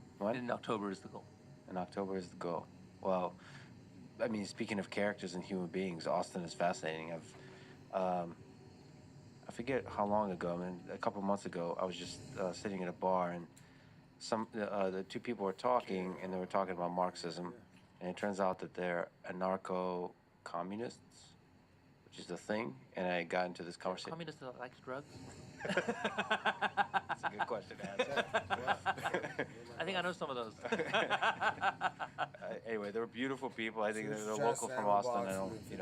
I don't know the depth of their personal experience of the different kinds of communist-like systems, but it was fascinating to listen to and then get to know them, and the humanity, the weirdness, like the characters. It's just, I mean, I love it. One of the reasons I really love Austin, I decided to be here, is just the cliche thing of keep Austin weird. I mean, there's a lot of weird characters. I love it. I think that I've talked to a lot of Austinites who've been here forever, and I'm like, man, you got to hold us accountable. We got to keep this place weird.